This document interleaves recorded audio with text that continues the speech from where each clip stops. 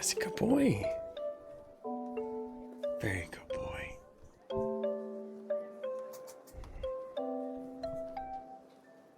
Hello, how are you guys doing? Oh, we're done? We're done with the boy time? I was down for more boy time. That's a you thing, my boy. That's not a me thing. We get a chat back up. There we are. How is it going? Sorry I'm a little late. I would love to do another stream with my wife, but she has to work today. It is... I don't even want to call it snow. It's like raining, but it's frozen. I guess sleet might be the correct word. And yeah. Wife stream was pogged. Yeah, I just got done uploading it. Like a version where it was all like put together. I need to like SEO it still, but the auto suggestions are: my cat refuses to come downstairs during live stream. When your pet decides to take over the stream, living room live stream goes hilariously wrong. Stubborn pets makes streaming plans go wild. Frozen Titty, thank you for the 4 months of support. Rowdy Ferret Parrot, thank you for the 5 months of support. What day did we stream that, actually? Live stream was good. We both kind of got done with it and are like, we're gonna do that again, right? I feel better today. It was Monday, right. Monday was the 10th. So, 02, 10. We got some little things for Tilda.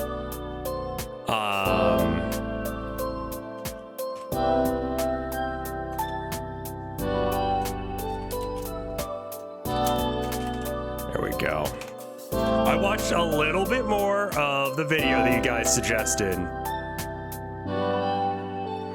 Well, the thing is, like, it's vidIQ giving me the, like, AI recommendations, but I don't want to use it for that. I want to use it for, like, every other feature that it has. Like, because here's the AI recommendations, and it's like, I'm not going to pay for that. Let's see what else is there. But if you want to like do like a frame grab or something, I'm thinking like maybe later in the stream.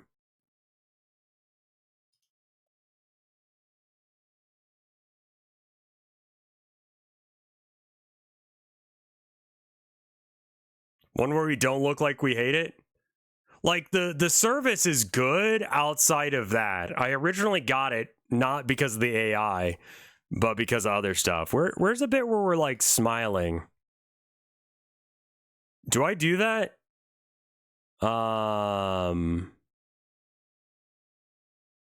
Here we go. She's smiling ear to ear.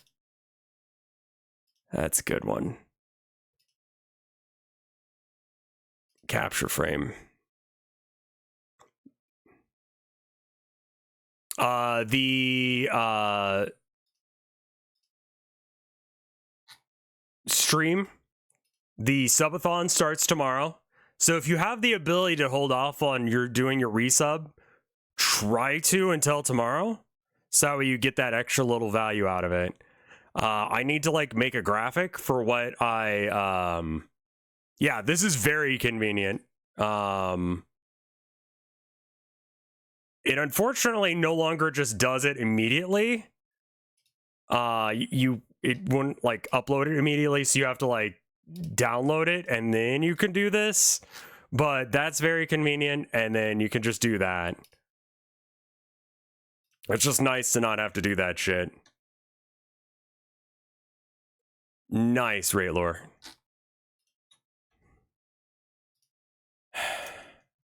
Yeah, we're not going to name it any of those things. But anyway, how are y'all doing? Please don't go into any debt for my sake. A subathon is literally just for the hell of it.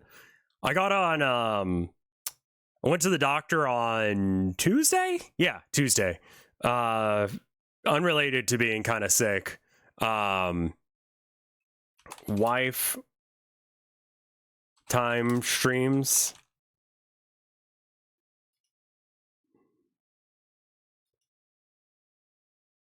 You will make a porn game? It's gonna be like 10K subs. I mean, I'll do it. We can make most of it on stream aside from the porn bit, you know? Cause like I like my porn games to have plot. Ads on, review placement, and it's getting Jesus fuck.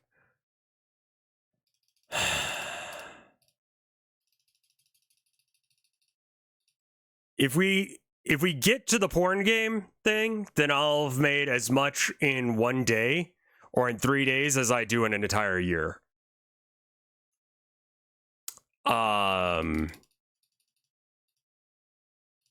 So that's a thing. Just get rid of a majority of these ads. Every 30 minutes for the first 2.5 hours, then just get rid of all of these. When I was still with Screenwave, they're like, nah, just like leave it to all of them. And then it's like,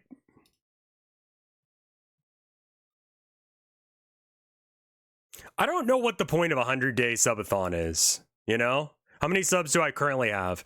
245. 265 sub points. Yeah, just do a year-long subathon, you know? That'll be normal. I still have not watched all of the video on how to do low poly models. I am trying to get through it, but it is a very long video, and I can only watch it in little bits.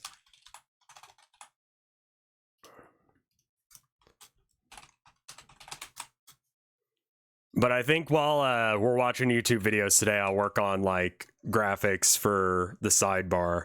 I'm thinking like we do maybe like a region, something like this, and then have the space below my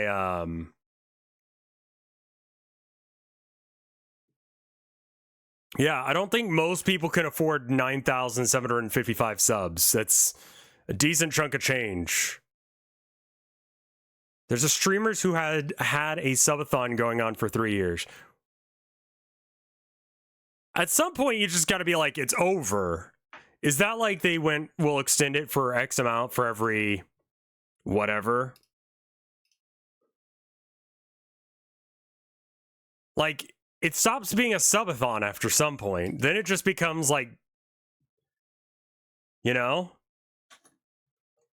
Jesus. But I went to the doctor. I got some what's it called? The kind of the medicine for ADD that doesn't have the accelerant in it. It's just a stimulant. I got the non-meth light. It's the stuff that isn't like a controlled substance. So I'll actually be able to get it regularly. And I took it for the first time yesterday. And I was like, oh, it is in my system now. Very much so. I feel like I could give up coffee. Like, legitimately, I could probably just give up drinking coffee now. It feels like I always thought coffee worked on me, but I think it just gives me anxiety. You know? Like, I feel like, you know when you're in a dream and like everything kind of sort of makes sense? Like there's a coherent line of thought for most of it, but it's also a little bit weird.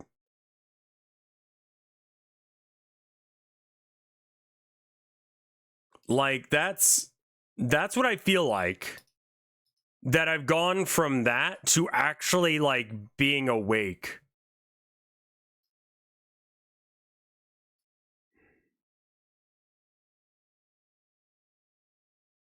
Like, it's wild. It is like, I don't know what it's called. Like, I'll be honest, it's a blue pill. It's the generic because it's cheaper.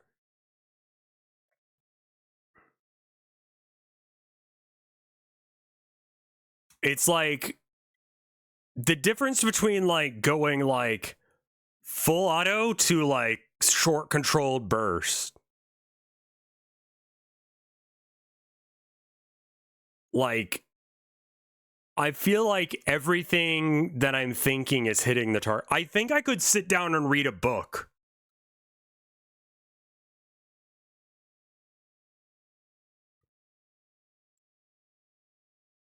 I know. It's weird. You know what I did today? I went to the coffee shop. I sat down, had coffee, and I just had coffee. I didn't like fuck around on my phone. I just sat there. I was like, I'm right now just trying to see what I can do with this new level of focus. You know? Like, I just sat there and drank coffee. Like, I might be able to meditate. It is absolutely wild how much of a difference. I should probably get the name of it for people who are ADD. Give me.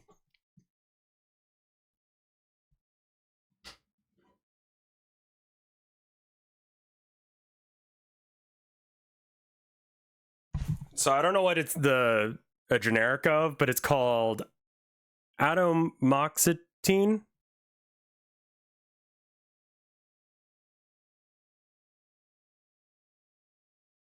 ATOMOXETINE. That's Strattera. This shit fucking slaps, dude. Like, I was like, I don't think I'm gonna go to sleep tonight. Because I took it like halfway into the day because we like went to the grocery store, like, you know, like you do to get the meds and stuff. And then I took it like when we got home and I was like, uh-oh, I'm going to be awake for days. And no, it just, I feel like I'm fully awake and not fatigued, which is just like, what the fuck? It's weird.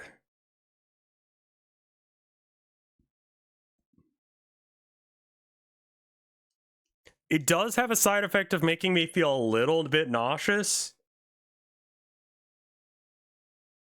Well, that's the thing, is I went to bed and I fell asleep like a normal fucking person. It's like the difference between having this and not is like feeling like, yeah, and the nausea goes away after a couple, like probably about an hour or so. So it kind of sucks first thing in the morning, but like, did you eat a carb heavy meal with it? We made raisin bread yesterday, cinnamon raisin bread, and yes, it did help. But you know,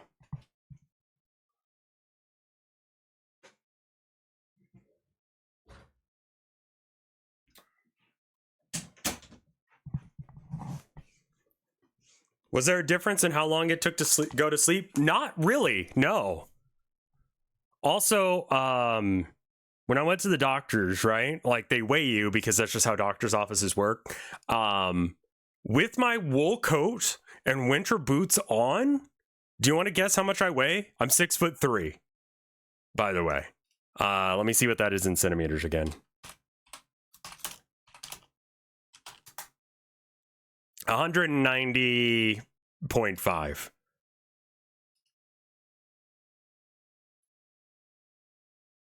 At least 3. You guys are surprisingly close.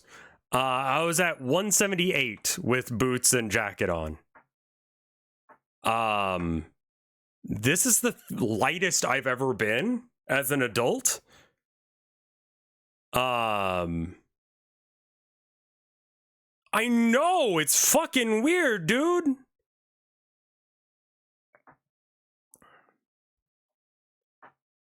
Like, I'm like, oh, That is the ladybug painting. I did this the other day for arcade.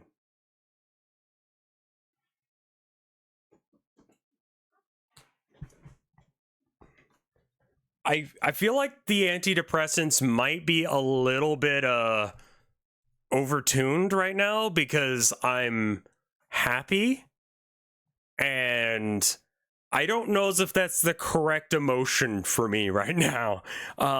Like, you know, I do have like a lot of things going right in my own personal life.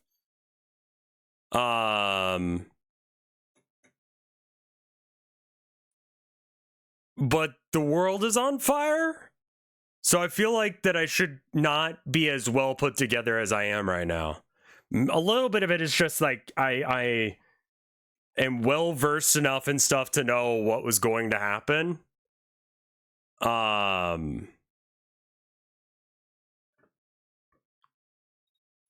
Yeah, so I'm like gonna not tell them to back it down because it's like I need to function, so I might as well just be overtuned and just sort of like be able to process the bullshittery that's going on like human. But yeah. Yeah, so I don't know if you want to get some ADD meds that are not a controlled substance, which means that you can get it regularly, try Strattera, because it worked for me, you know. I feel like such an American recommending drugs. Ask your doctor if Strattera is right for you. It's not over the counter, but it's not like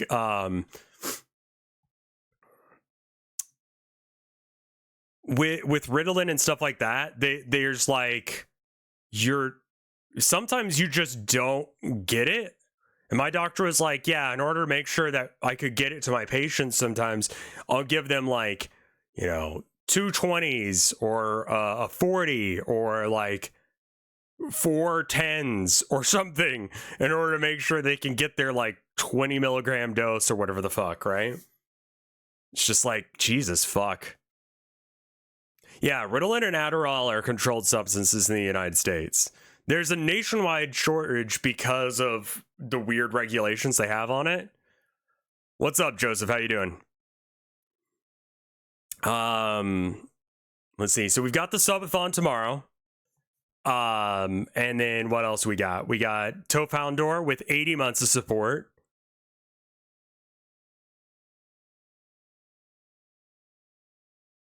Did you know that man used to be wereman and woman used to be wifeman? Or Whiffman? I didn't know that. It sounds wrong. Let's see. Also, I don't know if you guys saw the fucking announcement about Block Wars. I'm gonna show that off again real quick. Hold on.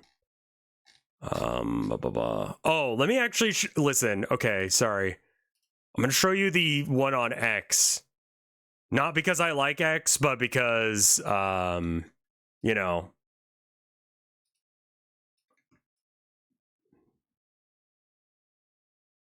I have no idea what's going on and why they're dunking on this guy so fucking hard. But, check this shit out. Green team announcement. Ford Civet. Mysticat, Evevo, Seawat, and Rev. I do have a blue sky. I'm only looking at the Twitter version because of the comments. Both Mysticat and Evevo both said, I'm really excited to be teaming up with such talented players this time around, such as Force Civet, Evo, and Rev, and Force Civet, Mysticat, and Rev. I don't know why they're dunking on Seawat.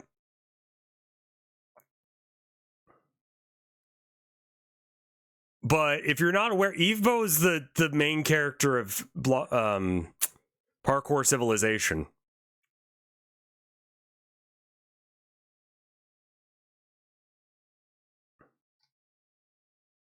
And I believe Seawat helped him out with that as well. And then Mysticat is, they actually just announced their game is out. Oh, they do HEMA. Maybe I don't bring that up with them. Yeah. Their demo for Hopshot is out. It's a, Jump King-like. Didn't both Evevo and Seawat kind of beef it last time? They didn't win, but neither did I. But yeah, let's. HEMA is historical enactment, medieval. It's like they look at diagrams and stuff done by old guys that didn't actually ever do fencing, and they use that as a basis for doing fighting.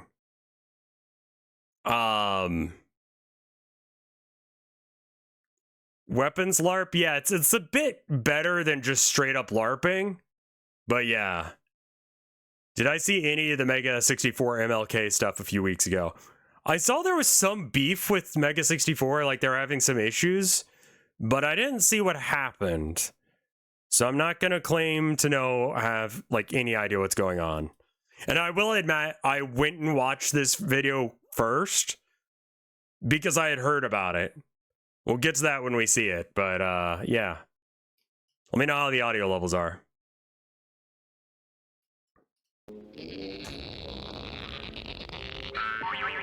Oh no, I gotta get away from that girl for good.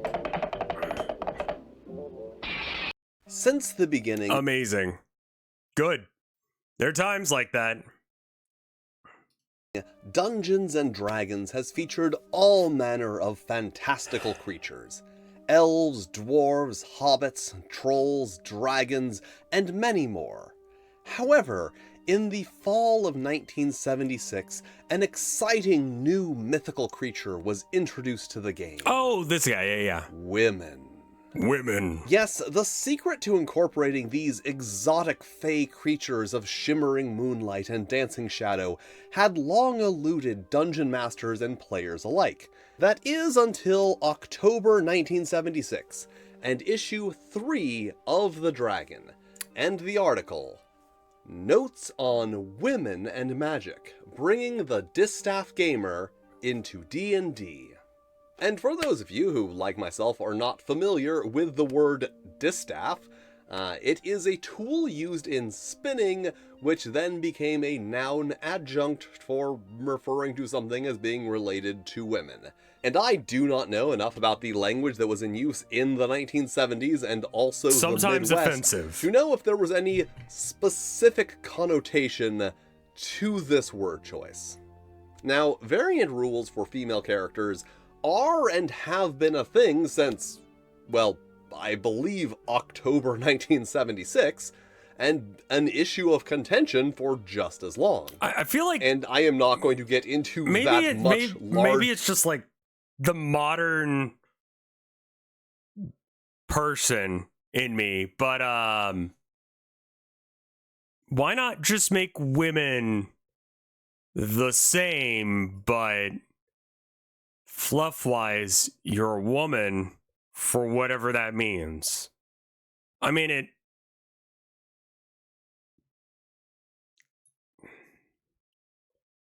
Because I do recall EverQuest having separate stats for men and women.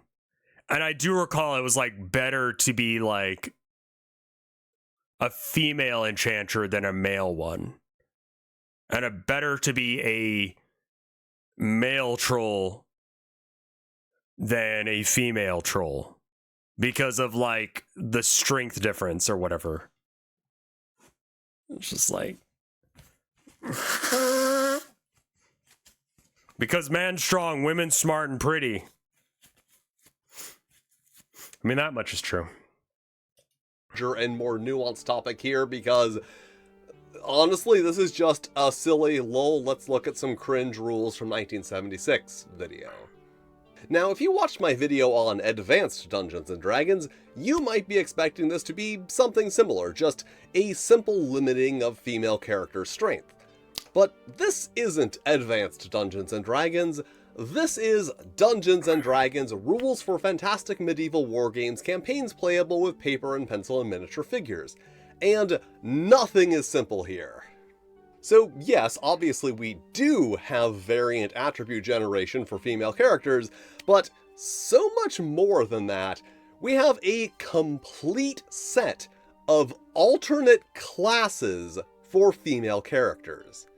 Now, mind you, a complete set of classes was just 4 classes at the time, but still, I mean, that is something.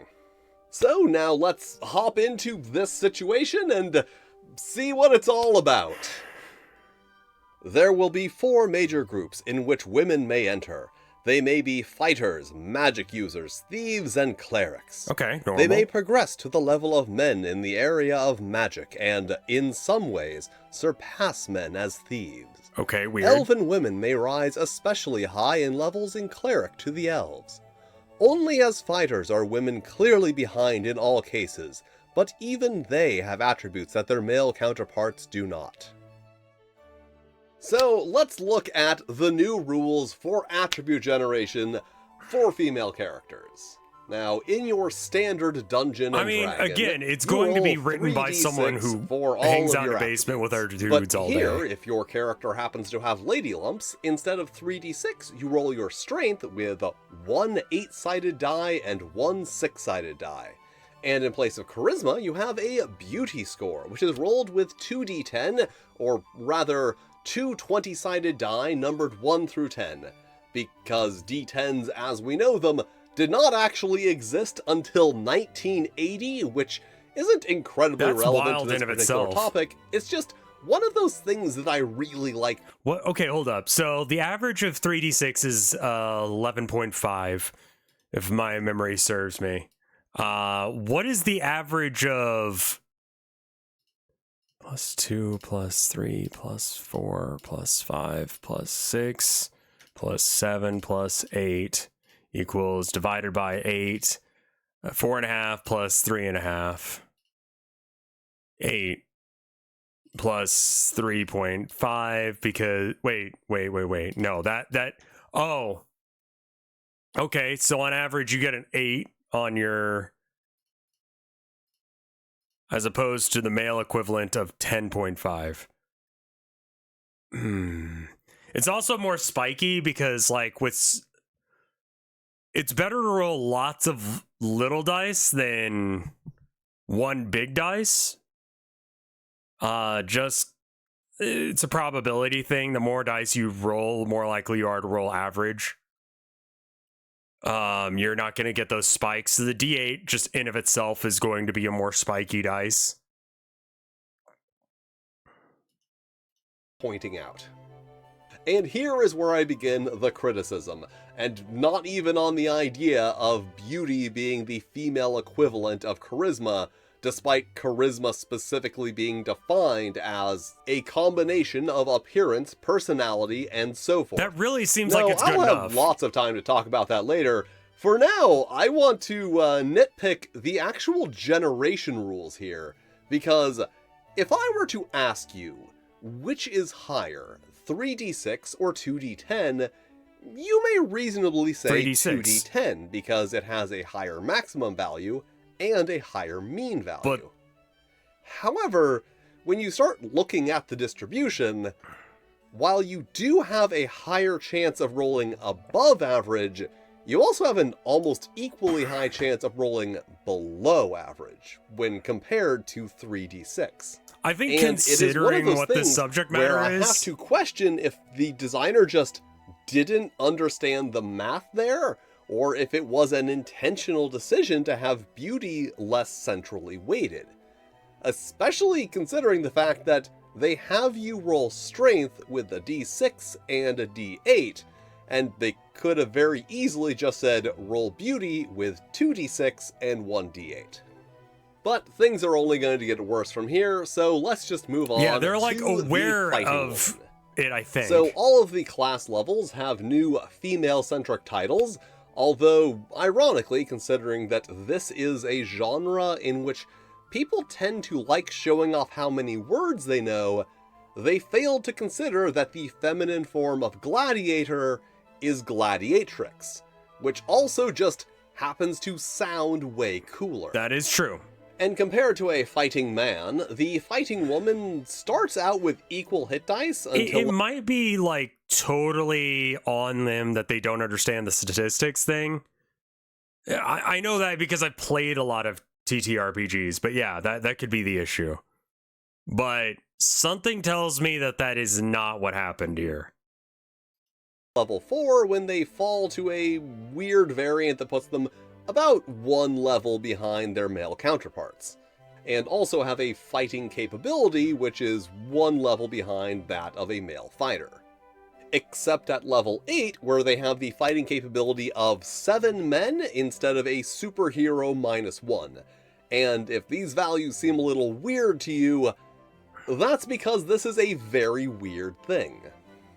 This article was published in late 1976, months after the final Advanced Dungeons & Dragons book had been released. Why is Rev not using layout? For some reason, it uses the original chainmail rules for hit dice and fighting capability. And for those of you who are not intimately familiar with Dungeons & Dragons rules for fantastic medieval wargames campaigns playable with paper and pencil and miniature figures, well, I've done 3 videos on it so far, so I should probably be good at explaining it. Gladiatrix is a original cooler game, word. by default, ran on the combat mechanics of the wargame Chainmail. Right. However, that original book also had an alternate combat system, which is the earliest form of the D20-based system that we are all Sir familiar Nicholas, how with. you doing? The very weird part being that while the chainmail rules were default, they were not included in the book, but the alternate rules were. So it all came down to, I guess, do you have chainmail or do you have a D20? However, with the release of the various supplements, the alternate combat system was the one that got further refined with new optional rules, and the chainmail rules just kind of were still there. And this article does take the new rules into consideration, stating that if the chainmail system is used, tables are wholly correct. If the alternate combat system is used, subtract 1 level from all levels over 1 in every combat. If this is not done, females would fight as well as a man at the same level for far fewer experience points. And that is another thing. The female variant classes do have lower experience point values for their levels. What? Kinda. The big exception to that rule being magic users and thieves, who do progress faster than their male counterparts up to a specific level, 5 and 8 respectively, at which point they actually progress slower. Like And I want you significantly to keep slower, that in yeah. mind because remember, according to that blurb, that faster progression is supposed to be the thing that makes up for them being overall physically weaker. And while it does take into consideration the alternate combat system, it doesn't take into consideration I will be real. Like, I can see a reason to have different leveling points for different classes. That makes sense to me. Because, like, I feel like learning how to do wizard shit should be different than learning how to do, like, fighter shit. Like, how much do you really learn about how to do wizard shit when you're just casting, like, fireball all the time? Whereas, like, a fighter should be able to learn a lot from every single combat. Like that, the being able to mix up strategy, footwork, all that jazz. I'm not really sure how much you can change one move that a magic user would have. So I get that. And for balance reasons, I get that you would want to do it differently for females in this.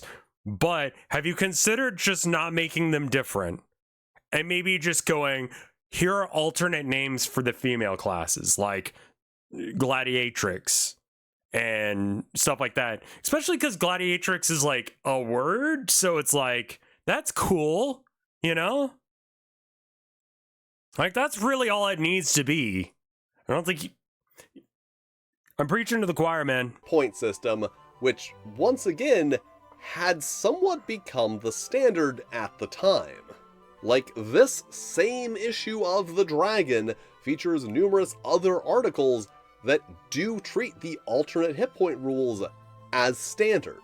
So it is a little weird to see this article from after the entire run of original Dungeons & Dragons defaulting back to those original rules and largely ignoring all of the refinements that had been made to the rules since the original release. Anyway, on to the other differences. Women are allowed 1,000 points of encumbrance, plus 50 times strength rating at no movement loss. If you are not familiar with original Dungeons & Dragons, encumbrance was given in coin weight at the time. Sure. And here's the funny thing, the standard rules for encumbrance just set the default amount at 1,500. Meaning that a female character with a strength score above 10 actually has a higher carrying capacity than a male character. Although taking into account the strength bonuses to carrying capacity rules from Greyhawk, a male character will eventually outclass a female one in carrying capacity, and female characters also have a maximum load equal to 1.8 times their encumbrance score. I don't remember what the max load is in the base rules. I'm just going to assume that it's 2. Female characters with a strength score of 10 or lower also take a -1 penalty to attacks with Flail, Battle Axe, and Morning Stars, and -2 to Polearms, Halberd, Pike, and Two-Handed Sword, as well as a 20% greater fatigue rating on Plate Armor, with a score of 11 or 12 reducing those by 1 and 10% respectively, and female characters with strength of 11 or lower increasing the fatigue rating of Chainmail by 10%. Also, all women wield a dagger at an additional +1, which means that if you are using the alternate combat rules, female characters will at times, even with their -1 level penalty, have a higher attack bonus than a male character with a similar strength score. And if you are not using the alternate damage rules from Greyhawk, all weapons just do a d6 damage, so that's a weird thing. And I'm sure that spells column on the table is really piquing your interest, but that is a thing I will get to later. Clerics and magic users aren't really all that interesting. Once again, female clerics are about 1 level behind their male counterparts in terms of fighting capability, and have a weird variation of the hit points that keeps them a little bit behind as well. And the weird part, they get more and higher level spells earlier, but then pretty soon start falling behind a male cleric. And now for the kind of content you've all been waiting for, female clerics also gain access to the spell Worship, which allows them to put all men within 12 inches, which let's just say 60 feet, into an idolizing trance for 4 + 1d8 turns. That does sound really good. Provided she has a beauty score of 11 or higher.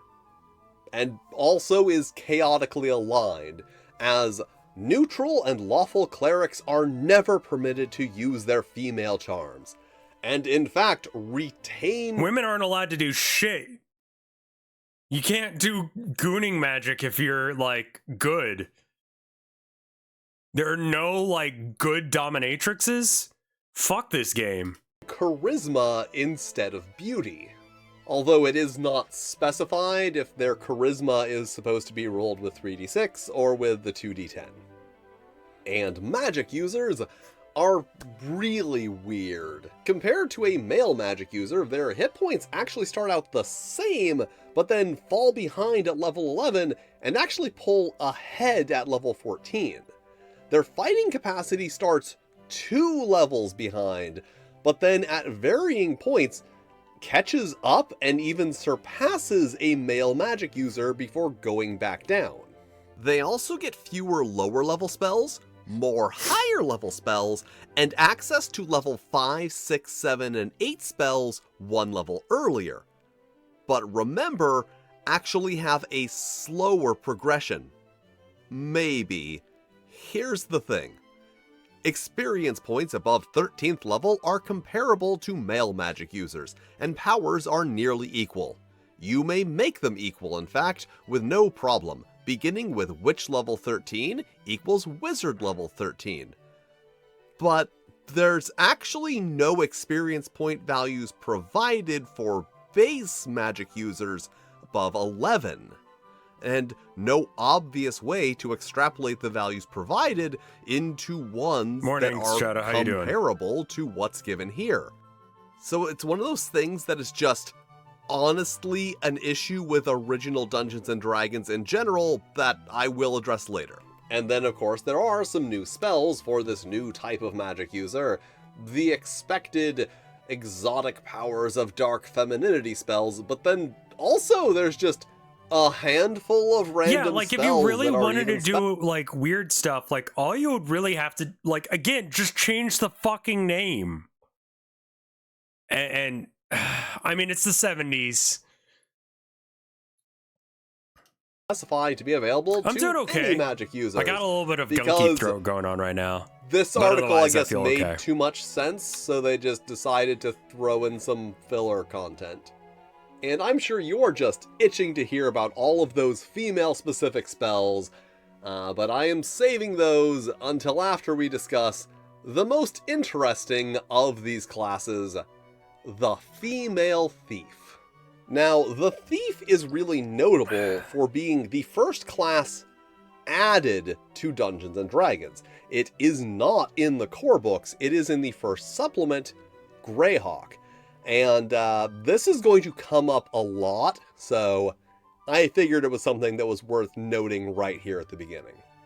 And remember how I made a big deal about how the female magic user has more listed levels than the base magic user? What word did you censor? Well, the Female Thief, for some reason, has fewer. Now, as for hit points, remember how I mentioned that this article doesn't seem to take into account the alternate hit point system from Greyhawk? Well, the Thief, which as mentioned was introduced in Greyhawk, is only provided with the alternate hit point system. So we don't even have original rule hit dice to compare to. Once again, fighting capability is one level behind the male version, except at one level where it's a weird variation. And as you may have once again noticed, female thieves gain access to spells. Or rather, they gain access to spells if they have an intelligence score of 12 or higher. The exceptions being the spells Seduction, Charm Men, and Charm Humanoid Monster, which only require an intelligence score of 9, in addition to a beauty score of 13. But now, let's look into all of these special spells. Starting with the least yikes one, Tarot Reading, which just allows you to, via reading the tarot cards, ascertain the answer to a yes or no question with accuracy based on a d12 roll. So if I understand the rules of how this one works correctly, if you ask the cards lesbians don't exist. I don't know, the Hobgoblin army is going to attack before your reinforcements arrive, and they will, then a roll of 1 through 6 is yes, 7 through 10 is probably yes, and 11 or 12 probably no. So it's actually a fairly useful spell. Yeah, that's a really good spell. But now let's move on to the moderate yikes spells, starting with Seduction, which is an 8-level spell which enchants the victim to remove his armor and lay down his weapons and attempt an encounter with the lady. So, a lot to unpack with this one. Obviously, it is specified to only be usable by a woman on a man, and whether or not the spell can actually be used is dependent on the caster's beauty score and the race of the caster and target. So, if the caster were a hobbit trying to cast the spell on an elf, she would need to have a beauty score of 14 to even cast the spell.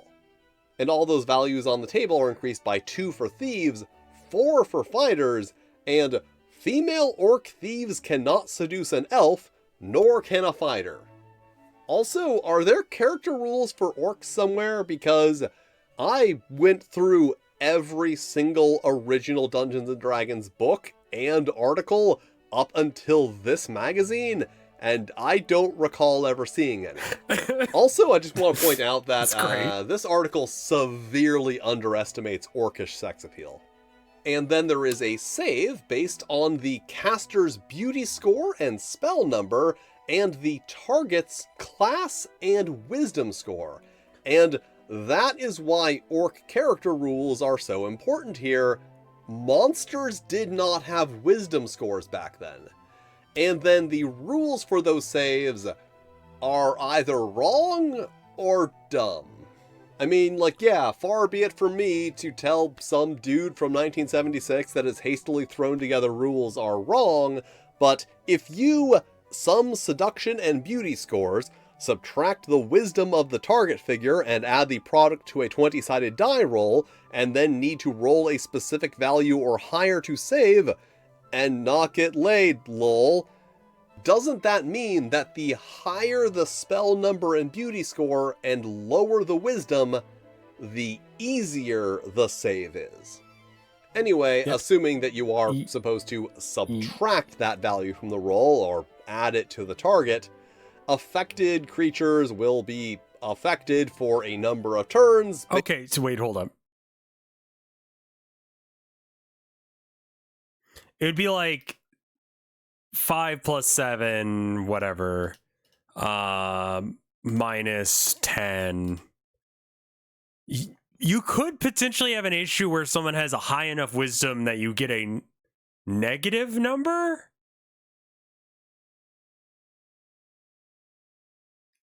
Like if you're... But then it's... If their wisdom is exceptional... No, it's not. It's... But like what you need to roll is that or higher, right? No. No, it's got to be like your stat. Okay, never mind. We're okay. Based on the caster's caster level. So moving on to Charm Men, which is used versus hirelings and low-level fighters, thieves, and magic users, which has 3 versions, and as far as I understand, has a range of 16 inches and affects a number of targets with a number of hit dice for a duration, all based on spell level. With affected targets either attacking unaffected men within range with more hit dice, or if none are in range, going catatonic. But now for the complicated part. After 2 rounds of catatonia, a hireling can be taken over, which I assume means controlled by the caster. Unless a higher level male figure with a charisma score equal to or greater than the caster's beauty is able to snap the bros out of it. Let's just call him the alpha. Rolling a d8, adding the difference between beauty and charisma, and succeeding on a 6 or higher. And then to even use this spell, magic users need to have a beauty score of 11, thieves 13, and fighters 16. And now for the most yikes spell, Charm Humanoid Monster, which may be used... Monster fucker spell! Listen. It's... Controversial take. I think that they should have a monster fucker spell. Yeah, it's bros before hoes, but the bro has to be hot enough to cancel out how hot the girl is. On the following male monsters: hobgoblins, ogres, trolls, giants, mummies, vampires, gargoyles, werewolves, either shape, werebear, man only, lizard men, and centaurs. So I guess someone isn't a fan of Canadian literature.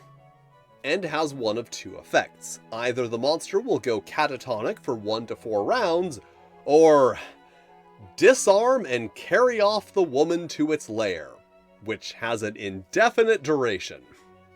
And if she tries to fight, an 8 or higher on a 20-sided die will mean that he'll try to kill her, or if a 9+, he will try to grapple her and may harm her, 50% chance. I would really like to criticize the writing here, but honestly this isn't bad by the standards of original D&D, unfortunately.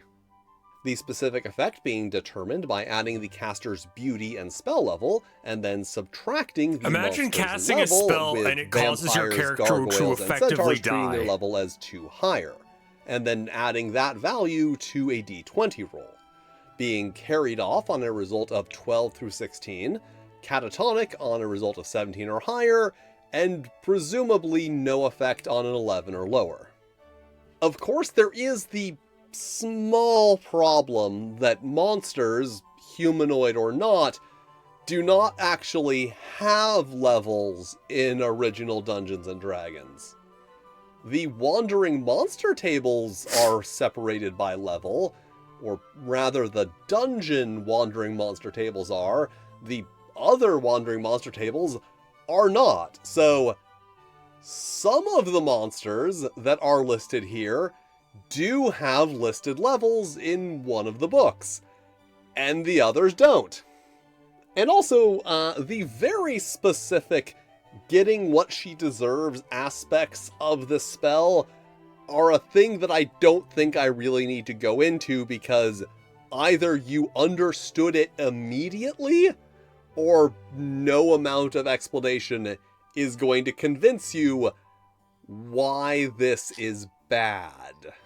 Yeah. And finally, Horrid Beauty, which compared to the other spells, doesn't seem that bad. Yeah, comparatively is not that And bad. notably, is the only beauty-based skill that you can actually use if you have a below average beauty score.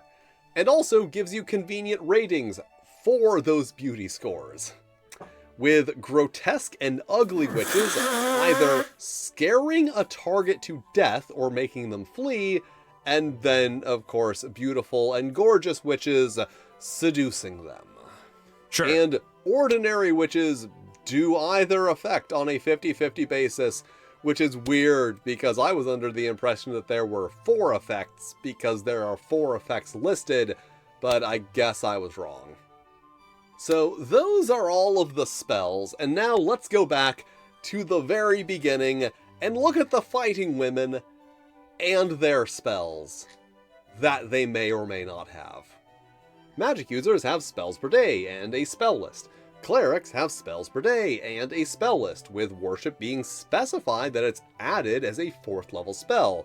Thieves have spells per day and a spell list. Fighters of 4th level and What higher word only is have that? special for beautiful women, with the only specification being fighting women may incorporate the spells of seduction, charm men, or charm humanoid monster, depending on their level and beauty scores. See spells of seduction at all. And then the only specification given in the spells is those minimum beauty scores that I pointed out. So, how does a female fighter use these spells? Because seduction and charm men work on spell number and charm humanoid monster spell level. But we don't have any indication of what level these spells might be cast at, or which numbers of the spells the fighter would have access to. Only that they can access those spells with a sufficient beauty score. So we do know that a battle maiden with 20 beauty can access those spells, but not any of the actual details about how they are cast and at what levels.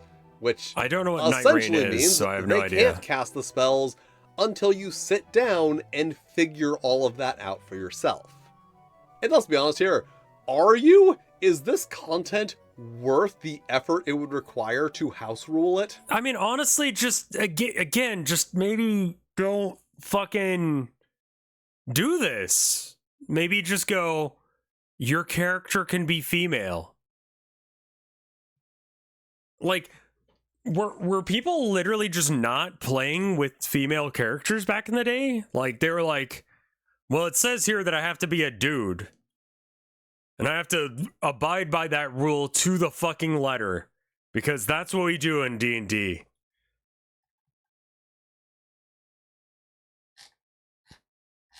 Like, people house rule shit all the time. Like, also, it just doesn't seem like women needed to be different.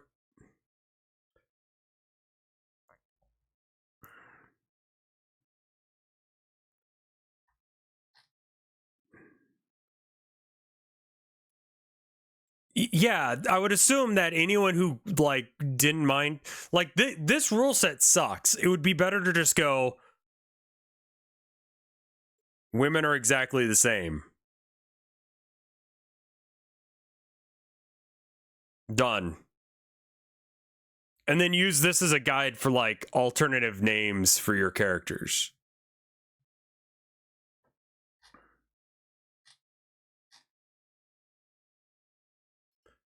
I'm trying to find something on Stream Elements to use as a way of showing where we're at on the subathon, and just not seeing anything that I'm, like, happy about yet.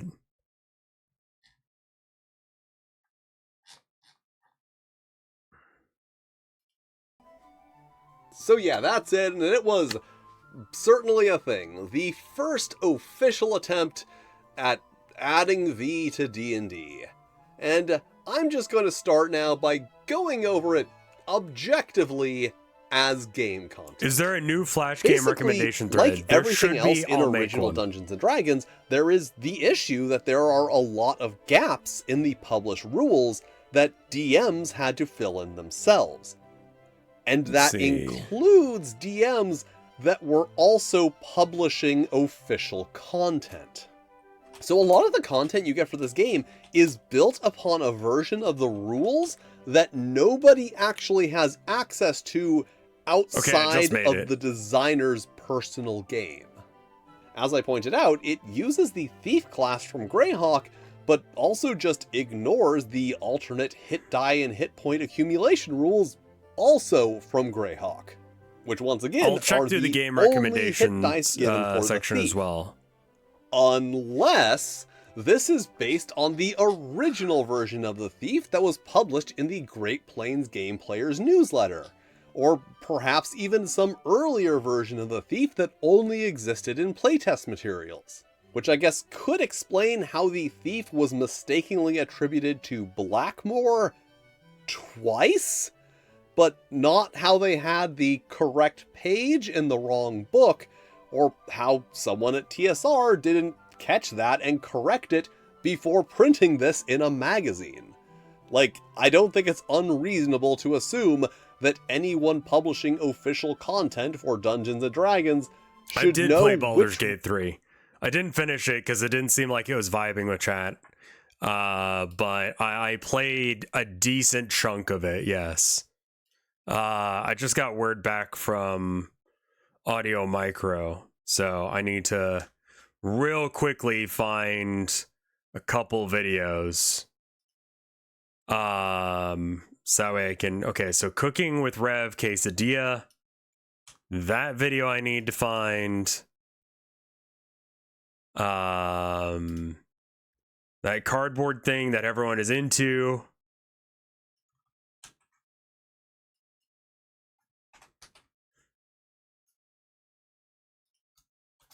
This is back when what was the name of that stupid cardboard thing that Nintendo came out with? I was working at GameStop at the time. RPing with and showing an AI my not safe for work folder. That was back when we thought AI was funny and not evil.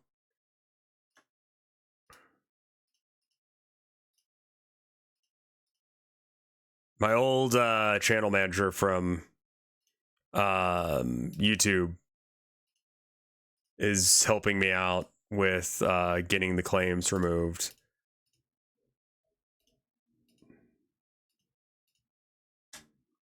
I honestly was about to write off that this was going to actually happen, so...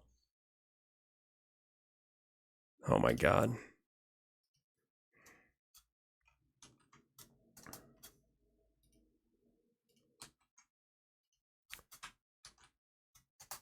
I have no idea how he was able to get into contact with them, because, like, I had been messaging them. Like, I've emailed them several times, and they just do not give a shit. The plow is out.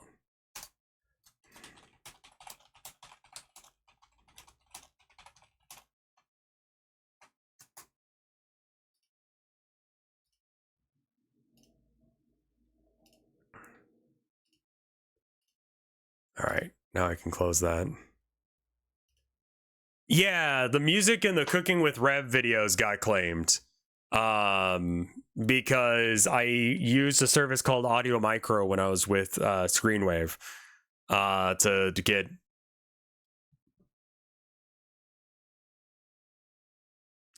music as one does, because I paid for it.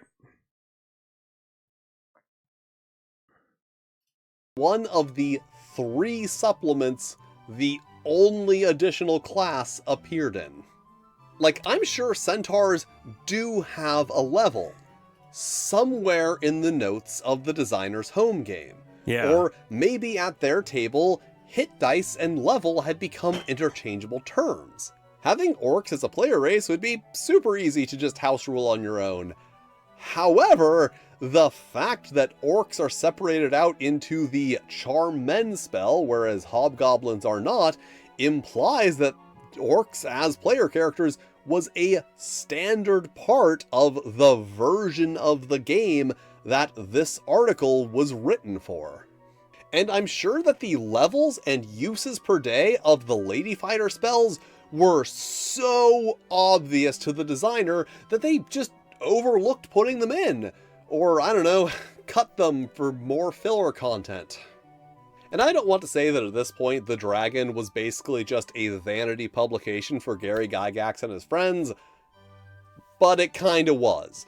Quality control wasn't really a thing, more so just, we'll print whatever you give us. And you know what, just for funsies, why don't I rate all of these variant female classes? I mean, so, it's a Lady bad rule Fighter, set. 1 out of 6. Basically unplayable, and or completely overpowered, depending on how you interpret their mysterious spellcasting abilities. Lady Cleric, also 1 out of 6. Once again, they just made them weaker overall. You get a little bit of a bump early on, but that is very quickly lost.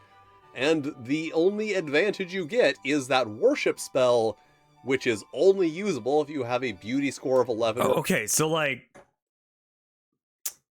what is it? I think it's out of 6 because D6s are normal, but so are D10s. So there's that. Anyone here stream and use stream elements? Because I would like it so that way we could have the thing where I could actually see what the next one is. Is there a way to have it so that way there's a list of things that it'll go through as like, this is the next goal, this is the next goal, this is the next goal? Kind of figured Luigi guy was going to be the person to ask. Or do I just do like a graphic and manually cross things off as we go?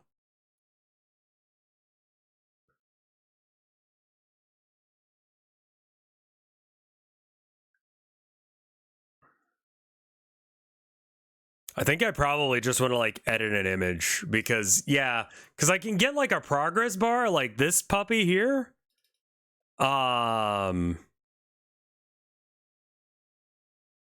like, it would be cool if it did it by itself, because otherwise I got to change this every time.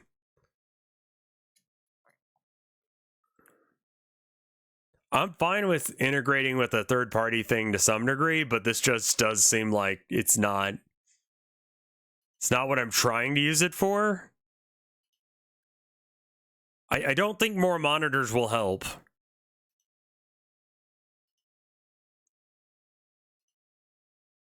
Oh, I can change the color. Let's go like orange. That'll probably look all right.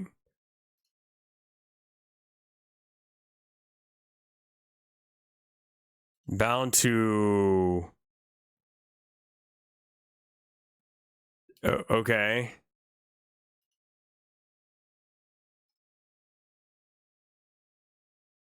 I don't have a reason to have that many monitors. I don't have that much desk space.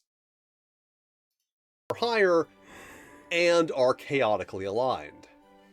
And even if you do meet those qualifications, that one spell is not really worth all you have to give up to get it. Lady Magic User, 2 out of 6. The downsides here are not as severe, but neither are the benefits. You basically just get an additional handful of spells that you can use, if you have a sufficient beauty score.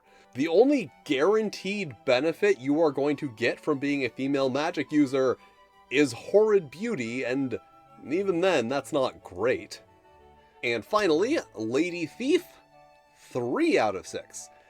This is really the only class that seems to have any actual thought put into it.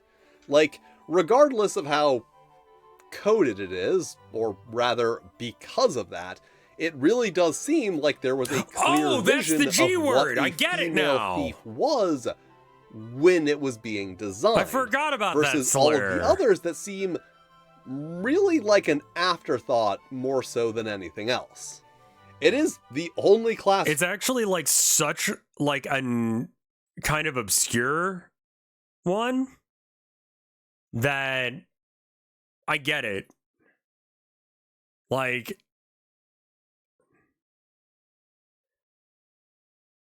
yeah, all right.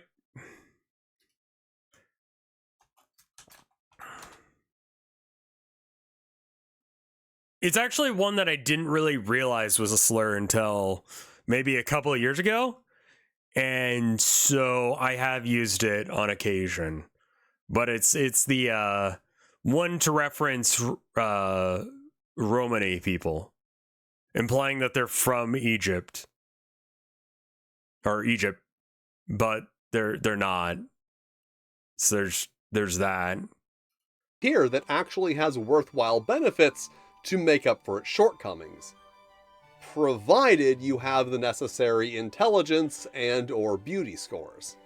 And also, +1 to attacks with daggers is probably going to be useful for a thief.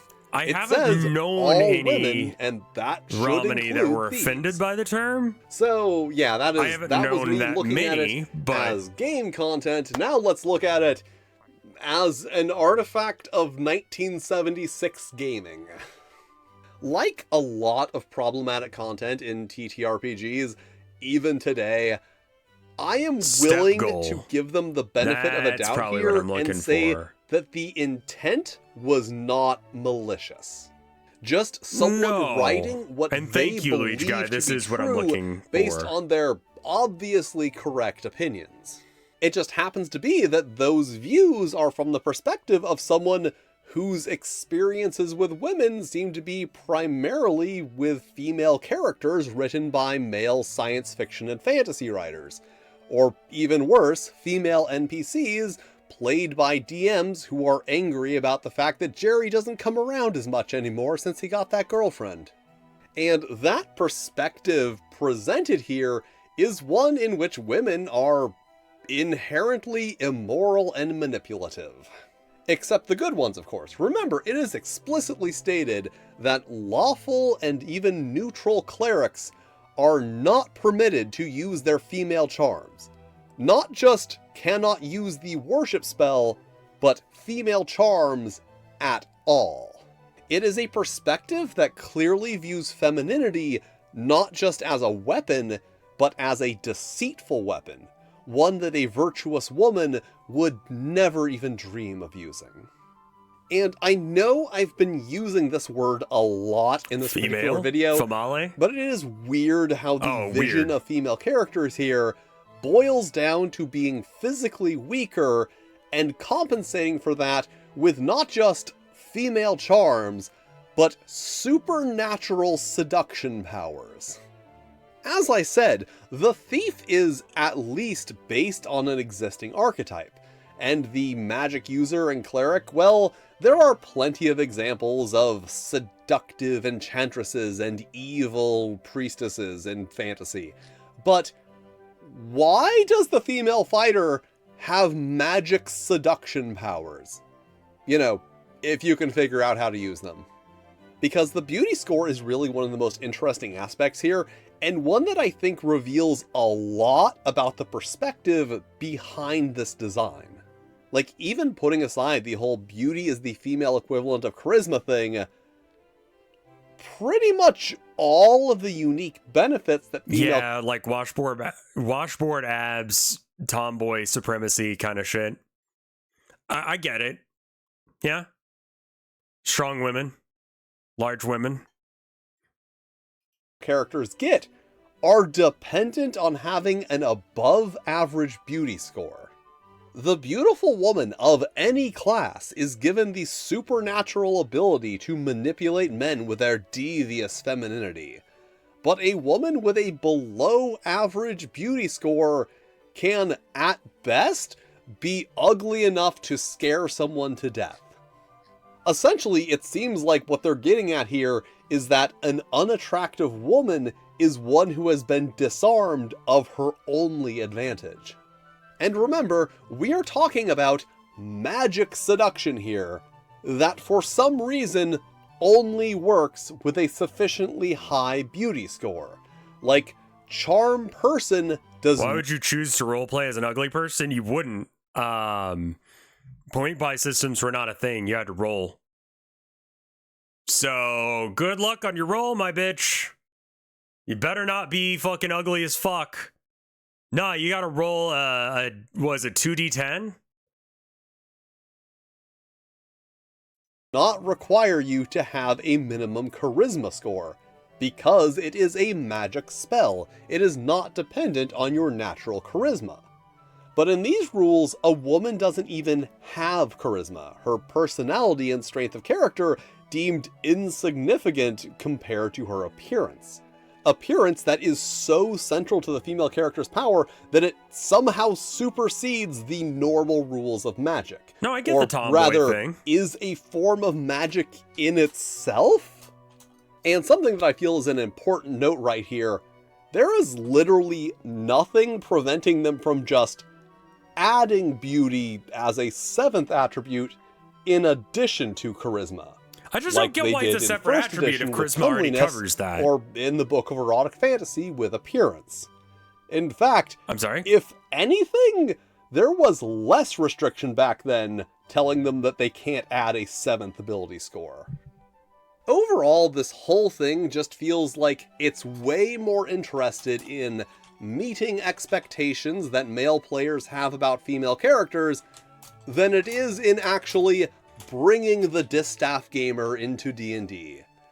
A thing that I feel like it would not be controversial to say was not a priority at the time.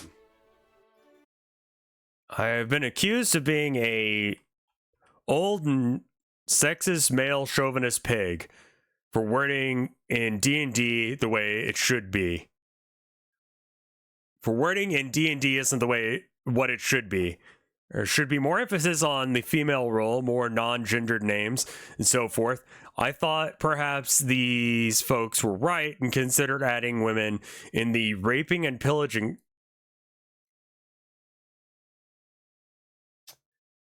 Gary, please.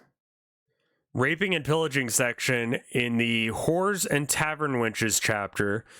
the special magical part dealing with hags and crones, and thought of perhaps adding an appendix on medieval harems, slave girls, and going Viking. Damn right I'm sex. Okay. Doesn't matter to me if women get paid as much as men, get jobs traditionally male, and shower in the men's locker rooms. They can jolly well stay away from work gaming in droves. For all I care, I have seen many good war gamers spoiled thanks to the fair sex. I'll detail that if anyone wishes. Gary, my dude, this is not the win you think it is. Insult fucking logic. Yeah, I'm a fucking idiot. What of it? And I don't plan on changing. And thank you for watching. If you want more of my special brand of wit and insight, you can follow me on Blue Sky, Twitter, even Tumblr. Especially Tumblr. There are links in the description.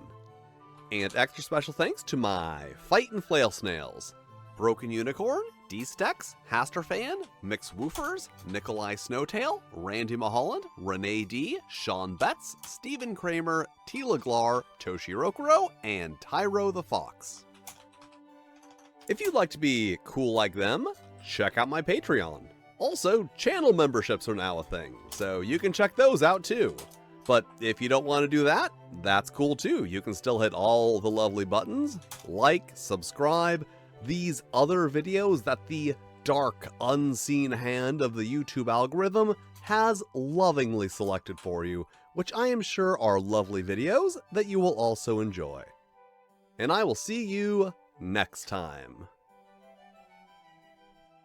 I'm gonna head up the bathroom and get some more water. What a fucking take that was. Gary, my dude, no. Yeah, he wasn't the only one, and...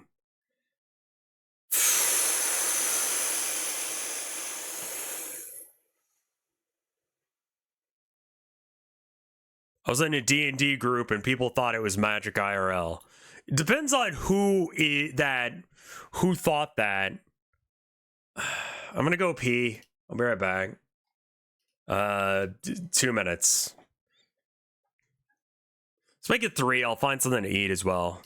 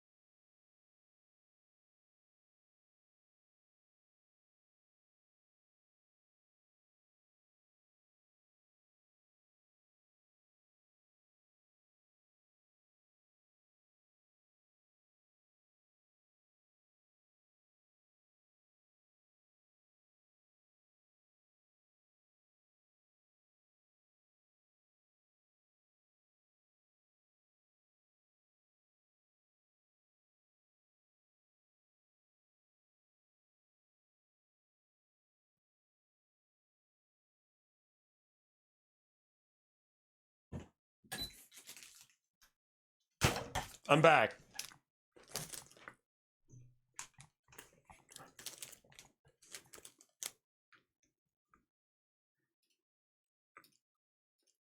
I think I'm just gonna heat up some chicken tenders. So that means I gotta wait for the oven to heat up.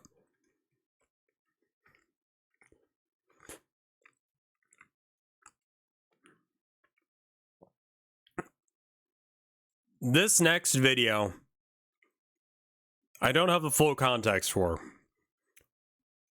but I do recall that Joe Cat almost got canceled for this video. Which, when you hear that, you think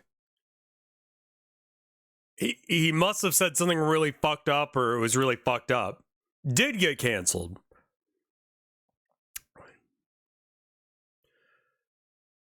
So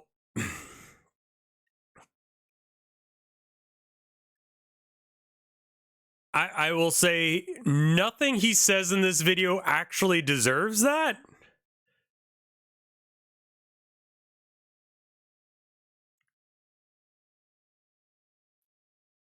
Here it is.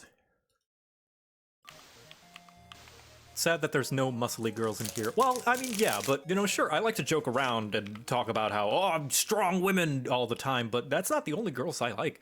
I like big girls, pretty kitty girls, really witty girls, singing ditty girls. I like the licky girls with the nice thighs. I like a good chest, no matter what size. I like the belly folds, I like the six packs, really tall queens, and the short stacks. From the mild girls to the wild girls. You got style girls, make them round girls. Yeah, I just really like girls. That's it. People got so fucking mad.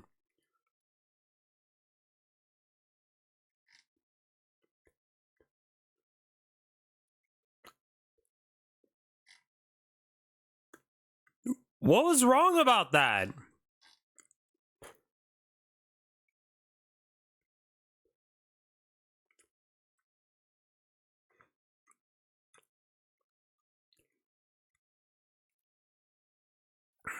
I mean, it's corny.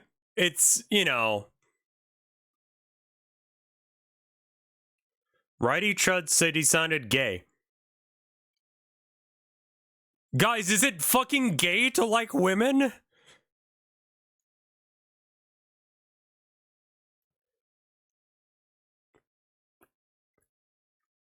Fucking what?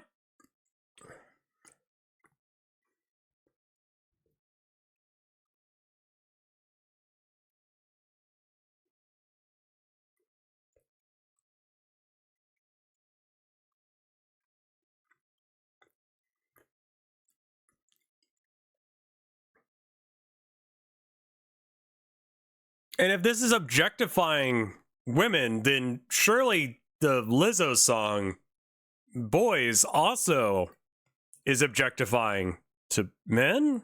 But like,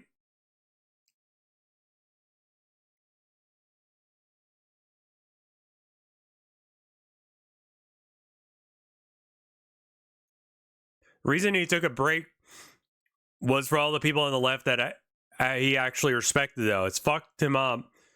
They were giving him so much shit and calling him an incel. Like,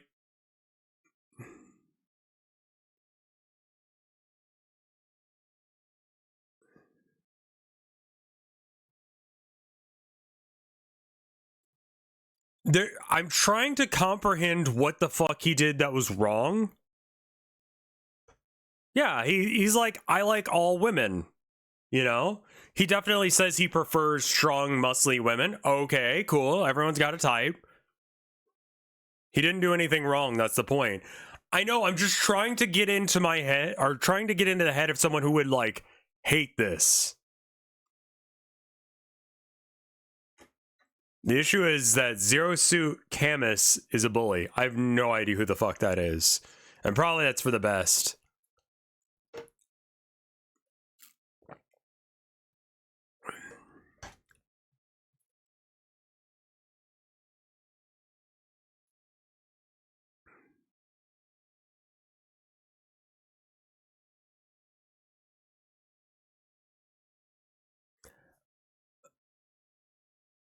Man.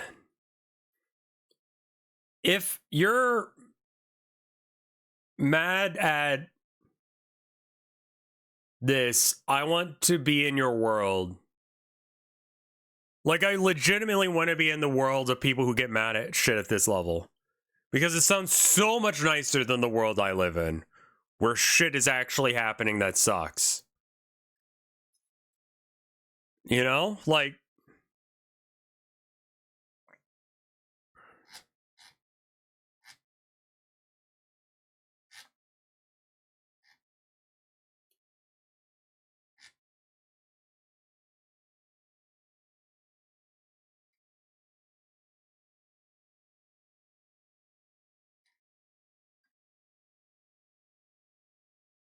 I like how Iron Mouse had the imp fall off to reveal the what? Iron Mouse was in this? I mean, yeah, but you know, sure, I'm strong. The girls I like big girls, pretty kitty girls, really witty girls, singing ditty girls. I like the licky girls with the nice thighs. I like a good chest, Oh, no matter what size. I like the belly. I see. I got it.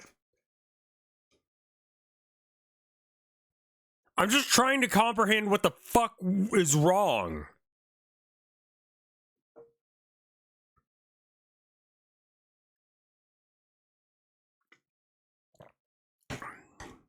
There's something driven by a weird strain of, yeah, that weird strain of neo-puritanical Zoomers. Yeah, like,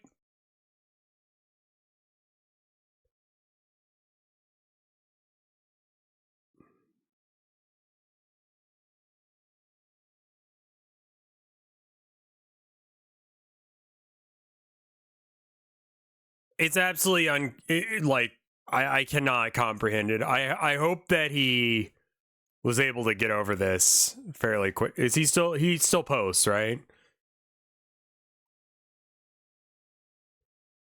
2 months ago.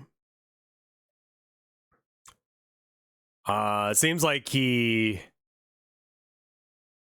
sure, yeah, no, that's yeah.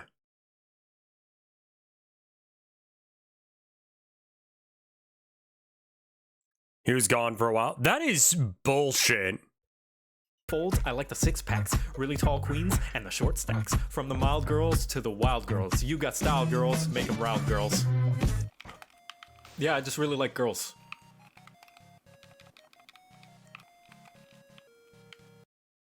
Hi, my name is Carla Shaw. You can stop at 5 or 6 stores or just one. One. I don't need friends, they disappoint me. Hi, I'm Todd LaRue. You could stop at 5 or 6 stores, or just one. I feel like a deer in the headlights of love. Honey, you've got a big storm coming. You could stop at 5 or 6 stores, or just one. You could stop at 5 or 6 stores, or just one. Can I ask you kind of a weird question? No. Oh, okay. You could Good. stop at 5 or 6 stores, or just one. Why is her mic so crunchy? I am the queen of the universe. The waves part, and they engulf me, and the water is warm. What? Or just one? I can see the Statue of Liberty from here.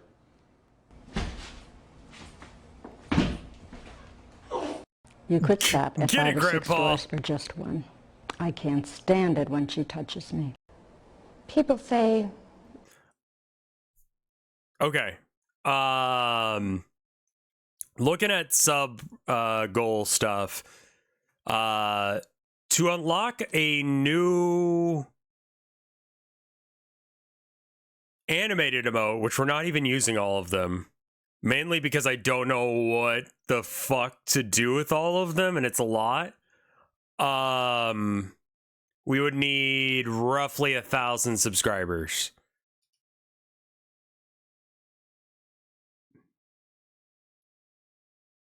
We already have duck ass. We don't need duck ass again.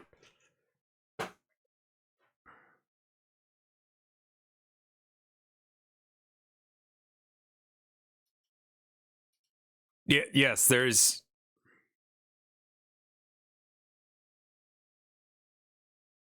Make one of them a little avatar fellow, your little avatar fellow falling over, and yeah, okay. Rats breakdancing.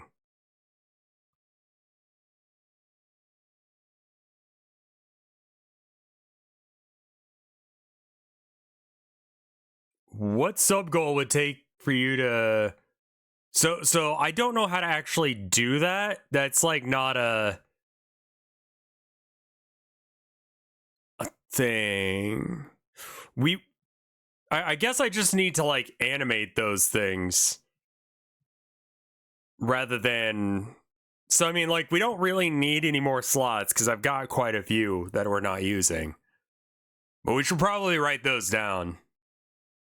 So I guess I should, because I'm like, what do I even set the goal to? You know?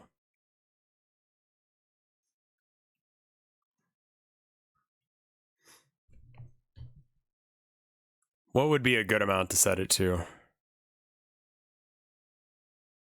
I don't know. That time heals all wounds. Not 1,000, I don't think. How many of you believe in ghosts? Sure. Ladies, if your hand is up, Scott has asked that you leave immediately. Wait, are you serious? I don't believe in ghosts. I think it's dumb and I'm not wasting any time. Next week on The Bachelor. I'm gonna get him back. What have I done? Hey, give me that camera. You seem distracted.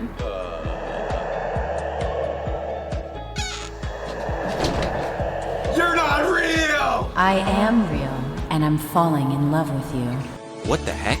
I'm in love with a ghost? I've asked Emily to rejoin us. So Scott is going insane. He's still here! Ladies, this is Brad. He's the new hot guy. I am 100% confident my wife is in this room right now. Send in the grease team.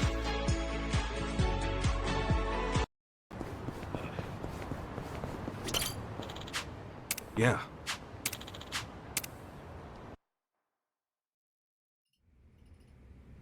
Hey, are you all right? Is there anything we can do to... Huh?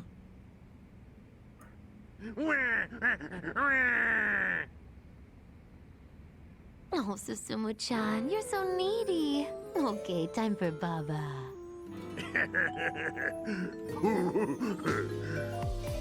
What the...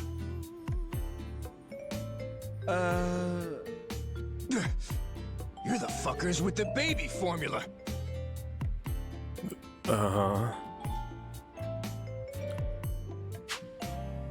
Yeah, that's a great fucking question.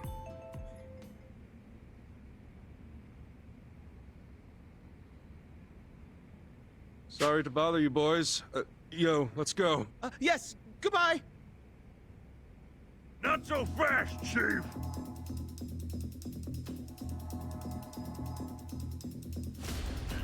You got balls stepping into my big comfy crib. Think you can waltz in here and spoil our fun?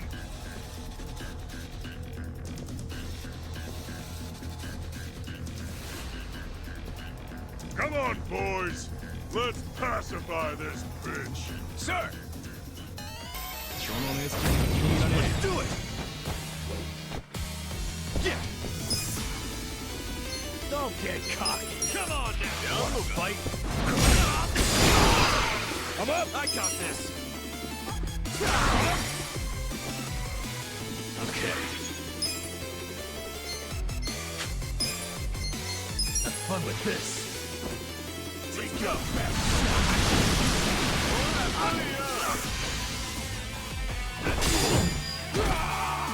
weak. Cool.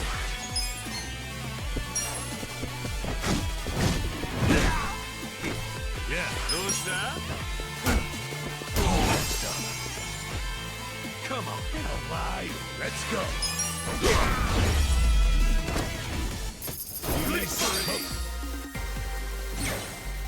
Nice. Yeah, Like a Dragon was turn-based combat, I believe. I mean, it was, apparently. Not bad. Apologies for barging in here, but this is all just a huge misunderstanding. Huh? I'm listening. Well, actually...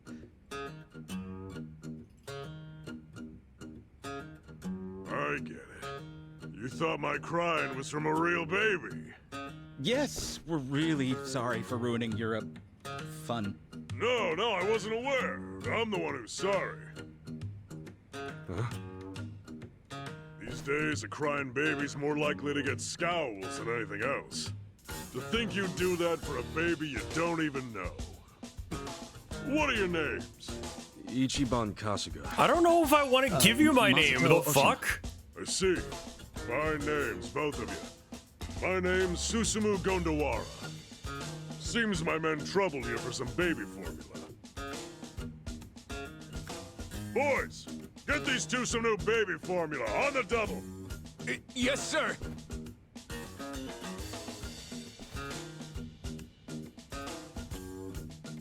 Let's just make it like an Well, even we're 1,000 actually rather than quite the all right on 1,000 baby whatever. formula. Please, no. I step out of the house for a quick errand, and I'm gone for an eternity. Ah, come on. You'll just be a little late. You're old. No, she's just been a little strained lately. We'll just make it I've been working my butt off for 50. the sake of our child, but all she does is nag at me. Masato-chan, do you understand how hard it is to raise a kid? Have you ever bothered to help your wife, even just a little? What? Like, just holding a baby's a lot of work. You have to support their neck until they can keep their head up on their own. Lots to look out for, no matter how small the task. Babies are weak, delicate creatures, very fragile. You can't blame your wife for being a little stressed out. Huh. That's right. Saya-chan's telling the truth. When us babies get our milk, we gotta burp, so we need a little back pat. There's all sorts of shit like that. Now that you mention it, she is always doing those things. When they start crying in the middle of the night, I have no clue why, nor do I know how to stop it. Hey, it's our job to cry. Doesn't matter if it's the middle of the night. We'll cry when we feel like it.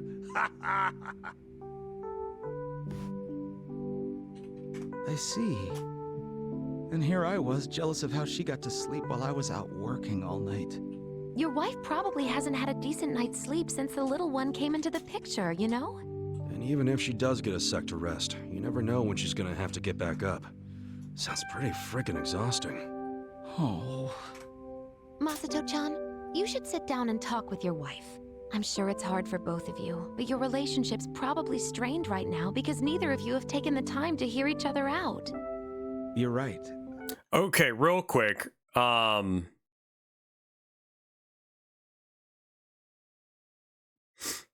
many when Mike did his subathon, how many subs did he end up getting? That might help as well. Yeah, I mean, babies are a lot of fucking work. You should, if you're gonna, like, you gotta, like, not just bring in financial help, but, like, 10K-ish? And then how long of a stream was it? Like, how many days? I might try and start a little early tomorrow in order to help with it as well.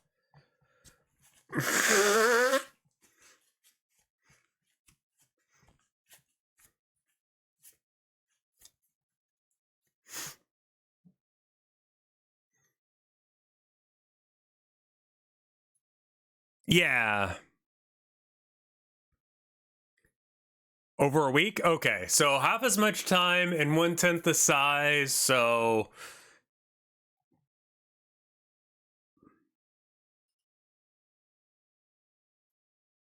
Yeah, 10,000 subs is like what I make in a year. 1,000 on the high end seems fair. So if you can full screen the videos, by the way. Yes, I will try and remember to do that. So he got 10,000 in 7 days. He's 10 times my size. So let's like divide. So that's 1,000. So 1,000 in a week.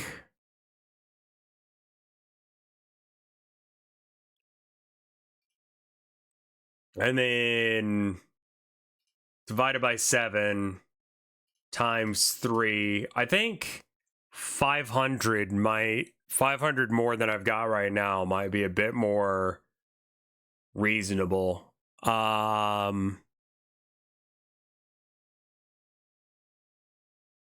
It's mostly because it's my birthday. And I think it would be nice to have like a celebration of like birthday. Basically. It's not really to fund anything specific, though I will have to buy a green screen. I'll probably just buy a sheet. So yeah, if I set her at 500 instead, that might be easier. And then we can hit a majority of these goals. Now, I'm going to keep the porn thing at 1,000 though. So if we're going to 500, let's just say 500 for now. Minus 264. Yeah, 10K. If I get 10K subs, then sure. You know? So like every 20 subs, roughly, I should do a new thing. So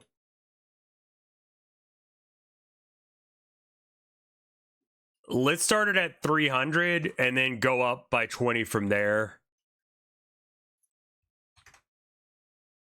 I think that'll be easier than trying to do weird ass math. The first hurdle is going to be exceptionally hard to meet for not a particularly good reason, aside from it's less weird to...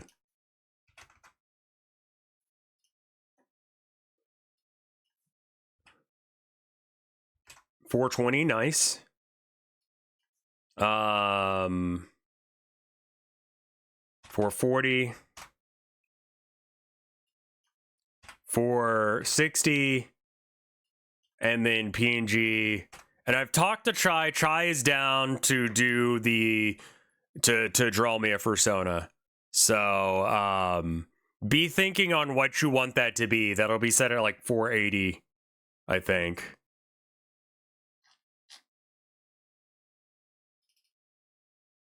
All right.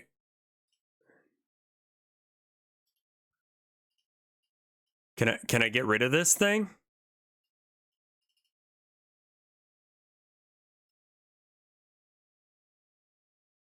Okay.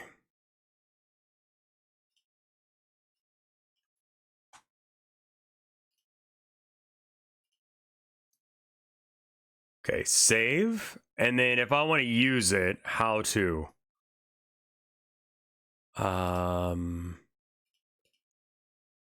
Not layers. Link. There we go. And then I can add it to a screen region like so. Browser. I don't expect us to actually hit all of the marks, if I'll be honest with you guys, because of the why does it already have check marks on all these? I swear to fuck, I never understand how to do this thing right.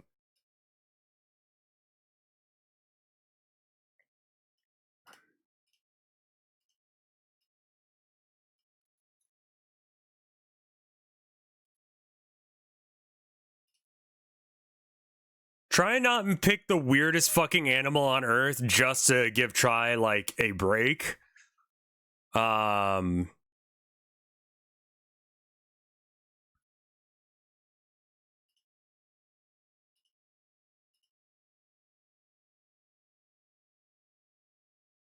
I think it's because I've gotten to those sub marks before. I just haven't.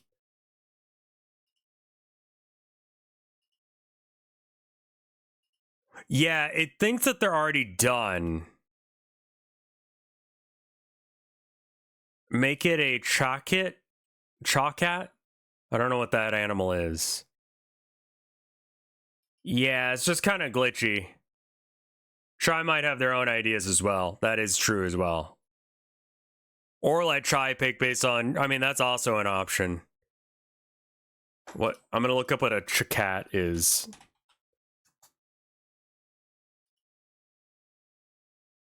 Oh! It's like a centaur, but that sucks. It's a centaur, leopard, or lion, or large cat. Try putting the overlay on stream. So it's just got like green. Like they're considered completed all the way already because of a Sphinx. No, there's extra arms in there. It's like that.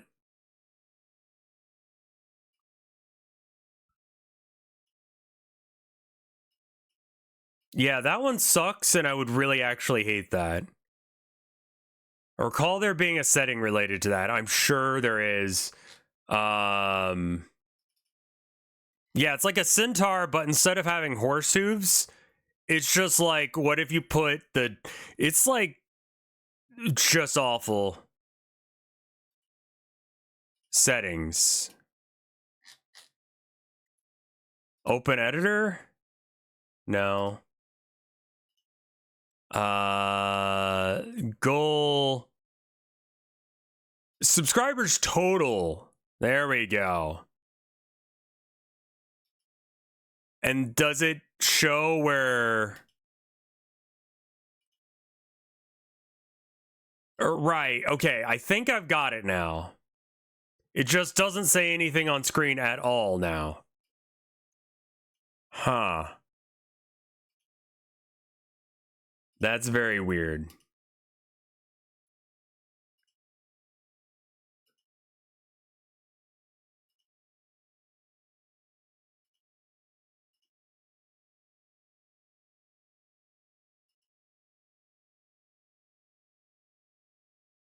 A centaur, but it's all horse. Like, yeah.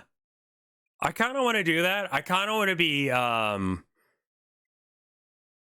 want to roleplay as a guy who, like,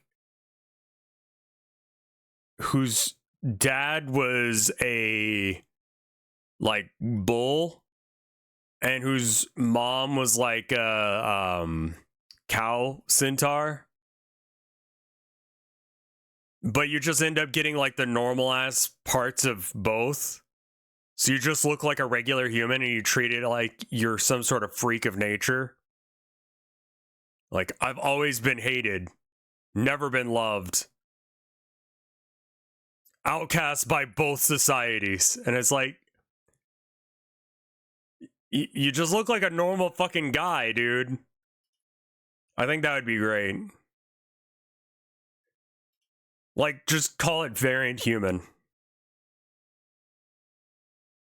They always hated me. Hey, dude, you want to hang out later? What was that? I forget which movie that was. I'm gonna go put the chicken tendies in the oven. Give me half a second to do that. 2 minutes.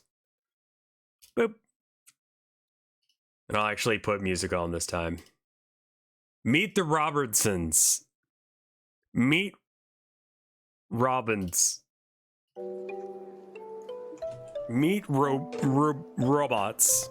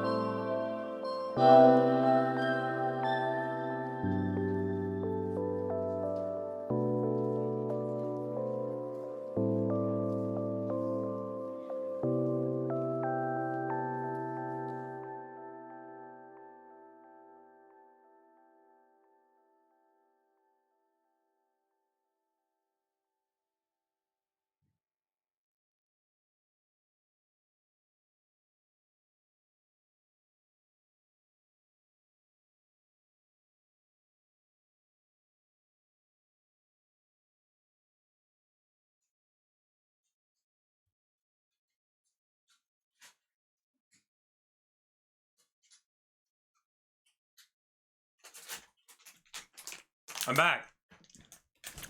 Sorry about that. I'm aware of circles, unfortunately.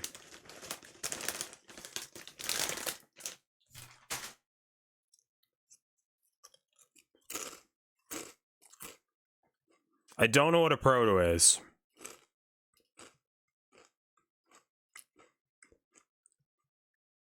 Yeah, the Imperial Knight Toy Joy figure. Is it like... Jesus fuck? Are you kidding me? $700?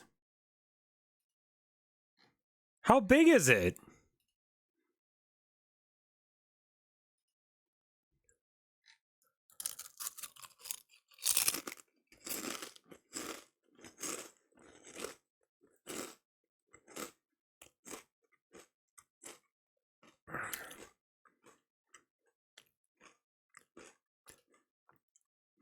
I'm good.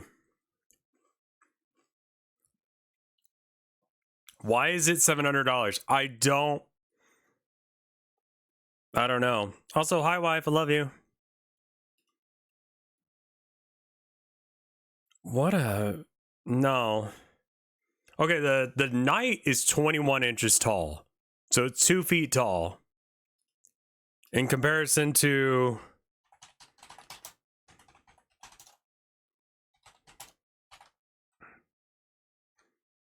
height. Model height.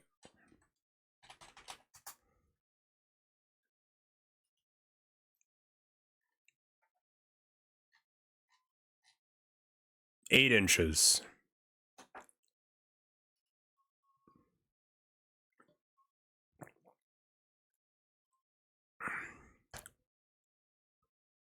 So it's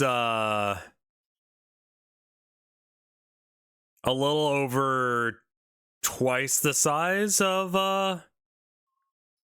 the original one, which means you can't even like, because it would be kind of cool if it was the same size and cheaper. Hi. What? Yeah, I'm really excited you're here too. Yeah, Abby came upstairs to say hello. I love you.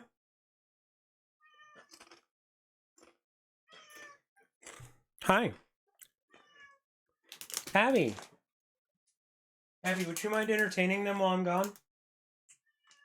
I see. I also need to remember to put a timer on, so I don't burn the house down. Seems like a good idea. My wife probably does want to come home to a warm house, but probably not that warm.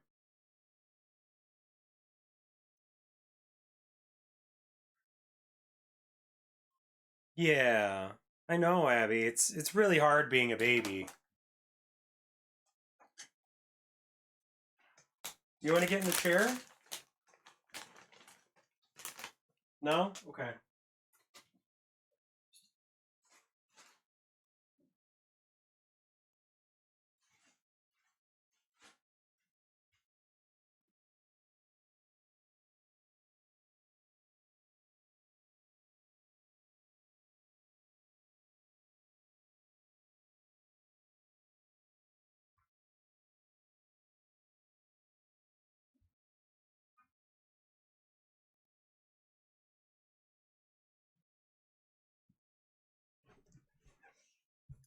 Abby, come here.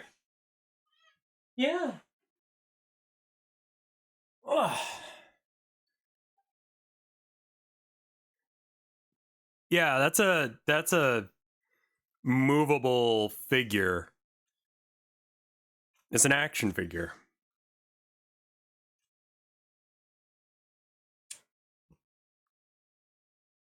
What a good girl she is. Hold on. Yeah. There's the Abby. There's the Abby. No, it's not a $700 proxy. It's just a $700 action figure.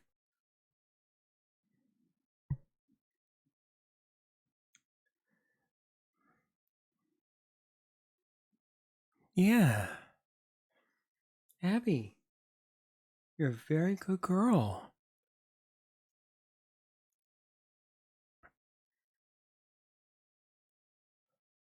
Yeah. Hi.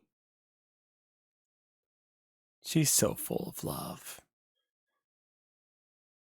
Purring like a little motorboat right now. See, isn't lap time good? Yeah.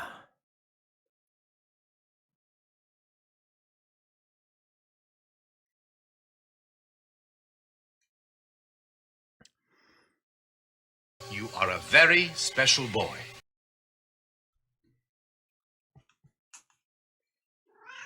Yeah.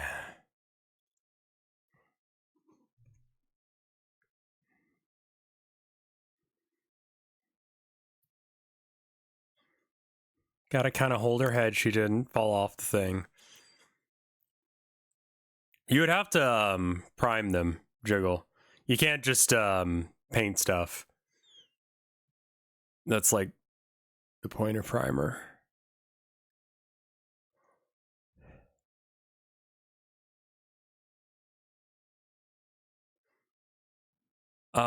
Yeah, Yakuza is weird as shit, y'all. I guess at some point I started to think I was the one having the tougher time. But I never thought about how my wife was feeling. I'm gonna talk to my wife when I get home. I'll make sure we raise our kid right. Yeah, good. I'm a father after all. Yeah, that's the spirit. Just don't try to do everything yourself. Families On gotta Missing support one Redeems? another. Go on. RevScarecrow says they love you very much, Abby. You got this baby's approval, so I'm sure you'll do just fine. Thank you. Well, yeah. I'll be going now. Best of luck. Well, all's well that ends well, I guess. You bet. Boss, sorry we're late. We bought the formula. Ooh. Well then, why don't we drink to the man who became a proper father? Join us, why don't you? Me? That's right. No need to be shy. Sure. What the hell? Yeah, baby. Yeah. You're getting two-hand attention. Ah, that's God's work right there. What do you think? Good shit, ain't it? Yeah, ain't half bad. Right. Boys, 2 more baby bottles. Room temp. Yes, sir. Now, let's say we enjoy this second bottle good and proper. Huh? Boys, get this man a diaper. Yes, sir. Yo, hold up. I didn't say shit about wearing a... Hey, what the hell, man? Let me go. Yo, if you don't cut it out, I'll... Oh.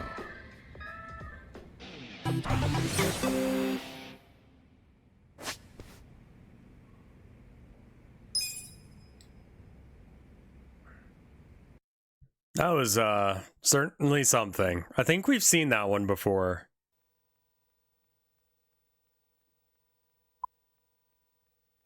T-Bone's World of Clowning. This is apparently very important.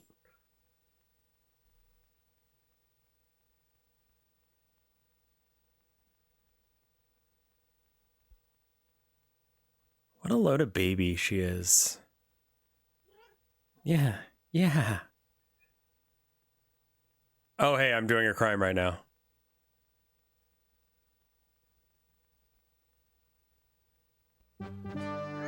Yeah?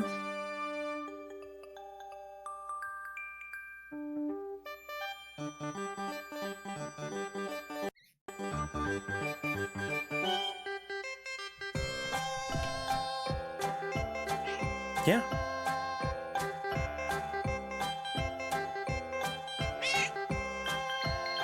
I love you. Two Blue, thank you for the 9 months of support.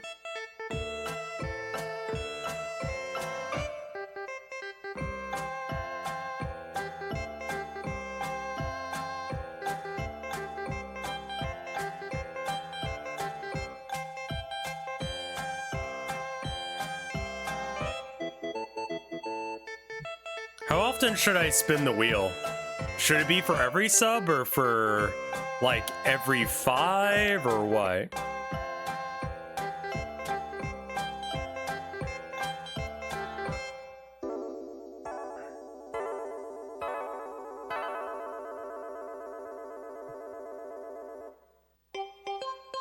Every 10? No one sent Rent a Friend. No, they did. Every 5 or 10.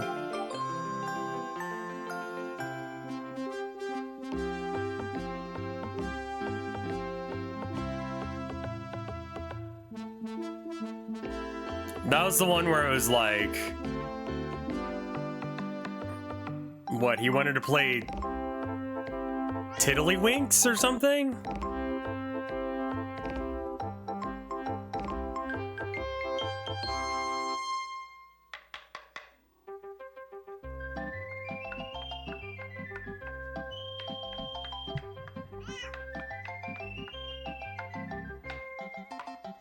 That's very good, actually.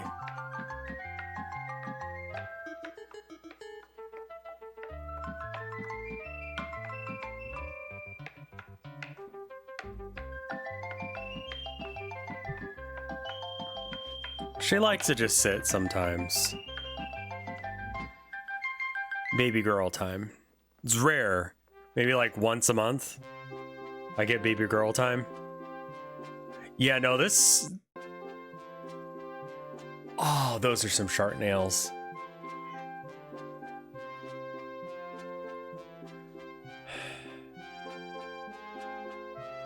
This is less impressive to me.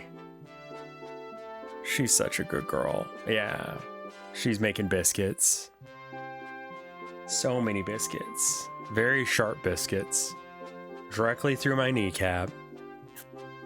Yeah, I mean, like, the thing with the racket was pretty impressive. Oh, hello. I'm T-Bone. Wait. I was practicing for the big clown show tomorrow here at the school. Say, maybe if you don't mind, I could practice with you as my audience. But first I have to find my I didn't book know you on would the art speak of to clowning. me. It was here a minute ago. Now, where did I put it? You wouldn't happen to know where my book is, would you? Where? I don't see it over there. It's where? No, I don't see it over there either. Now, where could it possibly be? Where? Up there? Oh, no, you're not going to fool me again. Ouch! I guess you were right after all. And now, on with the show. Did you know that clowning has been part of our history for a long, long time? Some of the first clowns, known as court jesters, entertained for kings and queens. They brought lots of smiles to their audiences, just like the clowns of today. Are clowns a subclass of mime or are mimes a subclass of clown? I think mime is a subclass of clown. Interested in becoming. There are three basic types. The white face, and the Auguste, and Yeah. the character. Just like playing a musical instrument or learning Anasi, a new thank you for the sport, 5 being years fun of is support. fun, but also Is that math involves right? Holy hard shit. work and practice. Some people are Are really clowns a unhappy with what they protected do group for a of living. people? No. Not me. I love being a clown. It's good for that. working for a living, huh, kid? Hi. What did I tell you about happy people? Here comes one now. I've got an idea. Let's cheer this guy up. It'll Clowns be should have hard less work, rights. but fun. I say this as a clown.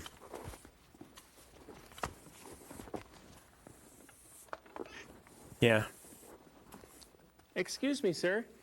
I'm T-Bone. What are you, the new principal or some kind of dog food? No, my line Did of we work watch is this clowning. before? Clowning's not work. It's a red nose, baggy pants, and 50 midgets jumping out of a car. This isn't going to be easy. I do believe you've lost your sense of humor, Mr. Drab. Artie Drab. I've not lost my sense of humor. I got work to do. I don't have time to play. What'd you say your name was? T-Bone. Ha! That's not a clown's name. They got names like Bongo or Bingo or something like that. You don't know much about clowning, do you? Well, It's probably for the I best. don't. I suppose you do? Okay, Mr. Smarty Pants. What have you got on anyway? A You're clown not a real outfit, you clown. jackass. You're right. I'm a chicken. Yeah. Ho, ho, ho, ho, ho, ho. You are not a chicken. What do I look like? Well, you look like a clown. Yeah. That's right. I always wondered what it'd be like to be a clown. Well, there's no time like the Super present. Dino No, thank you for the 27 months of support. Nasi, still kind of blown away that is 5 years. How'd you do that? Thank you guys so Pretty much. well, thank you. Have a seat. Oh, thank you. Look at that. There's a good chin scratch. Why aren't you sitting down? I don't have a chair. Take mine.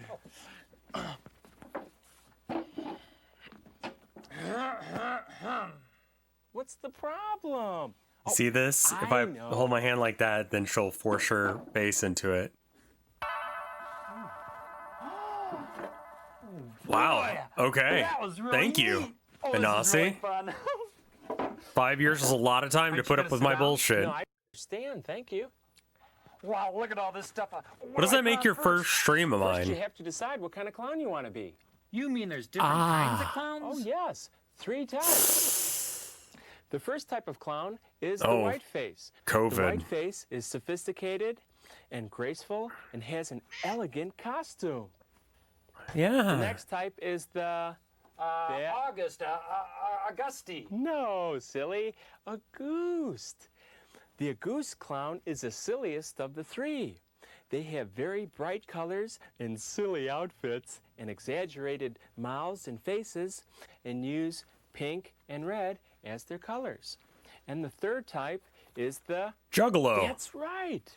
The character clown. They dress like different people. Oh, like a policeman or a fireman or a cowboy or a hobo. Artie, I do think you're getting the hang of this. What type of clown do you want to be? An Auguste. Yeah, that's the type of clown for me. I like the white face makeup. Is it possible to combine the two? That's the style of many modern-day clowns. Oh, goody, goody. Oh, what's next? Oh, I like this nose. And this one. That one's funny. How about a wig? Do I need one? And what about those big feet? Slow down, slow down. Remember, one step at a time. First, your face. Lesson number 1, make sure your hair is out of your face and your eyes. And that can be done with a cap and pins. Next, make sure you get something for around your neck, because you don't want your neck to be all makeup-y. Like this? Artie, are you sure you haven't been a clown before? Because you're a fucking Yes. joke. And this. That didn't get the hair out of your face. Next, take a gabagoopa of white clown makeup with these two fingers like this and rub it in your palm like this. A gaba what? A gabagoopa. Hey, it's turning shiny and getting warm. That's how you know it's ready to be put on your face. Rub your hands together like this, and then put it on your face like this. Oh boy. Hey, I'm really getting the hang of this. Ooh, not for the nose. Slow down, Artie. You should look into the mirror. Huh? My face is all streaked. How do I get to look like you? By tapping your face with these two fingers. Gee, my face is getting smooth. That looks good. Now you have to decide. That's actually pretty good advice. It's right here, silly. No, Artie, your clown mouth. Where do you want your clown mouth to be? And what kind do you want to have? You mean there are different kinds of clown mouths? Yes, there are. Man, you sure worked out There this are design before you mouths that started. Make you happy. There are mouths that make you sad. There's small mouths and mile-wide mouths. Yeah, I mean, like, he evened it out really well, actually. How do I put it on? First, we need to take off the makeup where you want your mouth to be. Well, why didn't you tell me that before I put it on? Let's use cotton gauze and remove the makeup where That's you a want great your colors question. to be. Why didn't you We answer can it? use Kleenex and also cotton swabs. Like that. We can also do the same thing with eyebrows and anywhere else you want your color to be, like stars, Joker tears, 2 is and really bad? flowers. Hey, Yeah. I look like a pumpkin. Am I ready to put colors on now? First, you need to powder your makeup. The powder sets the makeup. Oh, here's the powder. Like this? Oh, not exactly. Try this. This is much better. Now, take a deep breath and hold it. We don't want to breathe in the How do you do powder, corpse we? paint? I don't It's know. I've important never to be worn corpse safe. paint. I have Isn't too much that right, beard Artie? for corpse paint. Artie? I mean, there are Artie, people with it's okay to beards take a and breath corpse once the paint, powder's but on. Abby's Now done you being go. here. Now let's brush off. Probably the excess fairly powder. similar. What? Well, you make up your mind. First on, then off. And that's actually the time for me to go downstairs to pick up my food. Not exactly. It smells done. There's a reason they stopped using talcum as baby powder. Oh. You also go over the hair with dark makeup so it looks darker. Got it. Like, I know King Diamond's got, like, a mustache that he covers up. Sorta.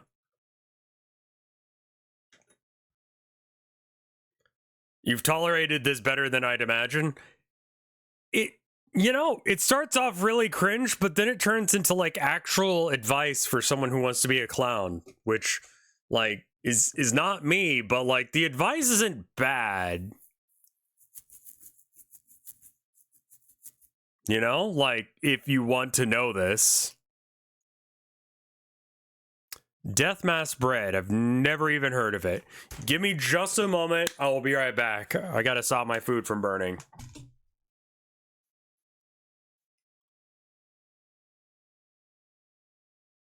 And before Rev, you don't need this advice. I mean, listen, there's a difference. Like, this makeup bit is actually helpful if you want her to become a clown.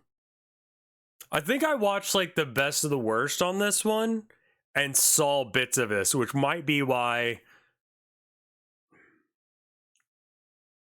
I can, like, stand it. It's like I've seen it before.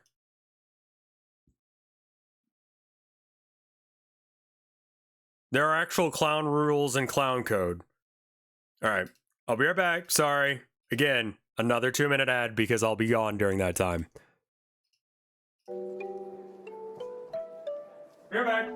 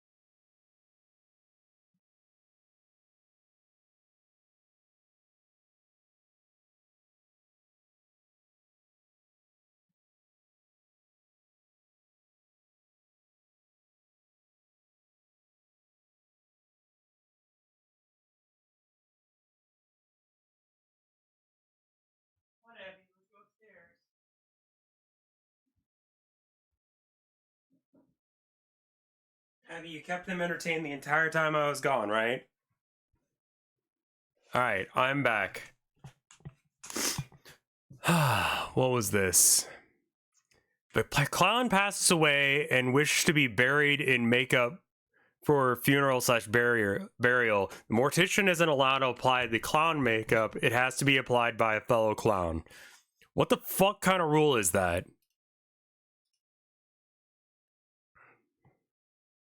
Do they have like corpse clowns that like that's their job?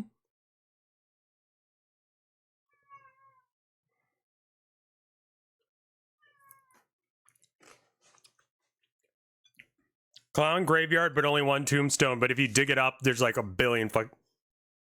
I mean, that's your joke there, yeah.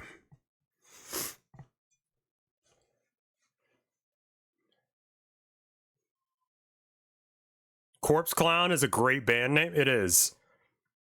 I was just thinking that too. Hey, try this. Oh. To put the colors on, you can use your fingers, a brush, or an eyebrow pencil. Like this? That's right. After you get your colors on, you can use the eyebrow Dead Mime is a good one to too. outline everything, and the colors will look neat, even to put on your eyebrows. There. What's next? Ooh, don't tell me. Powder, right? I bet it's a good idea to use different powder socks for the different colors. Right, T-Bone? Good point, Artie. Can you tell me what part of your face is next? Oh, jeez, I don't know. That's it. Your nose. Well, there's so many to choose from. Oh, I like this one. Hey, how do you get these things to stay on? With fish line, elastic string, and spirit gum, which works like glue. There are several kinds of wigs that can You be don't found need to in have a magic, clown nose to be a clown. in wig shops, or you could make your own from If things you're a at clown home. and you have a nose, it's a Like clown this? nose. Artie, time to put these things away. Whoa! Boy, I wish you'd warned me before you do that. Time for costumes, costumes, costumes. Walk this way.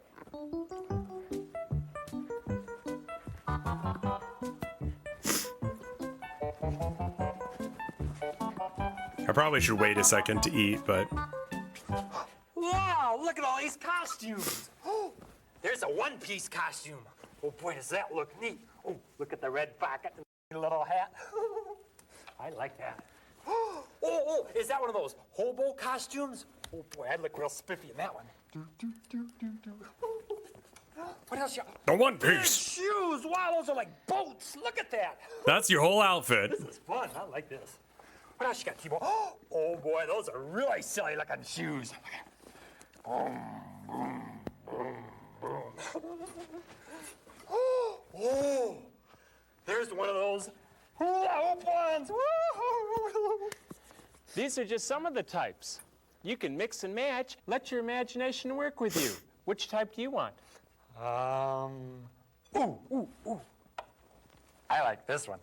But Artie, it's empty. Oh, you're gonna let your imagination work with you. Yep. Good for you. Well, see you later. Oh, alligator. After a while, crocodile. Wait a minute, Artie, where are you going? I got work to do. Oh, you gonna finish cleaning up? No, I gotta find the costume. Oh. Nice doggy. I can't wait to see what Artie comes back with. Can you?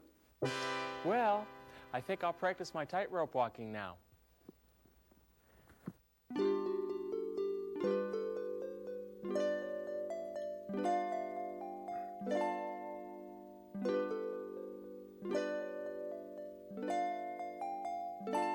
This is, Oh.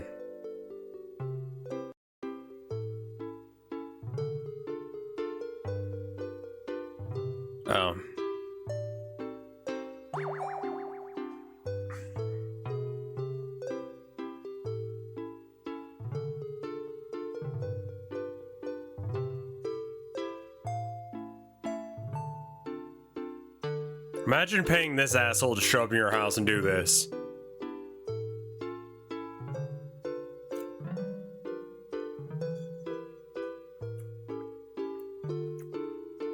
Whenever there's one of those threads on Reddit where it's like, what can I do?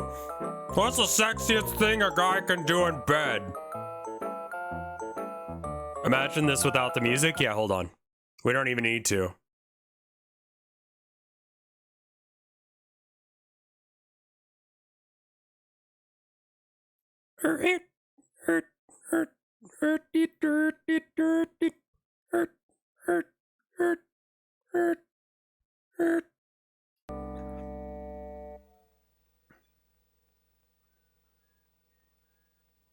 What's the sexiest thing a guy can do? And I always just say, like, hire a clown to just get cucked.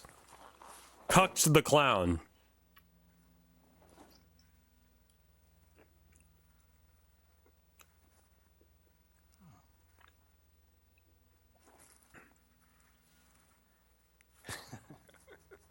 Hi.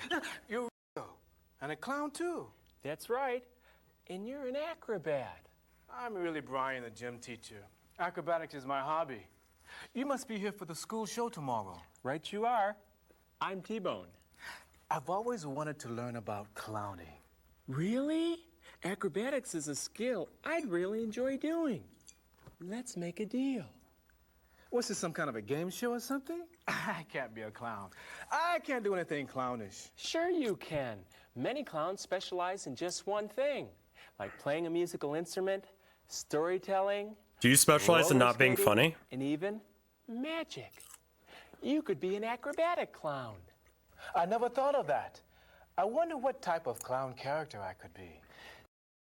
I'm fairly certain of that as well. But I get really detailed with it. Like, bring some mustard. Ladies know. That's what it's about.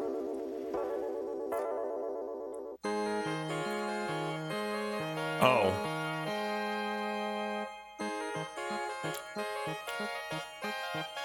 How did you get a black man to put on blackface? I'm quite ready for cartwheels yet. We'll begin with the basic forward roll.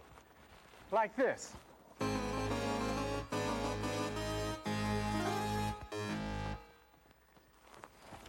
Remember to tuck your head in. Here I go. Perfect!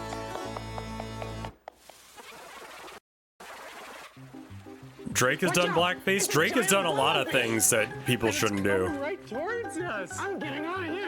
Not me, you're not.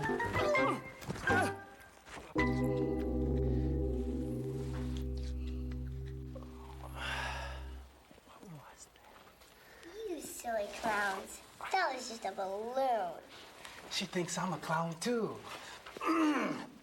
You are, asshole. Lady, you're under arrest for letting all of those animals out of the zoo. Who are you, anyway? I'm a new student, Jennifer. T-Bone here, and this is Brian, the gym teacher. Say, where did you get all of these balloons? I just looked in a telephone book under balloons, stores, and magic. If you teach us how to make balloon animals, we'll teach you about clowning. It's a deal. First, you'll need a balloon.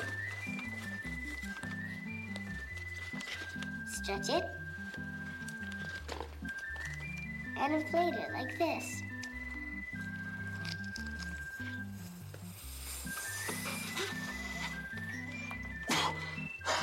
Boy, this is Try hard blowing to into the blow. other end, dumbass. Try this.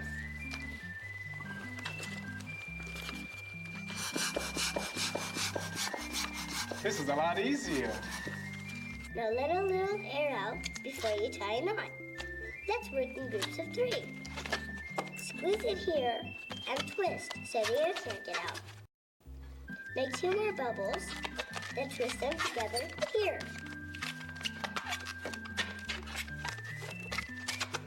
That makes the first group of 3. Hey, I can see head and ears. Make another bubble, the neck.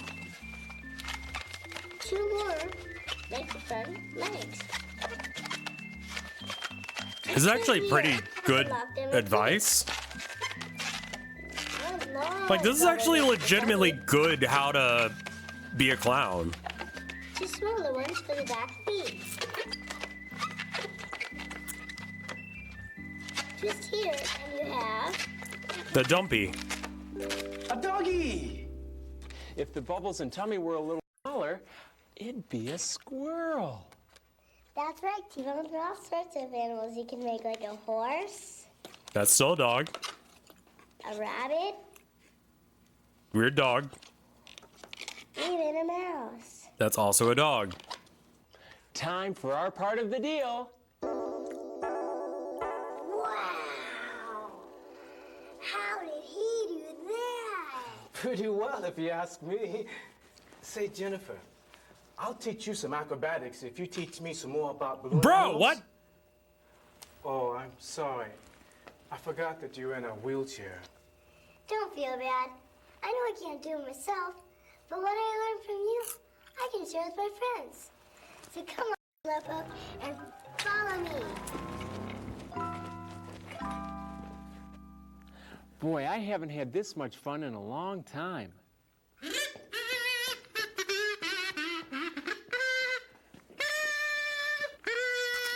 Artie, that's a great costume. Oh, are you talking to me?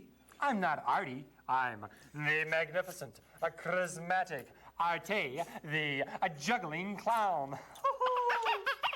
Why don't you do a cartwheel, I didn't loser? know you knew how to juggle. No, I don't. That's why you're going to teach me.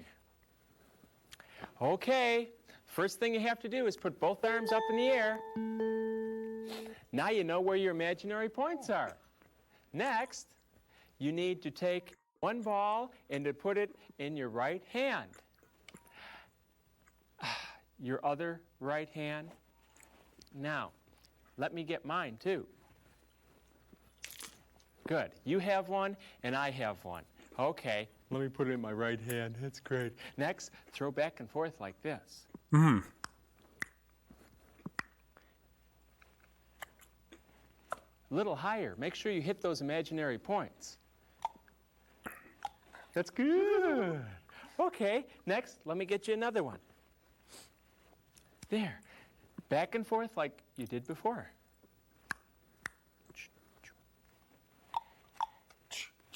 Great. Let's add ball number 3 and make sure you hit those points. Hey, I'm a natural. Artie, your juggling is really coming along. Oh, really? That's a wonderful surprised look on your face. And that's a terrific sad face. I didn't know I could make different kinds of faces. I thought my face was painted on. Ooh, what other faces could I make, T-Bone? Shy. Horny. Be angry.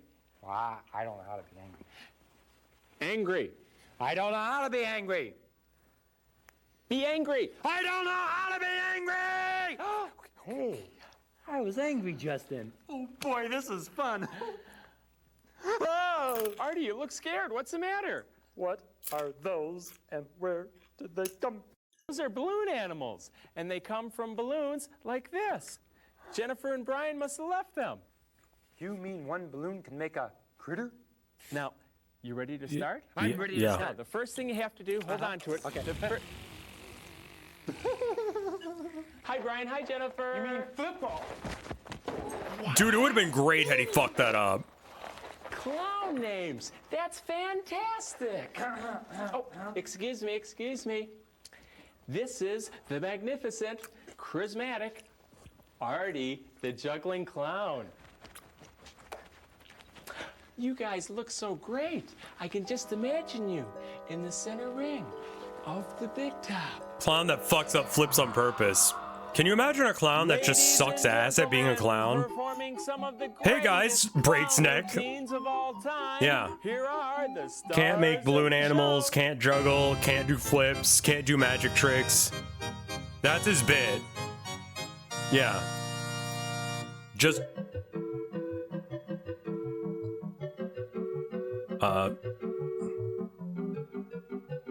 What?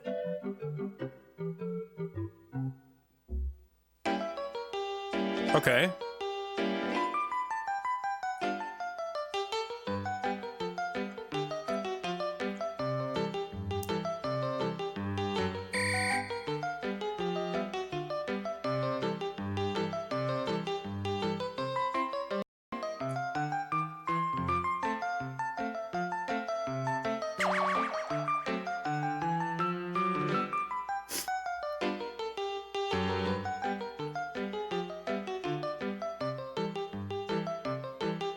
Dude, can you imagine a cop showing up and doing a backflip like this dude? Like this fucker showing up to a SWAT situation.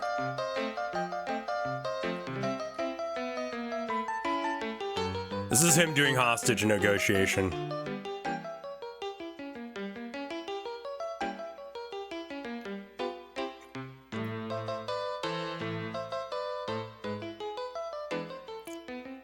That was actually pretty cool.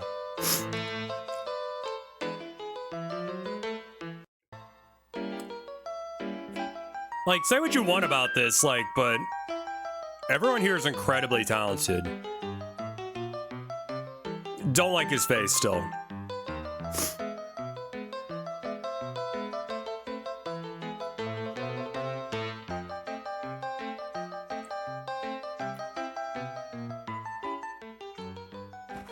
Hi, Flippo. What are you doing? Oh, just practicing some new things for T-Bone's party. Oh, can I go with you? I don't know. We're going to be playing a lot of new games, like croquet. Oh, I love croquet. And badminton. Oh, badminton, that's my favorite game in the whole world. And bumblebee. Oh boy, bumblebee. What's bumblebee? I'm sorry you can't go to the party if you don't know how to play. Oh, you could teach me. Oh, please, please, pretty please with peanut butter on top. Peanut butter? Yuck. All right. After all, who's your buddy?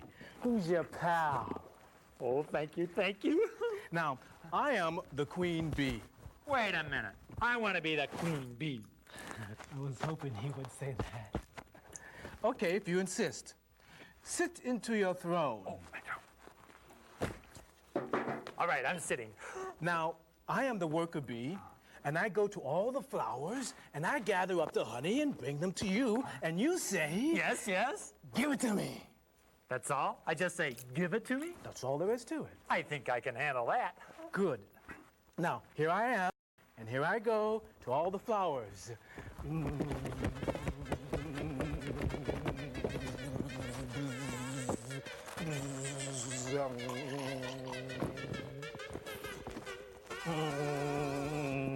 Give it to me. Give it to me. I said give it to me. I said give it to me! Oh, I'll get you for this! Wait. Here comes Speedy. You can play the same thing on her. Are you sure she doesn't know how to play this game? Cross my toe and hope not to Yes, flub it. Peach Drink, but After all, he's also black. Who's your buddy? Who's your pal? You just spat in my face. Okay. Here it goes. Hi, Speedy. Want to play bee? I don't know how. I'll teach you. Okay. Now, I'll be the queen bee. Okay. You're supposed to say you'll be the queen bee. Okay. Now, I'll be the What? worker bee that goes from flower to flower, gathering up all the honey. And when I bring it back to you, you say, give it to me. Okay. Are you sure you haven't played this game before? Cross-eyed big toe and hope to stub it. After all, who's your buddy? Who's your pal? Okay, here I go, gathering up the honey. Kabuzz, kabuzz, kabuzz, kabuzz, kabuzz, kabuzz, kabuzz, kabuzz, kabuzz, kabuzz, buzz, buzz, buzz, buzz.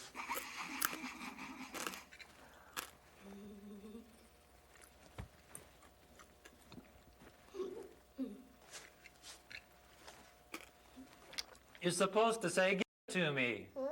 Give it to me. Give it to me.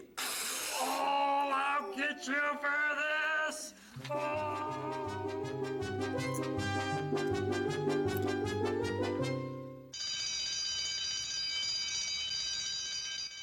Well, looks like it's time Oh, for us to that leave slug before they thing. lock us up in here. I get it now. Just one more question. It involved before less we go, spitting, Tito. though. What's that, Speedy? How do you get this stuff off? That's a great question. With cold cream and Vaseline and makeup remover. Just put a little bit on a tissue and wipe. Thanks, T-Bone. I had a terrific time. This is the best day of my life. I'm glad I could share some happiness with you too. Bye-bye. You've taught this child how to be a bully. Good job. Just one more thing before I go, T-Bone. I want to thank you for helping me find my sense of humor. I also want to apologize to you. You were right. Clowning sure is fun, but it takes a lot of hard work and practice, just like you said. And from now on, I'm going to practice a new skill every day, starting now. Good for you. Goodbye, T-Bone. Goodbye, my new friend Artie. My name's not Artie. It's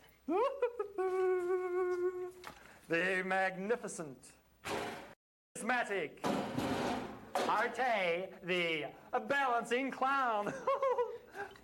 Careful!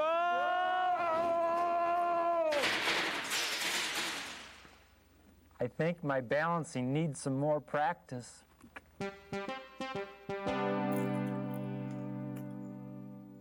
Well, it certainly has been a busy day today. I want to thank you for helping me practice. Say, I got an idea. Maybe you could get your parents and friends to help you practice. Just remind them to be careful when they put makeup around their eyes. And don't forget to get them to help you clean up afterwards.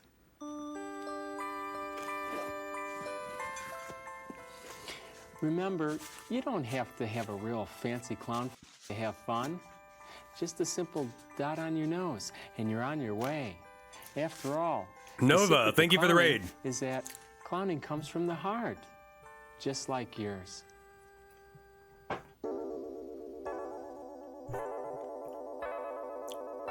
I hope he's still doing clown shit. You know?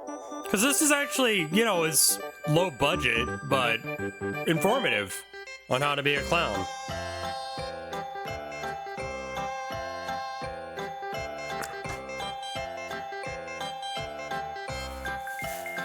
Like,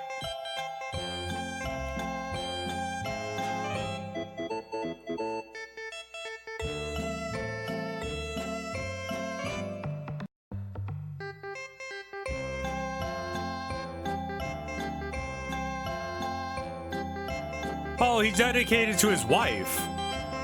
Hell yeah. Wife guy clown. All right. That's not a thing. All right.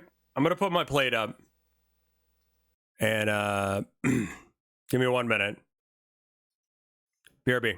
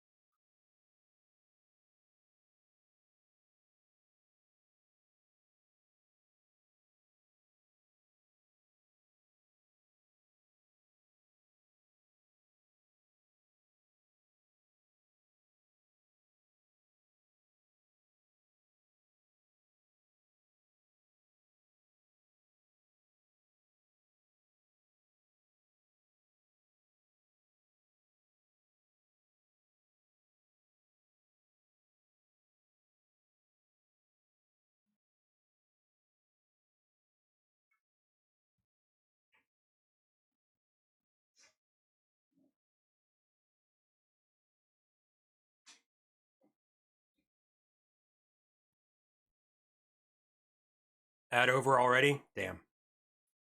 I definitely have stuff in my teeth and I need to brush them real quick. One sec.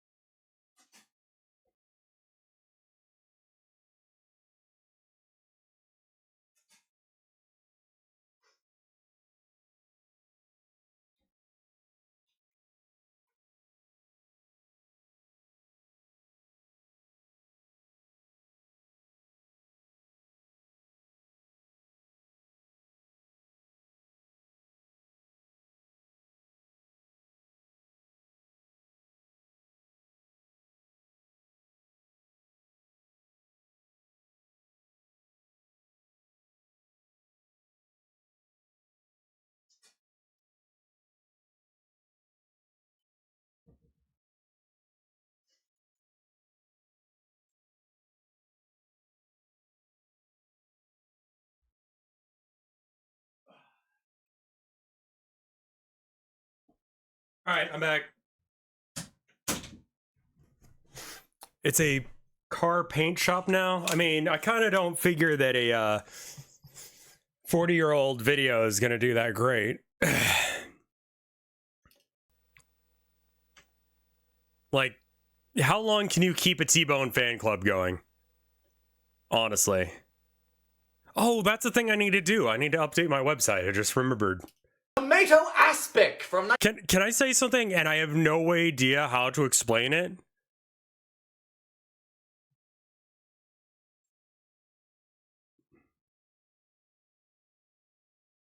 I feel very normal right now.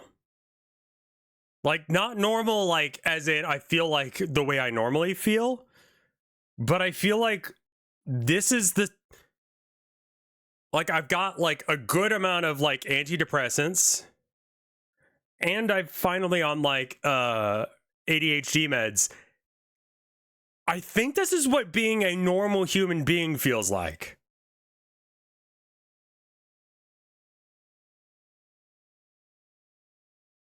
Like, I can focus on things. I feel like it's, wow. It's really weird, man. I'm feeling neurotypical right now.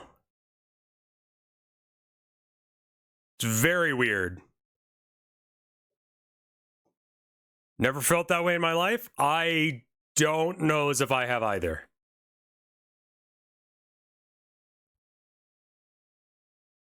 It's weird. 1939. Yes, this is arguably the most infamous dish. He did a video recently about, what was it, spam chocolate chip cookies? That's on the spam website. It's very bad.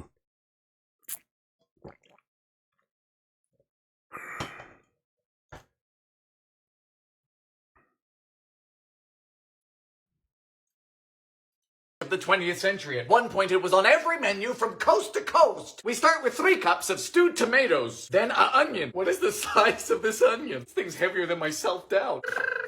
1 celery stalk. Slicey slice. And now for the most pointless herb, the bay leaf. I think of these like small men. You'd have a hard time telling whether it's in or not. A pinch of salt and sugar, plus a single clove. So what are you doing tonight? Into a pot. Fire! Cooking for 10 minutes. Meanwhile, we soak 2 tablespoons of gelatin in a half cup of water. Now we strain this to remove any trace of reason from the dish. And the gelatin. I don't like the look of this at all. What the fuck are you making? What do you think we garnish this with? Did you guess mayo? Stop jiggling. And some paprika. Fucking shit. This is just a commendably daft idea. Tastes like somebody killed Italy. It's like geriatric ketchup. Yeah, that looks like, you know, when you like you close the ketchup bottle and there's like that little bit around the rim that you didn't like clean off quite right.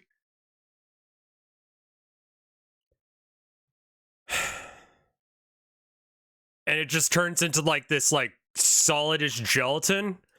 Looks like you made that on purpose. Like a lot of it.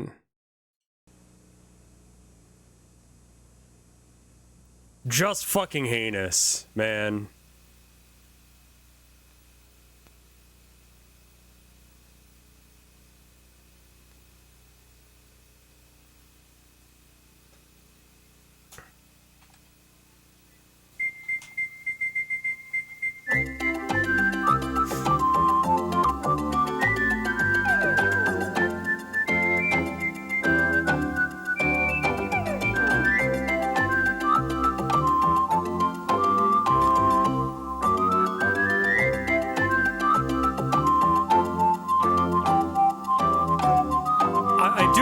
hearing that people were legitimately scared of microwaves for a while, because it is like... I get thousands of letters from cooking classes, and the most common misconception about microwave cooking is that somehow the machine does the cooking. This just isn't so. You do the cooking. You have to stir and poke and taste and adjust and improvise and do all the other things that you do in conventional cooking.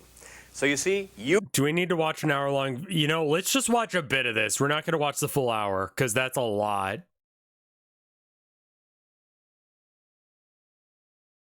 You are the cook, and the microwave oven is just a machine that heats the ingredients. But it does so with two important benefits. First, the mess of cooking is much less, and the final result is realized much sooner than when using conventional methods. What you should learn in the next hour is to overcome any fears that you may have about microwave cooking, whether based on the technology of it or learning how to use it. After all, it's just a tool, like all the other tools in your kitchen, and you are the cook. You see all these beautiful dishes on this table? Well, I'm going to show you what you have to learn to prepare dishes like this yourself. Now, you might think that you can't, but oh, yes, you can. And it's so simple, and here's what I'm going to show you. I'll explain first about cooking in general, and then microwave energy in particular. Then I'm going to show you some experiments that you can try yourself to not only get the feel of how the oven works, but why it works that way.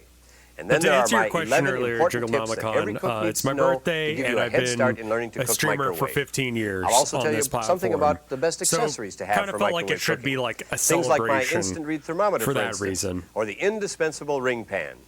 And then we get to the fun part, the thing I like to do best of all, and that's to cook. First, I'll show you how to convert your favorite recipes to microwave cooking. And then we'll do some recipes from scratch so that you can see for yourself how easy it can be. But you know, I hope you really like to cook, because you'll soon see that if you're a good cook, the microwave will make you an even better one. But I'm sorry to say that if you're a lousy cook, then the microwave will just make you a faster lousy cook. He looks like he looks like he's related to Alex Jones. Alex Jones would look like this if he wasn't on ketamine. Actually, he's probably not on ketamine. He's probably on, like, bath salts or something. Like, ketamine, he doesn't have the ketamine lean. He has, like, a more frenetic uppers kind of energy. So let's get down to business. Look at that intimidating machine on the counter. Now, you may find it hard to believe that as your skill increases, you're going to begin to put away your primitive cooking devices and only use them occasionally. The oven is so efficient and clean and versatile and quick, you'll wonder why it took so long to learn how to use it. answer your question you didn't ask. To build up your confidence, remember these two little ideas. First, read your manual carefully. Second, then go read fuck it again, yourself. And go back and learn one function at a time, like how to set the timer or the power setting. And when you've mastered that, learn how to use the memory or the probe. Do it one at a time or you might get discouraged or confused. The second idea is this. Rely at first on fail-proof recipes, the kind that are almost impossible to mess up. If you do these two things, learn how to use the features of your oven one at a time, and start with foolproof recipes, you'll be ready for the real excitement of microwave cooking.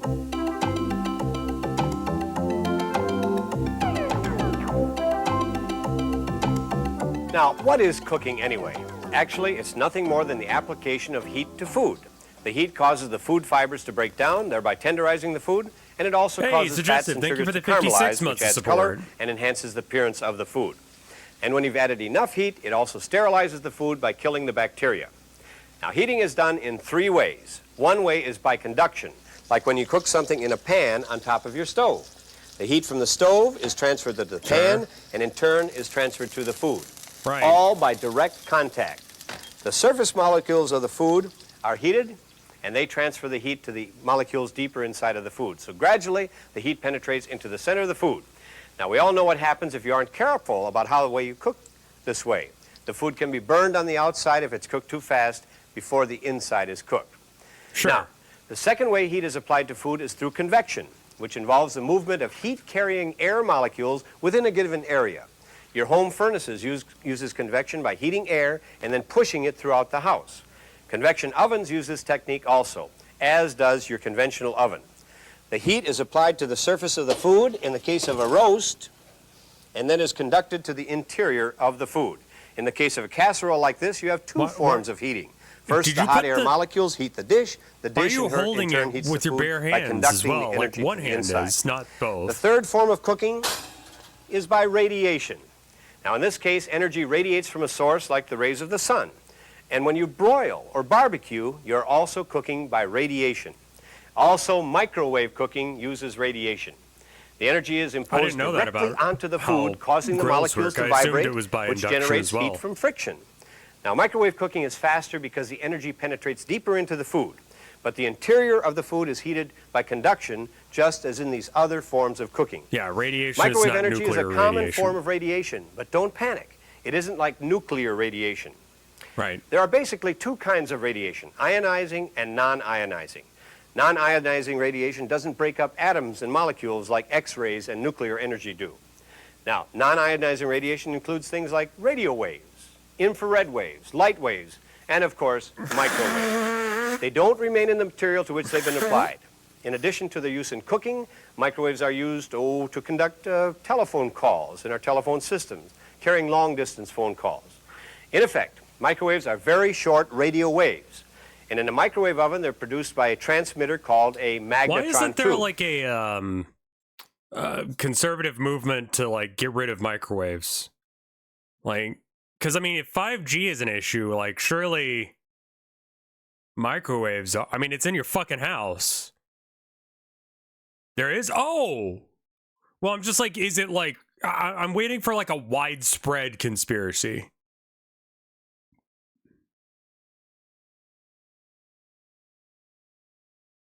Because they're old enough? Oh, right. Yeah, that's true. They've been around for a bit. So, like, and then, like, 5G is, like, relatively recent. So it's like, you can blame the autism or whatever on that. And what this does... There's a conspiracy against barcodes, but that died out mostly. Yeah, except for, like, Hobby Lobby. Everywhere has barcodes. Because of religious reasons. It broadcasts them directly into the cavity of the oven. When they come in contact with water molecules or sugar or fat molecules, Fuck Hobby like Lobby? in food, Well, just a reminder, they do not have security systems because in order to do so, they would need the barcodes. So, you know.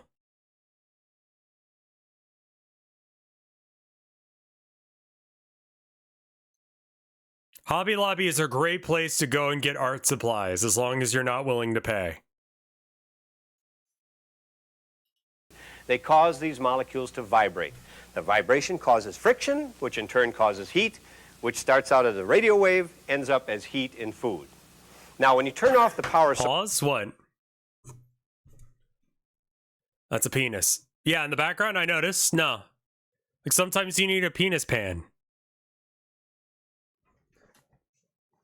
Yeah, Hobby Lobby's about stealing shit. So why not? Source in your microwave oven, the energy travels so fast that they are gone instantly. Just like when you walk into a room and turn off the light. There's no more light in the room.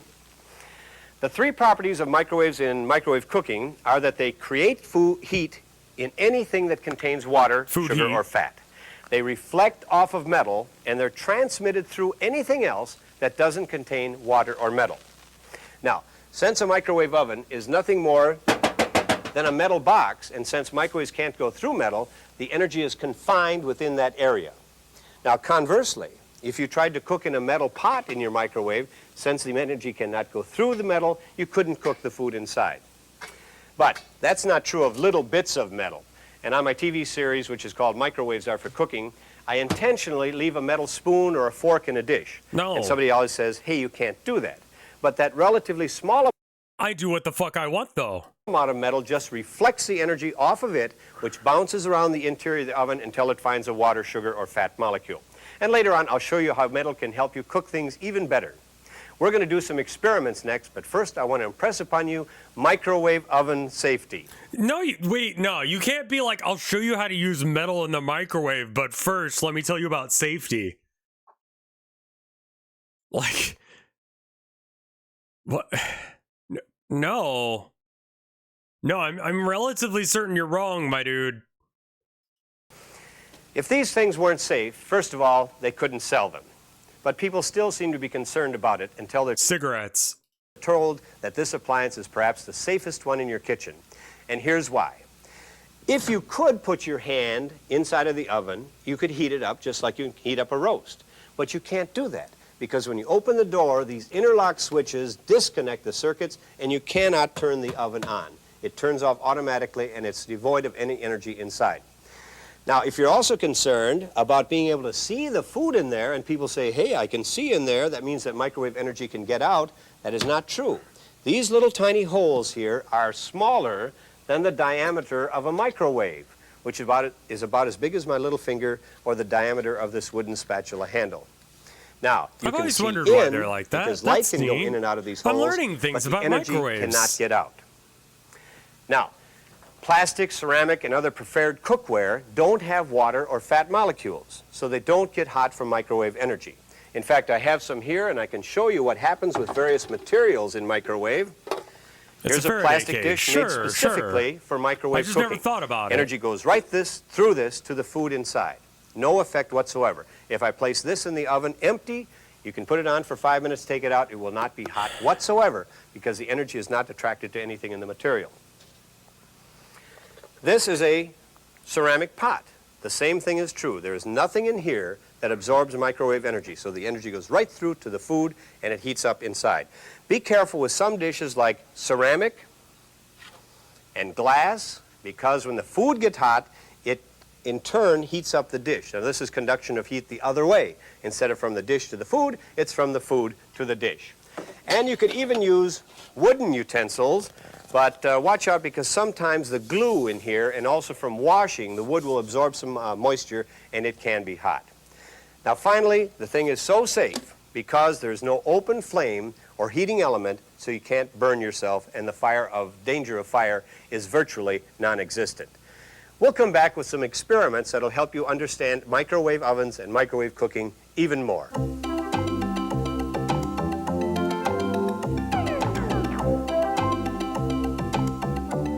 It'll take you some time to get used to doing things by microwave, but I put together a few experiments that you can do right in your own kitchen. In fact, you might want to try these right along with me now. They demonstrate how microwave energy affects different materials. I'm going to place some different materials in this oven. I've never tried to First put of wood all, in the a microwave. can of beans. No. A plastic cup. Oh, okay. Another plastic cup with a little bit of water. A potato. Okay. A made-for-microwave dish. How big's your microwave? A ceramic dish. A wooden spoon. And a cloth towel. Turn the oven on for a short period of time and you'll see what happens to those materials. Now, if you recall, microwave energy affects water molecules by causing it to vibrate, thus causing friction and thus causing heat. It is transmitted through any material that does not have water or fat or sugar, and it reflects off of metal. By feeling these various materials, you can see what has happened. The towel is a little bit warm. There's no water in this, but the humidity in the air has given it some moisture, so it gets warm. Okay. The spoon, likewise, has been washed, and it has water content. Also, the moisture in the air Wait, is hold here. up. So it gets... If it doesn't penetrate the metal, does that mean I can put bullets in the microwave and it not explode? Because it can't... It's hot. The ceramic dish has no water whatsoever, so it's as cool as when I put it in. Don't do that. The same is true of the plastic dish. Very cool. That's a waste of good ammo The glasses, for one without anything in it, is as cool as when I put it into the oven. The other glass that has the water in it, you can see the water is hot, as is the bottom of the cup. And the potato, which is loaded with water, as are most foods, is quite warm. And last, the can of beans, a metal can which reflects the energy, is just as cold as when I put it in. Now, when you're doing things in your microwave oven,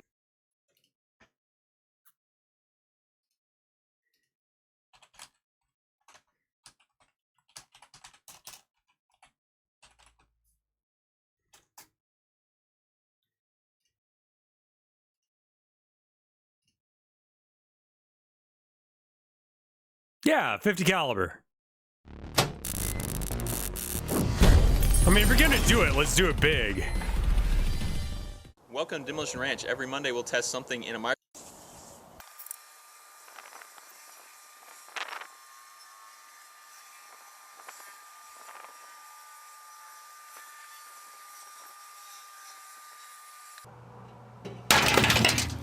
That one made me jump. I wasn't ready for that shit.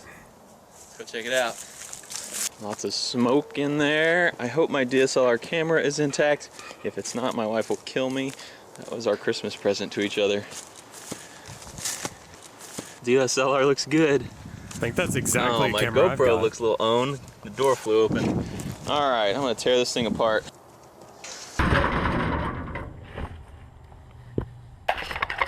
Alright. Let me bring you guys in for a close look over here. I mean, he at least put some, like, so the first thing I notice, caging the first thing I around notice is this piece of wood is still on fire. Go out. Nice Apparently cowboy you can boots. start fires with microwaves. All you need to do is put some wood in there. All right, Yeah. but here's the shell. There's the bullet. The door is knocked off the hinge, and there's a huge dent where it went off. Move this camera around so y'all can kind of see that it dents down big time. A lot of unburned powder in here. Right, probably just... Oof, stinky, it's burning my eyes.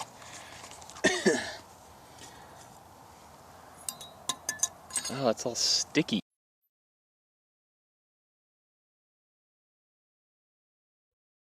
Right.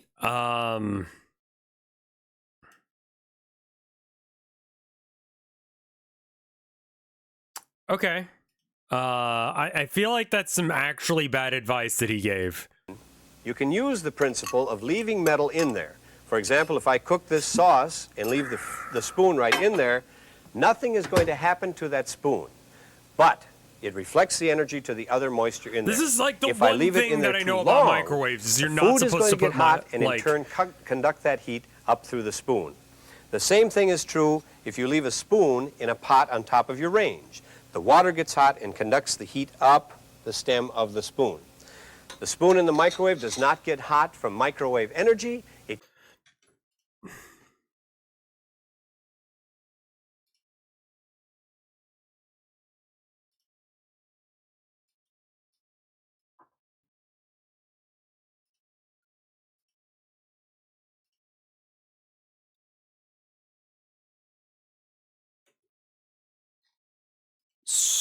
Spoon in a microwave.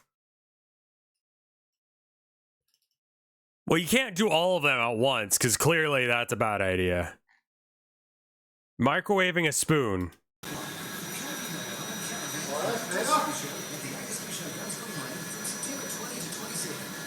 Looks like something out of the Poltergeist. Thank fuck he doesn't sound American.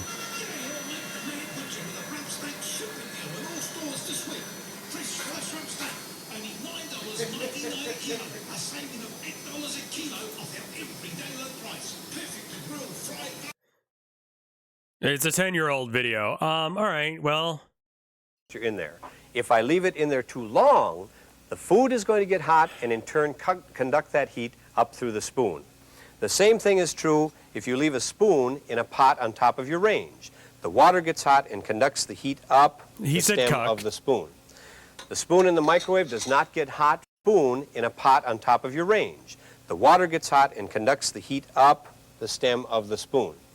The spoon in the microwave does not get hot from microwave energy. It gets hot from the thing that is heated with the water molecules and conducting that heat up the spoon. Now here's an experiment that is very important if you're thinking about using different kinds of crockery or different materials in your microwave oven that you're not sure of the content. Take the dish along with a little cup of water, place them in your microwave oven, put it on for 1 minute, and when you take them out, the water in this cup should be hot, the dish should be cool. If this dish is hot, it's absorbing energy, and it may crack and it may break, so don't use it for microwave cooking. There's one thing in microwave cooking that excites people a great deal, and it's what we call arcing. Now, arcing occurs when you have metal with little tiny gaps in it. And this converts the radio energy, the microwave radio energy, into heat and light and produces a spark. And I can show that to you by taking a bunch of aluminum foil No! and crumpling it up. I mean, I guess you should show so that how I leave to do little this. gaps all throughout the surface of the Show that this is a aluminum bad foil. idea. When I place this in the oven and turn it on for a short period of time, you can see an arc. Okay, so as far as like don't do this, that's Now that actually isn't okay going to hurt film. anything as far as the metal is concerned, but because it's creating heat, if there's anything else in there that is flammable, it could catch on fire, and that would not be good for your oven. No. A prime example of that is a loaf of bread with a little metal twistum on it. If you put this in your oven, you can get an arc. The arc in turn will light the paper, and you can get a fire in your oven. So don't put little twistums in the microwave oven. Also, if you have dishes, lovely dishes that are trimmed with metal, these little particles in here can cause arcing, and it'll burn all that metal trim off of you. Yeah, that was plastic. The one word to keep in mind when you see an arc in your oven is to stop the oven. Rearrange the metal or use a different dish, and you won't have any problem. Don't use metal. Now, metal can be used I to agree. advance. If you see an arc in your microwave, stop what you're doing. You fucked up somewhere.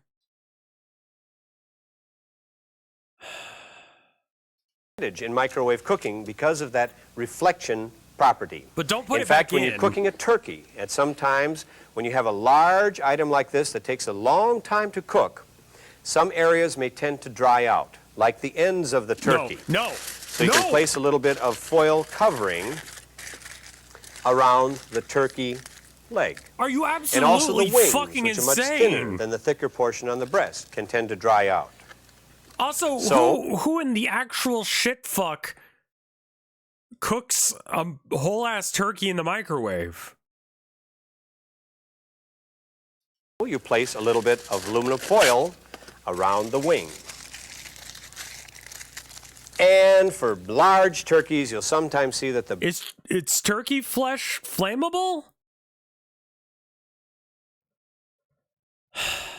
breast portion right up here will tend to dry out, and you have something that we call turkey jerky. Take foil and fold it up so you have no sharp edges, and put it over the spot that you see drying. Another example of using metal reflectants to enhance your cooking is with a stew or something that has exposed pieces of meat and vegetable. The tops of these can dry out from the direct imposition of the microwave upon them. So what you do is to take aluminum foil, crimp the edges, and put it over the top of the stew. Then replace the cover Tove has to a keep in the suggestion. steam. Now what will happen is that the microwaves are reflected off the metal. They will bounce around the inside of the oven and come in from the bottom. Hi, is it possible to put metal in a microwave oven? Let's put this spoon for 30 seconds and see what happens. Okay. It's a little bit hot, not too awful though. So I guess there has been some high amounts of current running through the metal to make it still touchably warm. So not a lot of power consumption. But now, what if I put 2 spoons side by side in there? Yeah, that's Here we go. definitely a problem, because the arcing thing. Still nothing, eh? Are they not close enough? Ouch! They are hot, but nothing terrible happened. I mean, the food gets hot in there too, so what's the big deal? Well, let's raise them a little bit on this empty cardboard box and see if that makes a difference.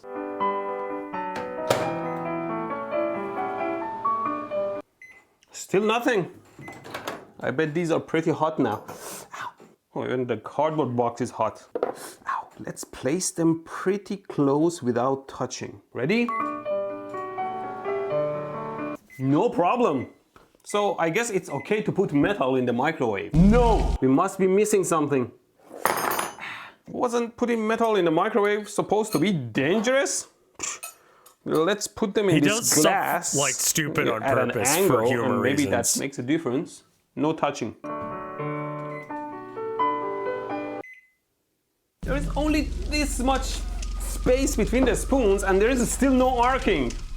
Who said that it was dangerous to put them in there? So the question is, under what condition it gets dangerous to put metal in the microwave? Yeah, he's seen these metal stands for smart microwave being ovens stupid. that they put food over to warm it up.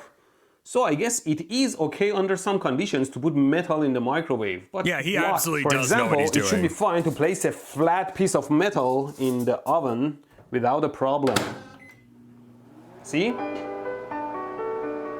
Metal in general reflects most of the electromagnetic wave in there, but obviously it's getting warm, so it must be absorbing some of it. Yeah, it's a little warm, not too bad actually. I mean, the body of the oven is made of metal, so it's all reflective and shouldn't be a problem. Like, if he was I assume actually this also stupid, he would have acts as a hurt very good himself by this reflector. point. I wonder what happens if I place a spoon with a distance on top of this in the oven. Let's give it a try.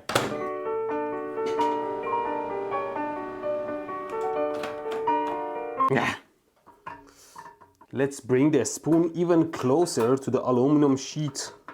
Still no arcing though. I mean, but I'm bet just they're gonna all now getting put warm. metal in the microwave because Yeah, they are pretty hot. Let's try again. I put It the seems spoon like a- directly on top of the aluminum foil. I bet nothing happens again. like I'm Was just supposed gonna to be not use dangerous. metal in the I'm microwave. going to put these spoons vertical and parallel to each other like this in the oven and see what happens. There we are. I was expecting some good arcing. Nothing. Ooh, smoke. Oh. What's going on? Oh, no, Might no, be no. from the metal It's gonna- coils of the That's my clamps. alarm. My clamp melted in there. Yeah. So something is getting warm, damn it. Well, if I remember correctly, if you put two aluminum foils like this close to each other in the oven, it should arc. Well, let's see. Oh, jeez. Finally, there we are. It melted. But apparently not because it arced to this one, because this one is not melted. So what's going on? Let's just put one of them in there and see what happens. Why did this one melt then? Try again in a different That one was location. weak. Ooh. Ah. Where is it arcing to? I think I see what might be going on. It's just jumping from the very sharp edges. Maybe that's why, because these spoons don't have sharp edges, so nothing jumps out. Let me make a sharp tower and see what happens. Sharpity sharp. Yeah, let's do it.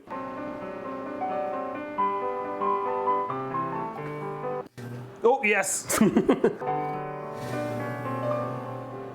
Yeah, see? The sharp tip is gone. So, is it just dangerous to put sharp metal in the microwave and every other round, soft edge metal in microwave oven is fine? Something important I should mention. If you put a fork in the oven... Yeah, that's a bad idea.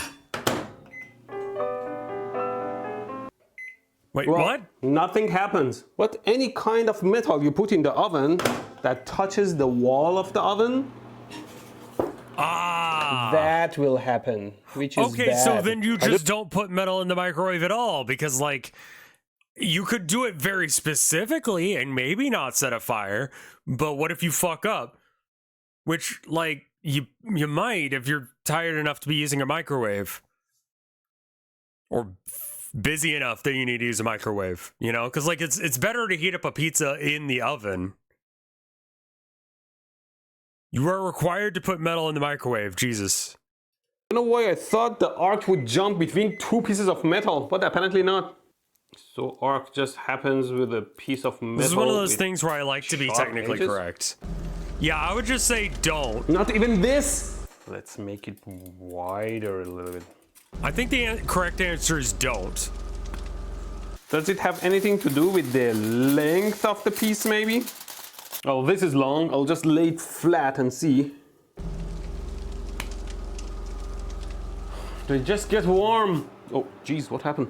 It arced right in the middle of it. What if I cut it exactly at 12.2 millimeter of the wavelength size? Should be the best antenna. Okay. To pick up that frequency. So far, the That's edge very was the specific. king. Well, let's raise it a little bit higher. I want to put it in the middle of all the standing waves. How about half a wavelength? Nothing. My box is super hot, but nothing else. Okay, so based on all my tests, it's just the sharpest edge that the arc might jump off of. So let me try my X-Acto knife. I'll raise it on the box too a little bit. Right. Not even the sharp edge of the knife? Is it safe to put metal in the microwave? No. The hell, man? Let's just drop it on the bed. What an arcless piece of video this is! This knife has a ton of sharp edges.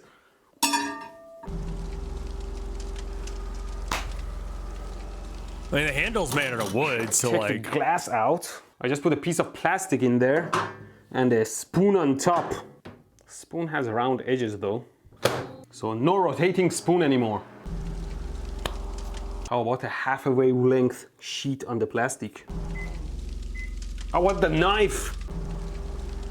Nothing! I just have a hot, crispy knife. So it's all just about very sharp edges of aluminum foil? What if I make a ball? Hey, Cubes, how you doing? My power level is at maximum, so there is no excuse for not arcing. How about a loose ball? Oh, I saw some arc. Now the bed might work because it might move the ball into a much more powerful area of the chamber. I might be just unlucky and put the ball in a low power area of a chamber in the low power standing wave side. I did show in one of my old videos that heating a box you can see hot spots of the microwave standing waves, and rotating the box with the plate helps heat up the box more evenly, and so it's more likely for the metal to go over high energy spots. Here, just put it in there. I mean, he's making good content here. He's explaining shit. I remember the first time I saw an arc was when I put 2 sheets of aluminum foil side by side and they were in zigzag shape. Something like this. And I thought they were jumping to each other. Let's try it. Here's my foils. I heard something. Oh, there you go. This one has the bottom of it melted and the other one has the top of it melted. So they're not jumping to each other. They're just jumping. Let's put a single one in then. Yeah, there you go. So arcing in the microwave, which is not a healthy thing to happen in a microwave because arcs generate or consume a lot of energy and can fry your microwave, only happens when you have very sharp pointy edges of aluminum foil in your oven. And when the table turns and the foil goes over an area of high concentrated energy, I don't trust this, it could even arc. still. Hold there on. you go. Hey, stop it.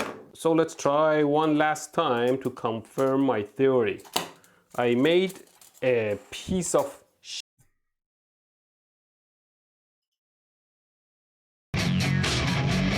Oh, that's like copyrighted. Welcome to Noah's Kitchen. We've got gunpowder and we've got a microwave. We're cooking today. Let's put a little bit in here. Not much, just a little bit on the bottom there. Maybe a few grams. Set this on high. And that one. So I'm gonna back up. All right, now I'm gonna go plug it in.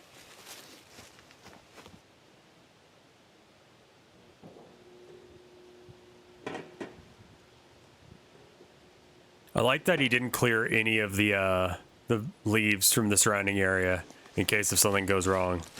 Heard some popping. All right, I'm kind of afraid to open this microwave up, but let's see here.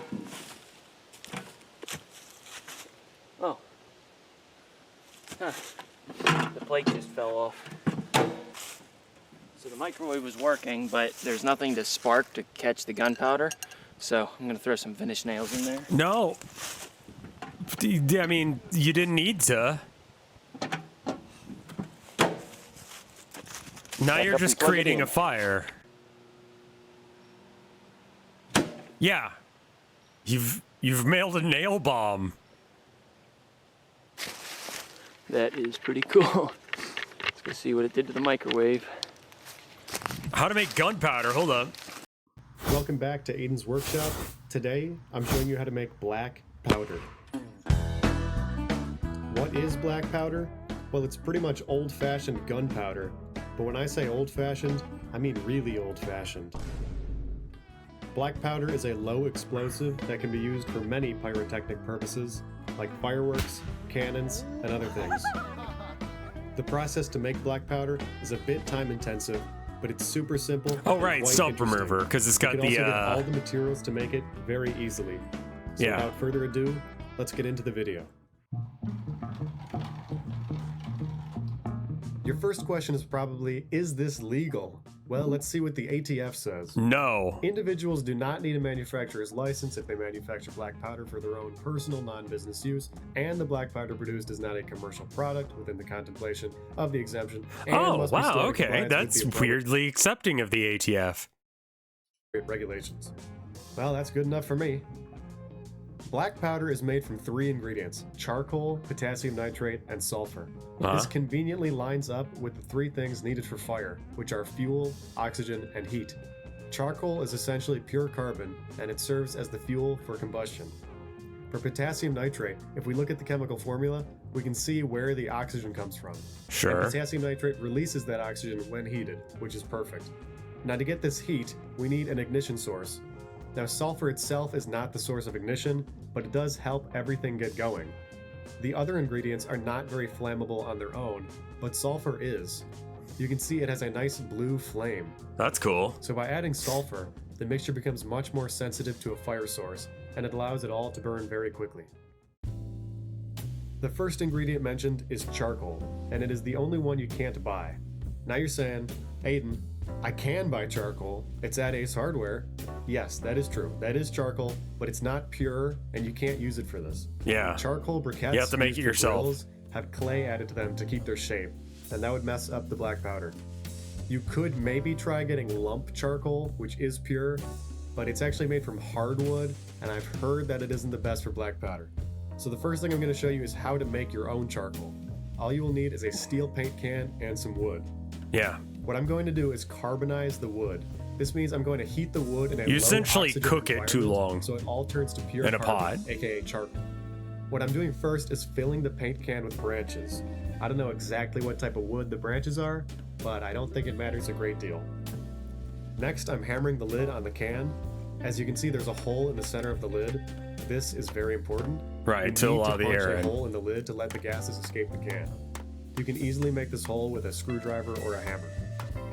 Now that the can is prepared, I'm going to start a fire and put the can in the fire.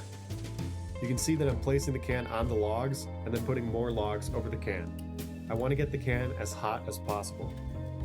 After the can heats up, you're going to see something very interesting. This reminds me of the The doohickey. can starts hissing and shooting gas out of the hole. Initially, this gas is mostly steam and not much happens. But after a little longer, the gas starts igniting and making a jet of fire.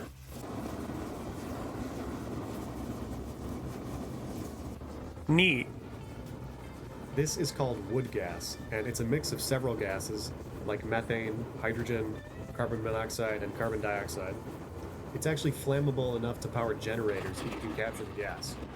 This is one of my favorite parts of making black powder, since the jet of fire looks and sounds very cool.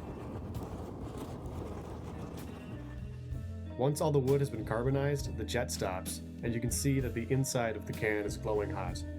After bringing the can out of the fire, you can see that it's flaking a lot, and there's now even a hole in the back, which means that this paint can cannot be used anymore. Probably, yeah. On the inside, you can see that all the wood is completely black. The charcoal sticks are very brittle and a lot lighter than they were when I put them in. This is how you make Before I mine process charcoal this as well. You do let me this with briefly tell you where you can get you can put you know, just vines, literally.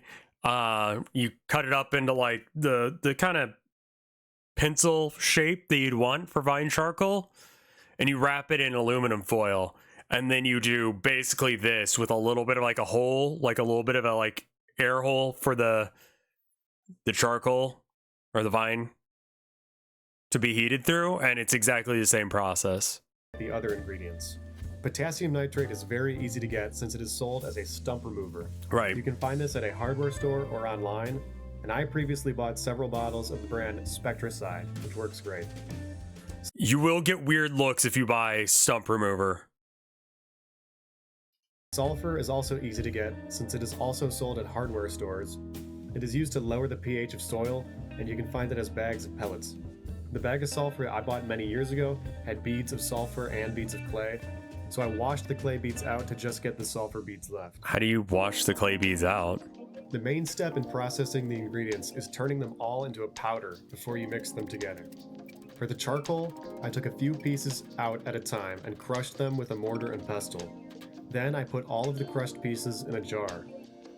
Next, I used a coffee grinder to turn the pieces into a fine powder. Sure. You can easily find an old coffee grinder. Clay dissolves. I guess so. And they're not expensive. Yeah, After you should grinding, probably not I use put it for all of the coffee charcoal now. powder in a cup, and this part is really dusty, so you will need to wear a dust mask. Yep. For this. Now, some pieces in the grinder Let's don't do one actually black grind lung. down, so you have to filter the powder through a screen. I used a sifter cup to separate the large pieces, and I put them aside. Oh, clever. After sifting all the powder, I actually put the larger pieces back in the grinder to try to get a little bit more powder out of them. Once I was done, I had this nice container of fine charcoal powder, and if there are a few large bits, it's not a big deal since those will get milled down later. Next, I powderized the potassium nitrate in the same coffee grinder. Yeah, I This would process recommend is a lot gloves as simpler since the well, potassium nitrate just to make your already life comes as a easier. powder. If you needed to, you would also grind down your sulfur, but mine was already a fine powder from when I ground it many years ago, so I did not need to do it this time. The secret recipe to making black powder is 75% potassium nitrate, 15% charcoal, and 10% sulfur by weight. For my first batch, I made 100 grams, and I put all of the powders inside. Where a did he ball get mill the barrel, sulfur? since Was that filling it the is wait? next I thought step. the. For those of you that don't know, it's sold as a stump remover. Yeah. You can find this at a hardware No, store that's or online, nitrate. And I previously bought several bottles of the brand Spectracide, which works great. Sulfur is also easy to get since it is also sold at Oh, hardware that stores. stuff. It is used to lower the pH. Gotcha. How powerful are black powder guns? Ooh. High speed's ready. Go.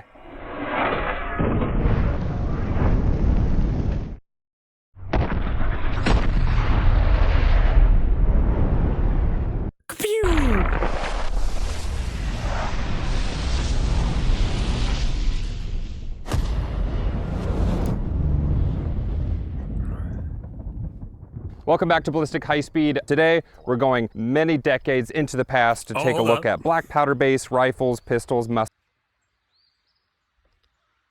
Blender Bussy?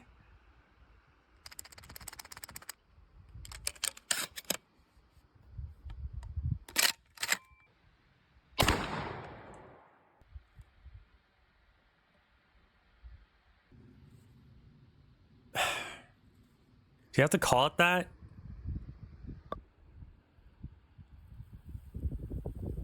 I'm sure that'll work, right?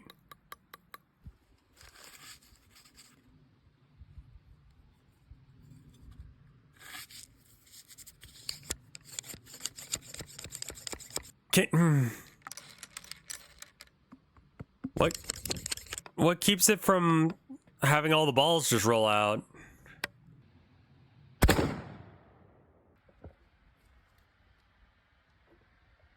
Did you? Oh, wow. Huh. Well, how did we get there? Anyway, I'm pretty sure the ATF wants to know my location now, so I'm gonna go get some water. I'll be right back. 1 minute.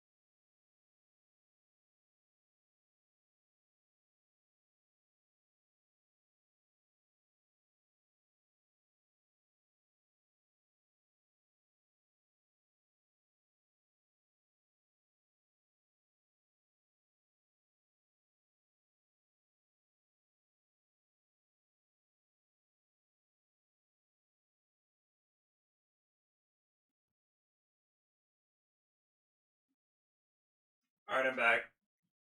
So our water is like really hard, like absolutely erect, right?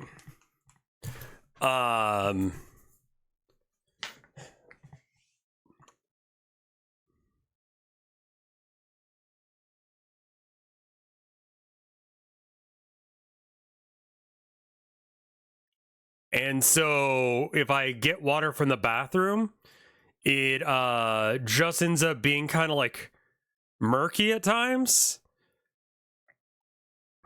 Like if I don't let the water run for a second, then it is like not see-through water. It's like more of a milky color. So, but it's only for the first few seconds that you run the water that it's like, do we filter? No, we should. Yeah, we might want to talk to our landlord about that one. We actually might want to get a Brita.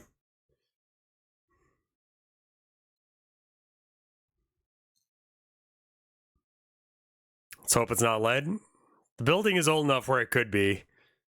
Drink a lot of water, so let's hope it's not lead.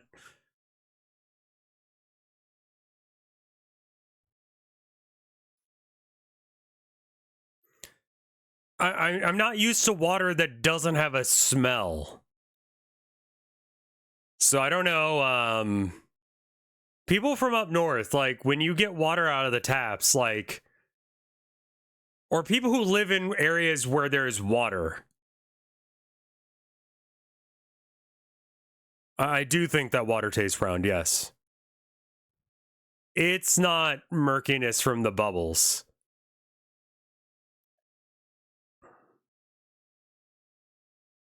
How will I know if it's lead as opposed to just like hard water?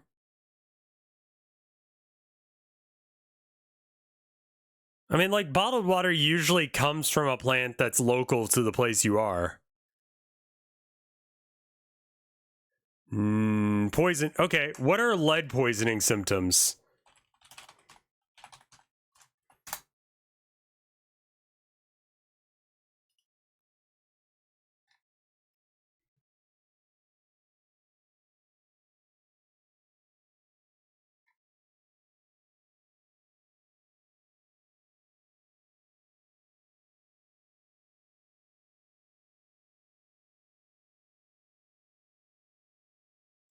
Is this a symptom or a cause?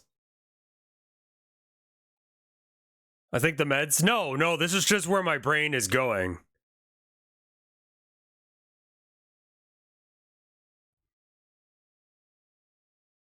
I don't have any of these things.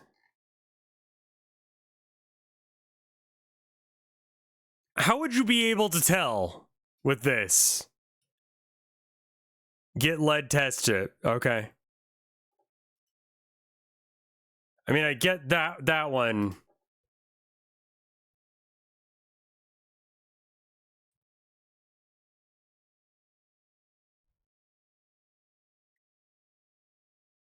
What's that timetable? Years? Test strips. We'll get test strips. I'm pretty sure. Oil. Crimp the edge. Here's some news that We're done with the microwave guy. New Domino's pan pizza. I think it's lime scale. Fresh from the oven and delivered in 30 It looks minutes more or like less. lime scale than anything else. I'm sorry to say that it does not appear lime scale in water. Yeah. It looks more like this.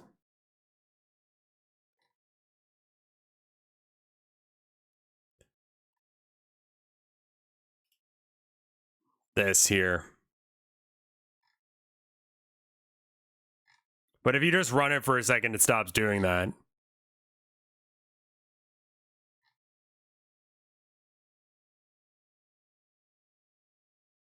Is there a lot of buildup in your water cooker? I don't know what a water cooker is.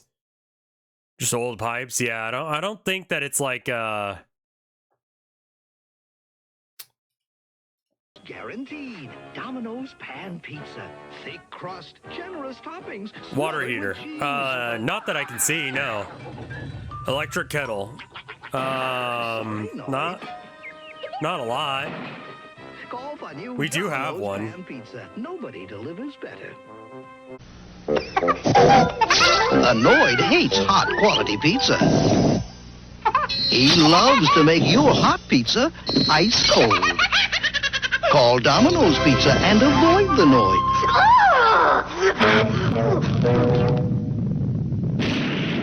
We keep the cold out and all this quality in. So when you want quality pizza hot and delicious, Domino's Pizza delivers. One call does it all. Just don't. In the pizza delivery game, the Noid can zap ordinary pizzas. But Domino's Pizza delivers more than all the others combined. So when you call Domino's Pizza, you get the best delivered Yeah, we're doing sub-based video submissions just to keep our workload down. Is the Noid a manlet? The Noid just can't beat the best. I mean, I Domino's guess Pizza. relative. I don't know how Nobody delivers tall a better. Noid is Avoid compared the to other creatures of his species. We guarantee your pizza will be delivered within 30 minutes, or you get $3 off your order. Guaranteed. And we guarantee your pizza will taste great. If you're not satisfied with your pizza, we'll replace it or refund your money. Only our pizza is guaranteed to avoid the noise. Domino's Pizza delivers. Call now. The Noid's a wicked wizard who makes pizzas old and cold. And now he's off to meet his greatest challenge, the magic of hot, fresh Domino's Pizza. Hot and fresh Domino's is okay quick pizza. It's not good pizza, but it's okay. There was a dude, the reason they stopped using the Noid is because they thought it was about him, and he thought they were making fun of him. And he got real fucking upset about it, and like, I think he shot up a place. I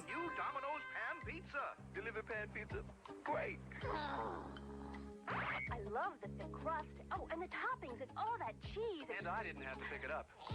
So if you want a great pan He kidnapped people. It was just hostile. I don't think he killed anyone.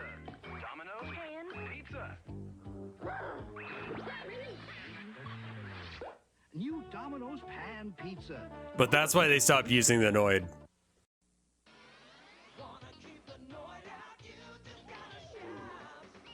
"3D graphics."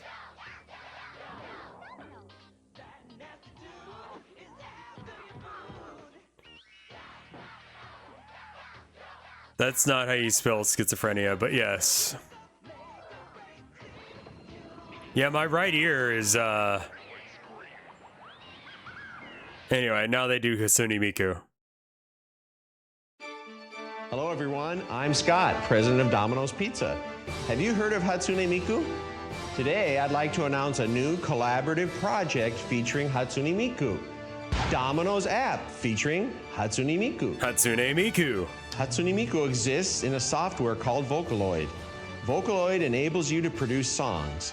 A character named Hatsune Miku sings the songs you create. A great feature is you can create songs as you like. I knew our talented Domino's Pizza crew could work together and create great I played that Vocaloid game. The songs. devs of it sent it to me, Kokoroki, especially for that Eshi, purpose. Chokyoshi, Furitsukeshi, everyone.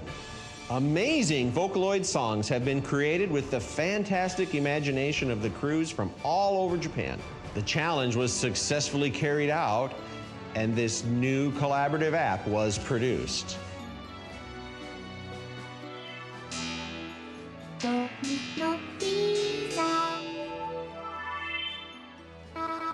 Based on Miku's image, the Domino's app changes its appearance.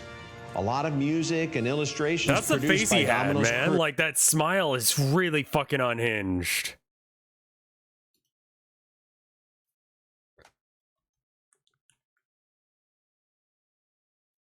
Hold on. I need to have it like side by side.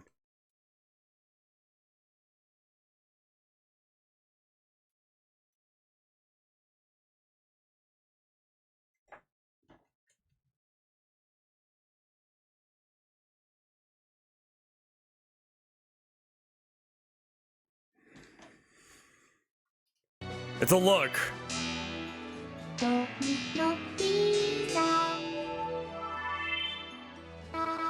Based on Miku's image, the Domino's app changes its appearance. A lot of music and illustrations produced by Domino's crew are here. It's not From the menu Mr. to the Beast order. smile. The Mr. Beast smile is a slightly different thing where it's just like,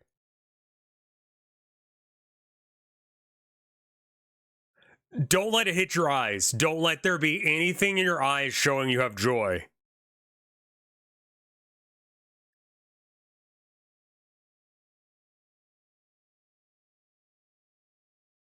Like, make sure your soul does not come out your eyes, but try and show human emotions with your mouth.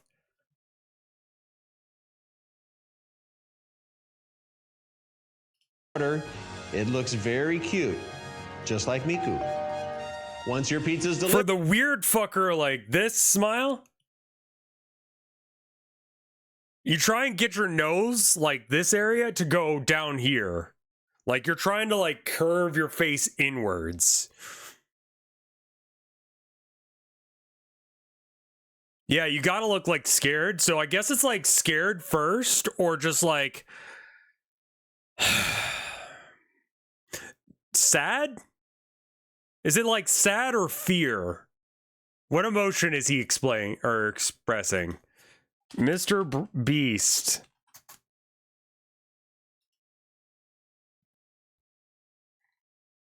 Here we go. Yeah, there it is. I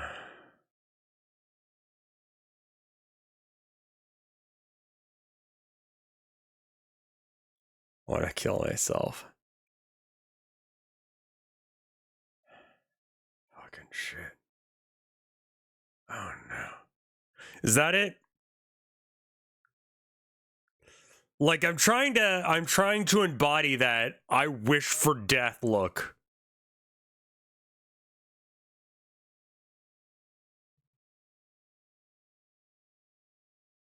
It's close. Hide the Pain Herald like is different. No. See, he's got like this like it's more of a wince than a smile.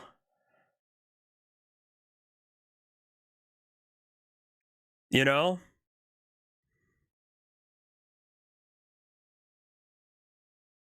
He's showing a lot of emotion, it's just not joy. It's just like, oh my fucking god. Oh shit. Like, you're gonna have to stick your hand down, like, you dropped your keys in the toilet and you just pissed, but if you flush, it might actually go down the drain, so you have to actually put your hand in the toilet with the piss. That's the expression you've got to go for, you know?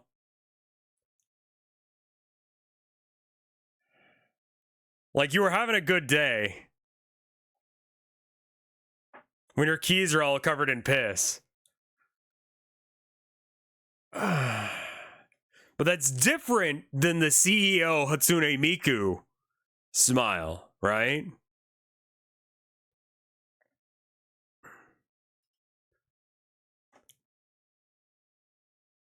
Like, this is going to make me a lot of money, but also, I don't know what human emotions are. It's a little bit of like Jack Nicholson Joker as well. Or like some of the weirder Jim Carrey movies kind of thing.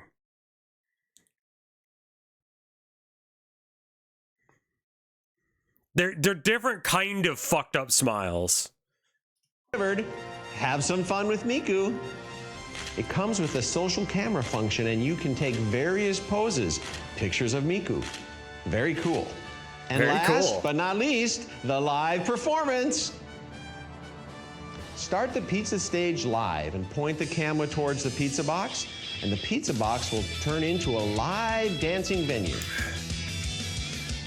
A live performance of Love for Night, produced by Domino's crew. Here we go.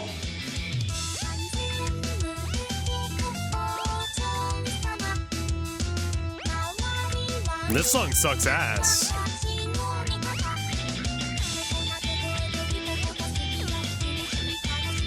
Let's enjoy the rest of the performance with the app. Like, Miku is better than that.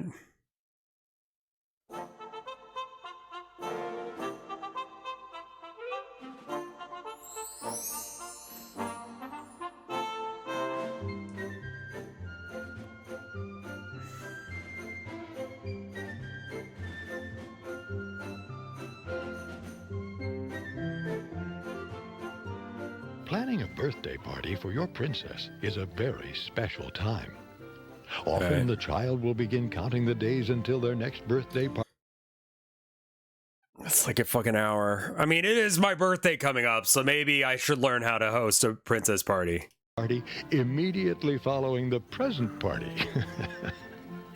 Gwendolyn, the good fairy, has been invited to many princess birthday parties, and she knows how important a birthday party is to a child. She's watched the excitement on the faces of the birthday princess, family members, and party guests. After all is said and done, the princess... See, the reason I don't smile in photographs is because I feel like I have a Mr. Beast smile when I try and smile.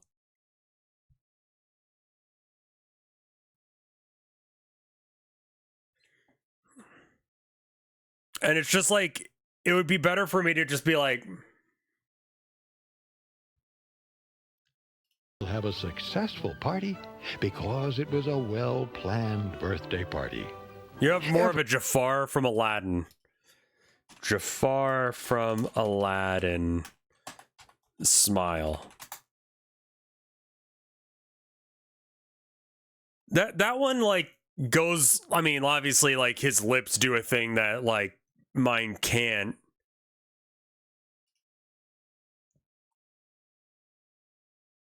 Everyone will feel special and loved.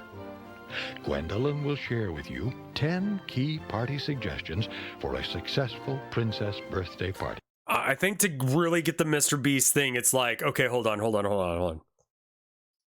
Let me full screen this so we can get this right. Okay, so it's like, I do not believe people are human. I don't believe everyone else is deserving of rights. I feel like I should have more money. I don't care what it costs or what it'll do to other people as long as I get mine. That very much like CEO mindset. People are tools to be exploited. People are tools to be exploited. People are tools to be exploited. I have to hang out with these fucking awful human beings.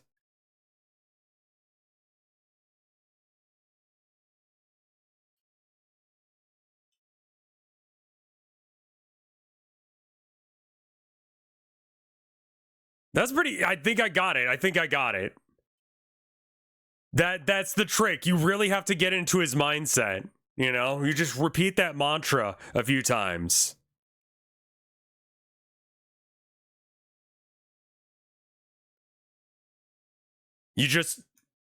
I have to hang out. I have to be near these lesser creatures.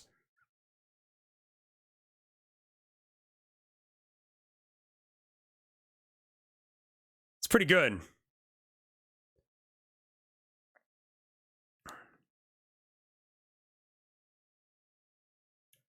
Hatsune Miku.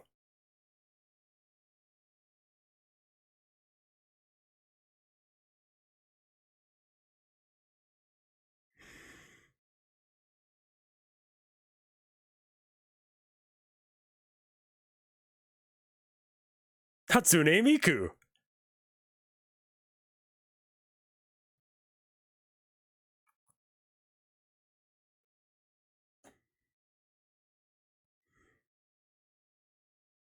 That's genuinely terrifying, Rev. Stop. Hatsune Miku.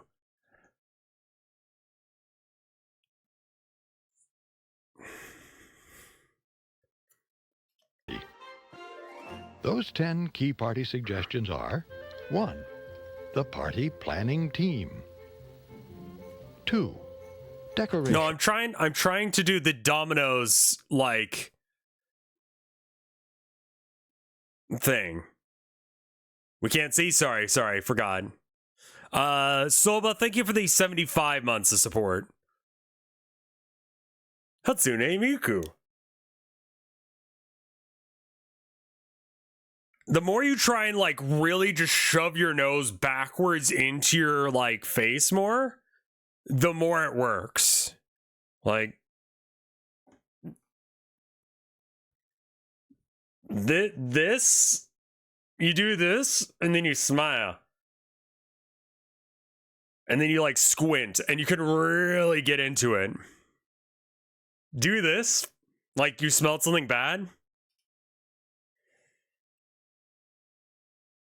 Now relax this bit.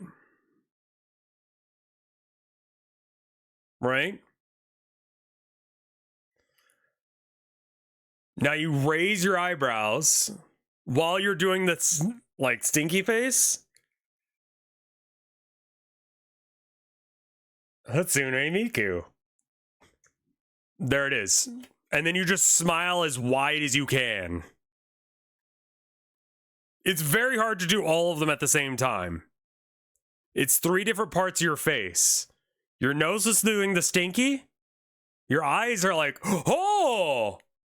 But your mouth is like, hooray!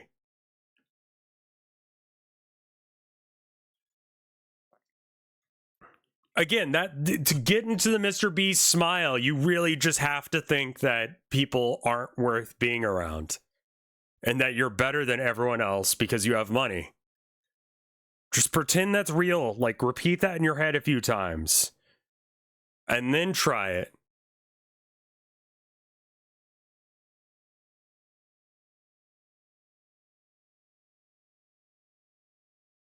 You know? That's their Mr. Beast vibe. It's a little bit of method acting. 3. Invitations. 4. A princess birthday cake and other refreshments. 5. Princess hats, costumes, and name tags. 6. Goodie bags and magic wands. 7. A gift table and autograph book. 8. Party time, fun time. 9. Hiring entertainers. Yeah. Let them eat cake.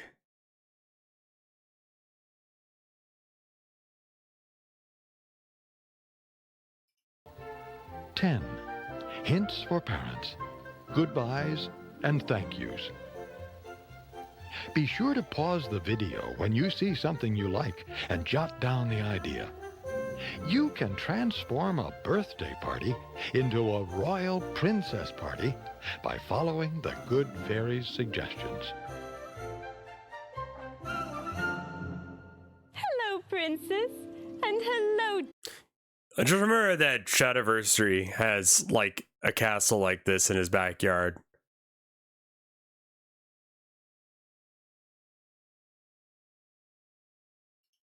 Can you do this for my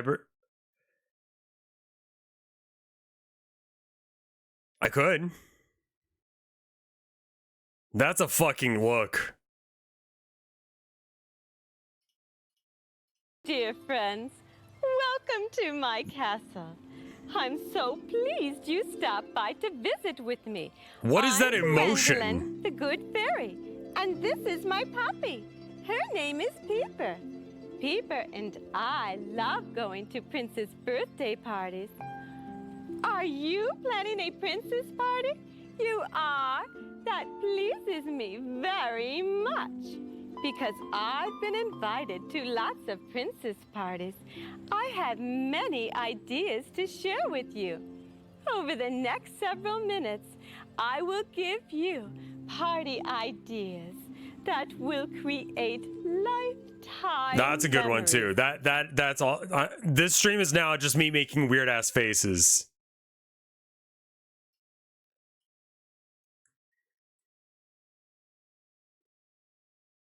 You know? It's fun. Sometimes I do this in the mirror when I have a little bit more time.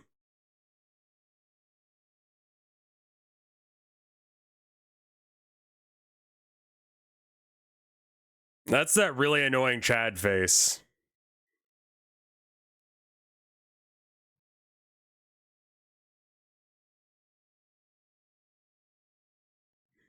It's good.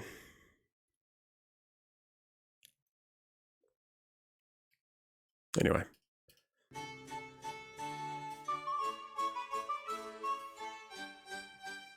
My first key party suggestion. Can you try and do the sweet brave? Sit down. It's like the...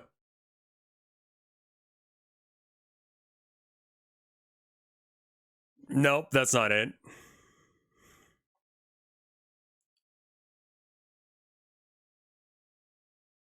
It's almost like a pog.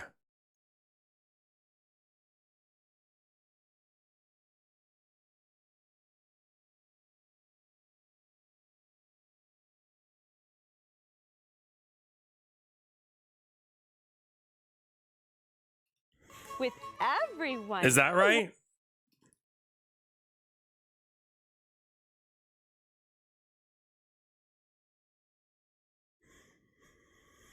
Wants to help you plan your party. Write down ideas and design jobs that will make You got a pog? everyone happy. After all, it's fun to pick and choose. Maybe your sisters will sprinkle glitter on the driveway and draw pretty stars on the sidewalk. Daddy could tie balloons on the mailbox. Is that right? And at the door. Whatever the assignment is, be sure everyone is in agreement and have fun. You can even serve refreshments to make party planning extra special. Party planning is so much fun that I can hardly wait for the party. Wait for the party. Would you like to see a princess party?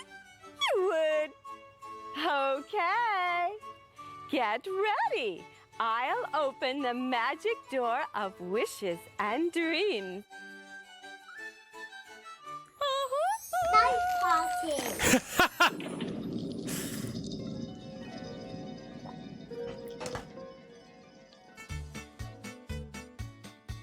Today is a very special day. Why is this the music? Princess Ashley is 8 years old today.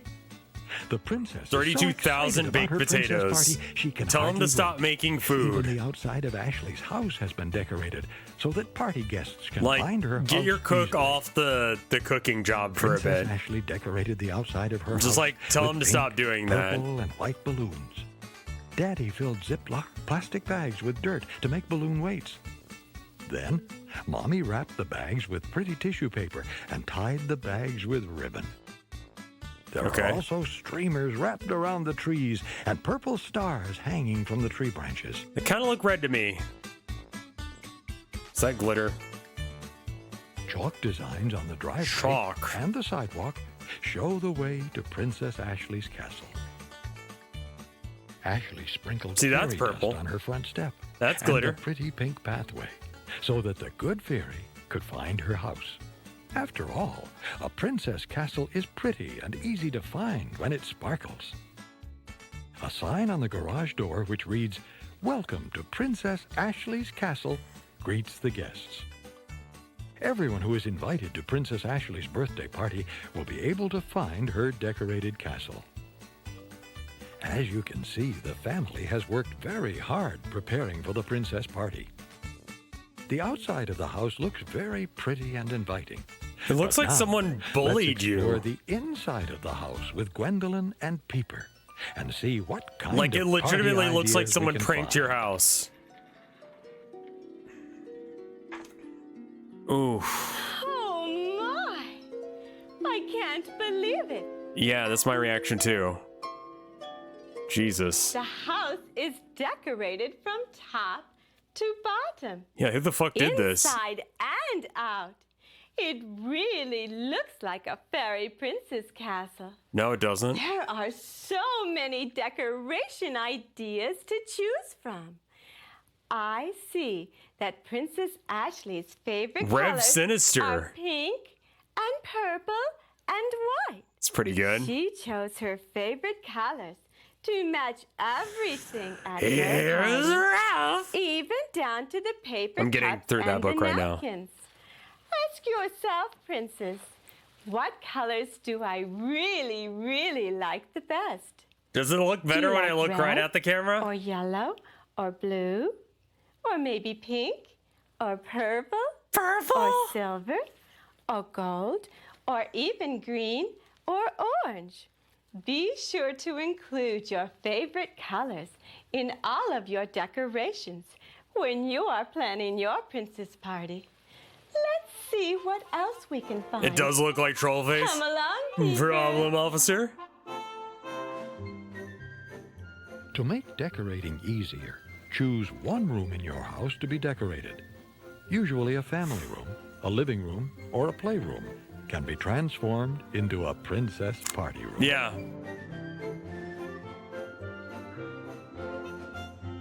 Looks like you're trying to sell Don't forget to microwavable decorate the hallway gunpowder. that leads to the party room. Princess Could hammer a Ashley little chose harder. cut out construction paper stars as a pathway to her princess party room. Her sisters sprinkled purple tinsel on the carpet. Oh my god, it's gonna be a Ashley even bitch to taped clean. Cut-out stars to the Do you have a walls guest of the list? party room. Yes, I should probably actually make a Everyone server helped with for that. project. Ashley also placed the balloon weights that Mommy and Daddy made on the pink princess runway that leads to the party room. Balloons are really a fun, colorful, and inexpensive way to decorate. There are even helium-filled balloons covering the ceiling, streamers hanging down from the doorway, and a balloon archway add color to the castle party room. I mean, this is how to decorate a house and balloon also how design to of Ashley's age, just number really 8, make it hangs annoying on to the clean wall. as well. Wall pictures can also be wrapped and rehung to look like presents. A birthday tree decorated with lights, sparkly jewelry, pink marabou, and pink netting is sure to please every princess at the party. Ashley even has a special princess birthday chair to sit on. Why is it so bright? The Good Fairy suggests that all valuable and breakable objects be removed from the party room. Need we say more? After all, accidents can happen. If there's a coffee table in the center of the room, remove the table and anything else that would lessen party activity. When it's time to play games, the Good Fairy likes lots and lots of room. At least enough room where the guests can hold hands and make a big, big circle. I'm sure you can see why decorating and party planning are so very important. Your house will really look like a pretty fairy princess castle. I've only done a piñata once, and I was wearing... God, this is... Okay, so, like, technically I'm at the lightest weight that I've ever been, but also, like, this is mostly, like... there is some muscle, like, not a lot, but there is some muscle here, but, like, this is mostly fat that's putting that 175, 170, that I'm at right now. Like, so...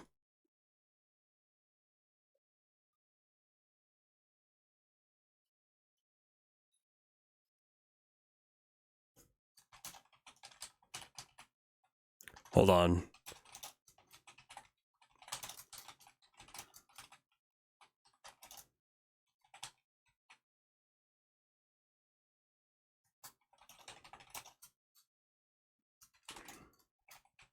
Someone's asking if I want to do a charity thing with them.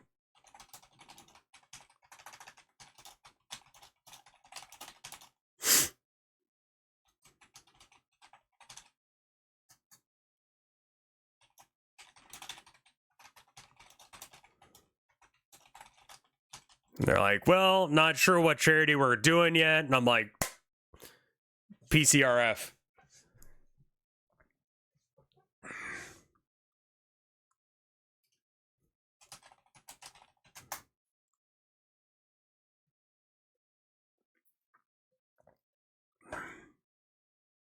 Sure.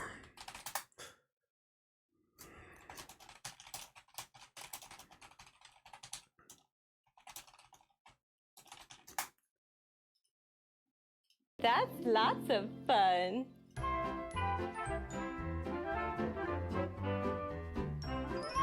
Invitations are very important Well, that's when nice. planning a princess party.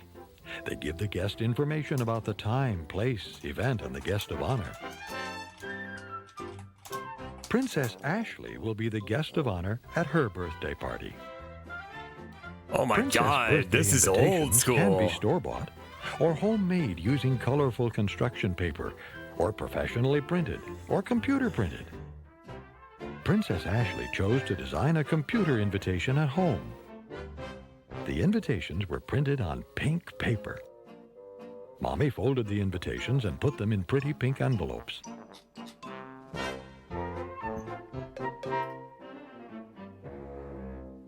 Ashley sprinkled some fairy glitter dust in the envelopes. Then her sister printed the guest's name on the envelope.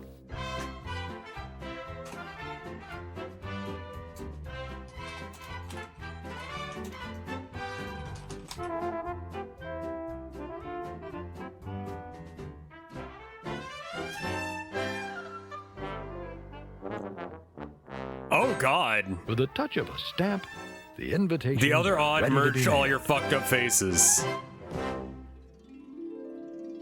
Look, It's horrid.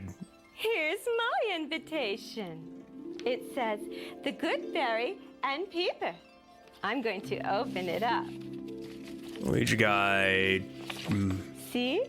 It says, The Royal Family of Baker, the try King and Queen of 1029 limes. West Locust Street, Davenport, Iowa, request the honor of your Fred. presence at their daughter's, Princess Ashley, 8th birthday Andre. party, commencing at 2 Leroy o'clock Hackerling. until 4 o'clock in the afternoon. Gigi on Mars. September 22nd.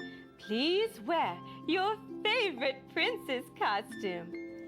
RSVP by September 12th, 555-7791.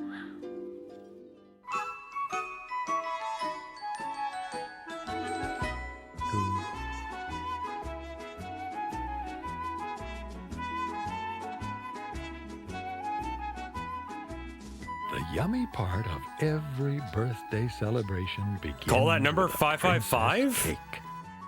Wait, why are we Princess looking up the Ashley symptoms chose of to lead have a poisoning to princess see doll if there's cake. something wrong with my water? Ashley and her mom But there's bought a not. brand new doll and took it to their There's just favorite something wrong with me. Then the baker Oh, designed Mike, a if I cake haven't sent one to around him. the doll. The dress on the doll is colored with a pink buttercream Yeah, icing. 555 numbers aren't real. Her dress is trimmed in white and purple. I don't know what, The baker wrote, "Happy birthday, Princess Ashley," on the skirt of the dress. Keep in mind that Princess Ashley is using her pretty party colors. It is truly a cake fit for a princess. Peter and I love to eat birthday cake. I'll bet you do too. Along with birthday Yo. cake, it's also fun to serve other refreshments. Lead tastes sweet. Ice cream with cake and fruit punch is always a hit at No, parties. it's not sweet. Princess Ashley picked vanilla ice cream. Mmm. Princess Ashley's mom will serve two kinds of ice cream toppings. I'm trying to think of who else I chocolate, messaged about this. And butterscotch. Oh, so good. She even has candy sprinkles, whipped He cream, got a and little too cherry. much into that. Mom has a neat time saver idea. Before the party, Hey, Gigi, she how you scooped doing? ice cream into baking cups and placed them in a muffin pan. Then she put them back in the freezer until the party. That saves I don't a feel like lot I know of Bricky well valuable enough to time. invite him for this. If you're concerned about a mess on your floor during cake time, place a matching tablecloth on the floor underneath the table and chairs. I to got catch Andre. party crumbs Oh, and Simple spills. Flips, sure. The Good Fairy also suggests that all refreshments be placed on the cake table only and not in the game room area. Gwendolyn has observed that when there are treats out, the party guests will tend to eat and not involve themselves as much in activities. We'll see who shows up. there are more party ideas to come. I'll show you when the princess and her guests 2 sit hours for a down kids to party sing does feel short, but I mean, Happy honestly, Birthday just and eat give them a whole cake bunch of sugar and have ice them cream, just too. freak the fuck out.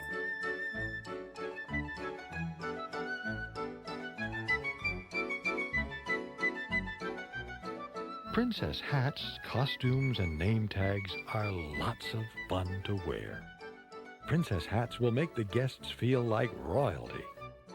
For the royal family members, Mommy decorated gold cardboard crowns with costume jewels.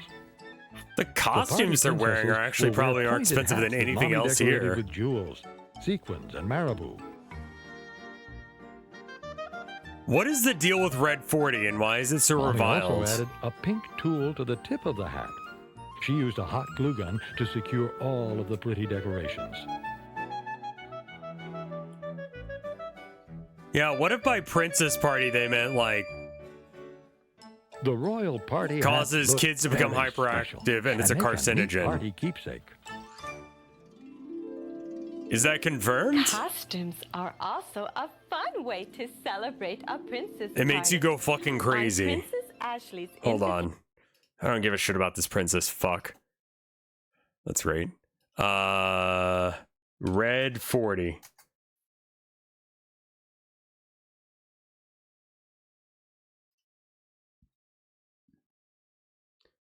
Red dye number 3 is now banned in the US. Here's what studies show about other more common dyes.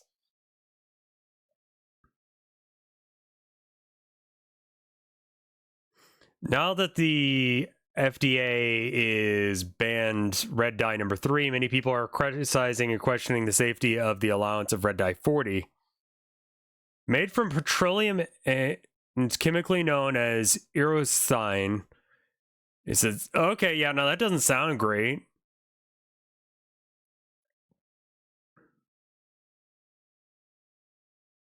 The dye was found to cause cancer in rats more than 30 years ago.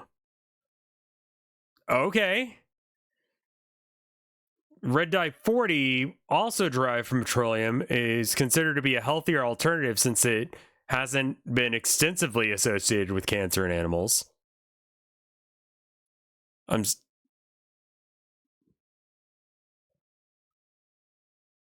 remember watching a thing about well, no, they brought in some like parents of autistic kids to my psych course to talk about how hard it is to be a parent who has a kid with autism, which like legitimately it is probably difficult because there's no guide on how to be a parent. There's no guide on how to, you know, help your kids through the hardest bits of, you know,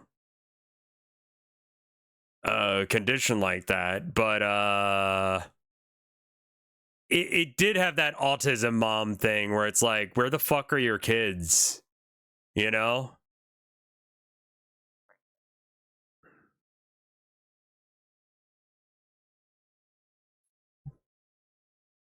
I mean, yeah. Like, I feel like if you're, I'm going to use trains as the example because it's like, whatever, right? But like, if your kid's hyperfixation is trains and you want them to do math, make the math train related, you know? Like,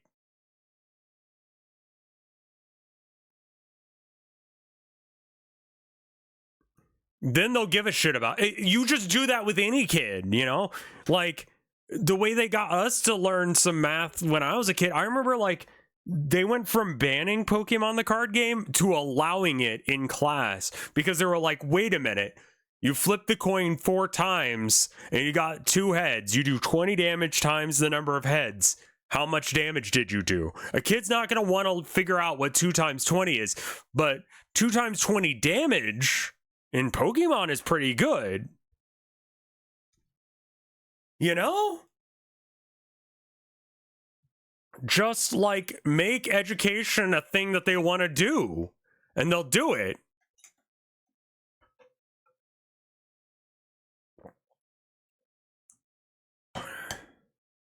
You can make learning enjoyable. Yeah, meet your children where they're at. You know? like, if your kid is autistic and it's like these things bug them, then just don't do those things when possible.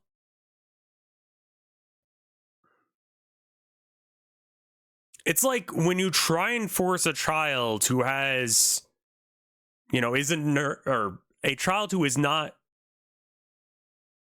neurotypical to do things, they will perform worse when you try and treat them like they're neurotypical. Like, so treat them like they are neurodivergent, understand that they have limitations and they have things they excel at, and take them for what it is. And then they will learn things better and they will have a happier life. There's only so much you can do that. There's certain things you can't, like, have them not do. Like, a lot of the times, like, your kid may not want to wear a coat or something, but it's cold as shit. You have to get them to wear a coat, you know?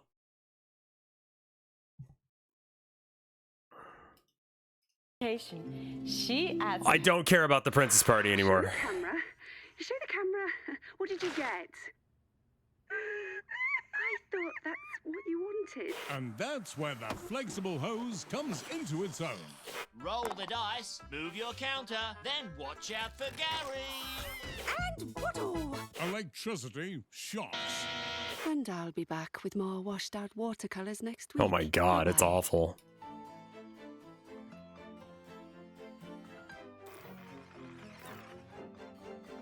But I remember one of the things that the parents came in and said was like weird. Time once again to ask. Like, I don't like, someone was like, do you have an issue with red 40 or whatever? And it was just like,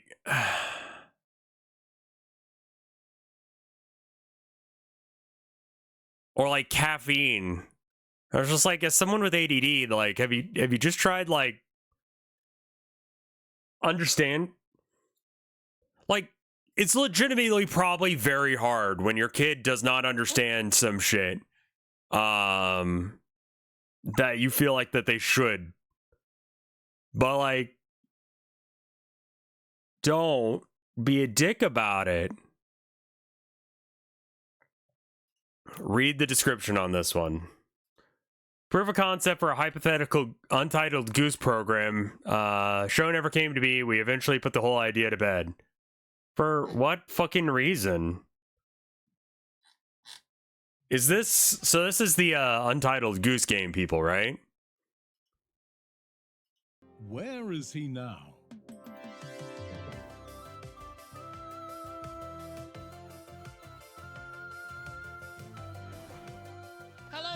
I'm here in this beautiful garden to talk to the village groundskeeper. Yeah. What's that you've got there? Well, it's just a rake. Uh-huh. And tell us, what do you actually do with a rake?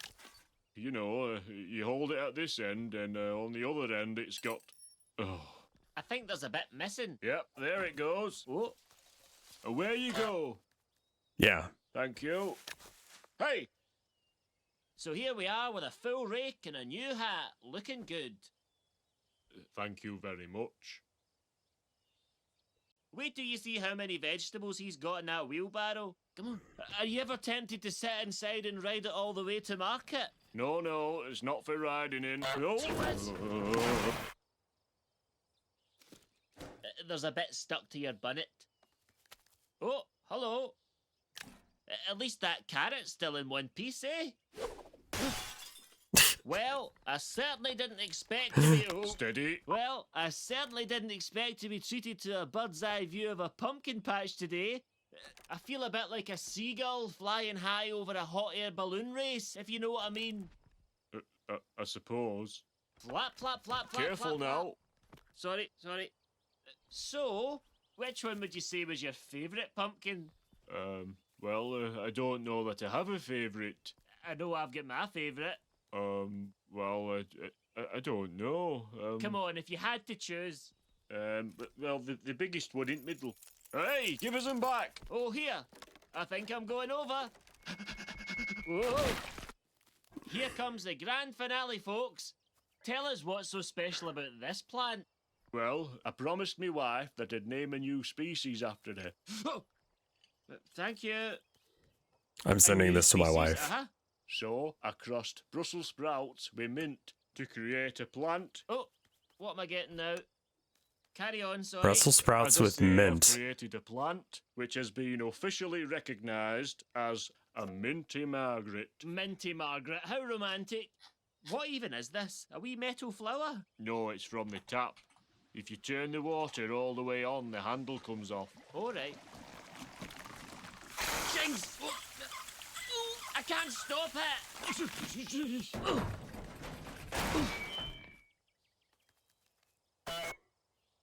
Well, it's time for me to visit the fire brigade now to hopefully cut me out. But I just want to say how sorry I am about your Minty Margarets. Not to worry, I still have a couple of seeds. Zoom in on the seeds. As we've seen, nature can be a cruel beast, but let this packet of seeds be a testament to one man's perseverance. Watch out!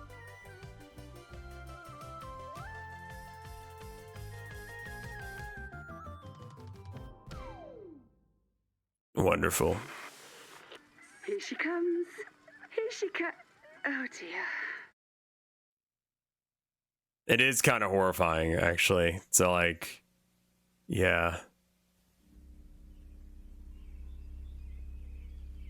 I have so many fucking servers I'm in. Holy shit. I'm not doing Super Seducer. I'm pretty sure I can't stream that. I'm not gonna check and see what this video's concept is. I just wanna view it raw. Oh. All right.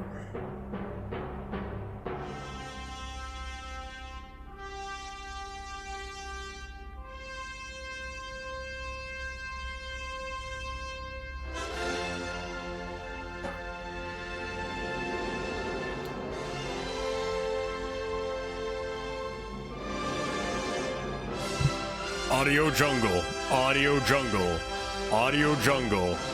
Paper cups were here to stay. I'm sorry.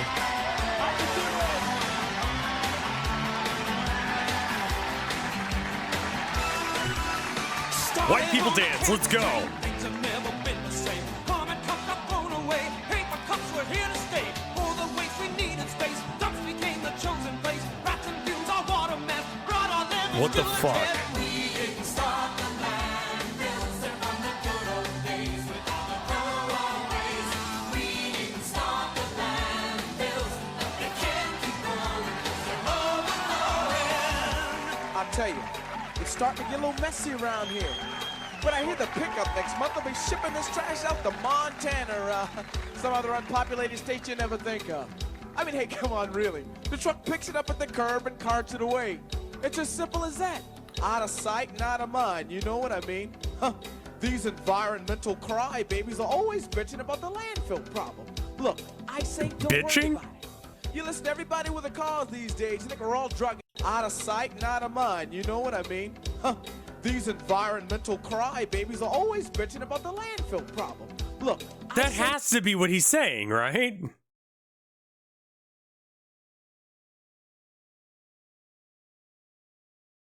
Like he can't be saying any other word.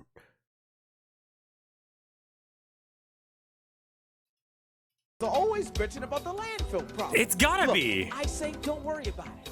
You listen to everybody with a cause these days, you think we're all drug addicts or dying of AIDS. So like I say, Jesus. don't worry about it. Cans closed, bad and good. Batteries that never could. Cardboard, old boards, 2x4. Any kind of wooden board. Shades for lamps and people too. And the kind that come in blue. Boxes, napkins, fork and spoon. And a kid's trip to the moon. We didn't start the landfills. They're from the good old days with all the throwaways.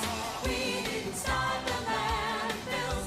They can't keep rolling 'cause they're overflowing. Oh man. You're not leaving this house until you clean up that pigsty you call a bedroom. I tell you, my family is trying. Yeah, this is unfortunately We Didn't Start the Fire parody, but it's not very good. Army does it a year. Soup cans and cereal boxes, plastic bottles, glass bottles. It would be cheap cheaper for me to keep a cow in the backyard the way the milk jugs pile up. And I don't know why I take a newspaper either. The resident couch potato only reads the comics and the sports page. If I could take all of this trash to the dump every week, my house would look like one. Well, thank God for the garbage man.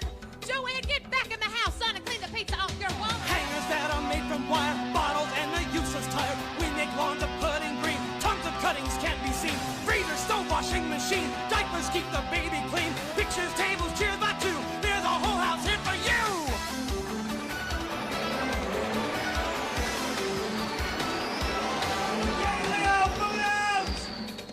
I'll tell ya, we're kidding ourselves right now if you think any of this disappears in a landfill someplace. I mean, take it from me, because I work with garbage for a living. And did you know every single one of us creates 3.5 pounds of it every single day? Now I want you to think about it. What if you all had to carry, say, 3 weeks worth of the stuff along with you? Or maybe even store it in your locker? I suppose some of you are already doing that. I mean, we've been burying garbage for years, but now we're running out of landfill space. Unless you'd like to volunteer your backyard. I can believe the 3-pound thing, yeah. That's not a lot, but yeah, I could see that being real.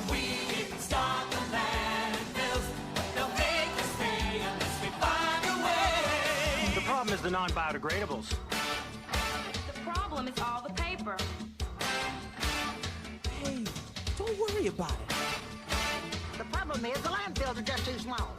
The problem is the Martians, dude.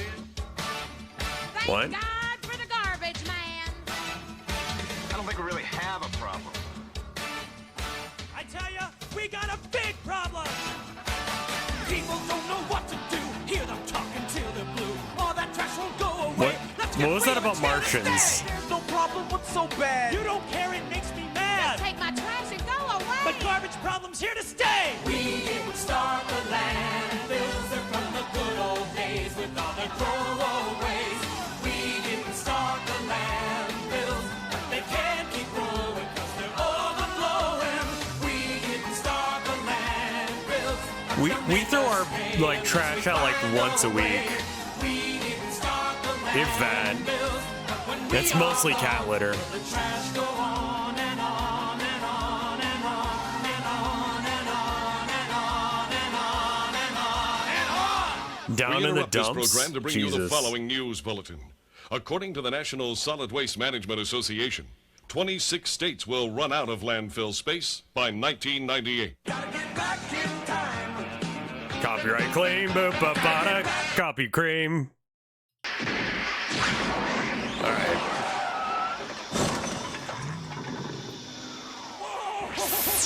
Woo! Great Scott, Artie! Did you see those 2 surf punks in that flying phone booth of theirs?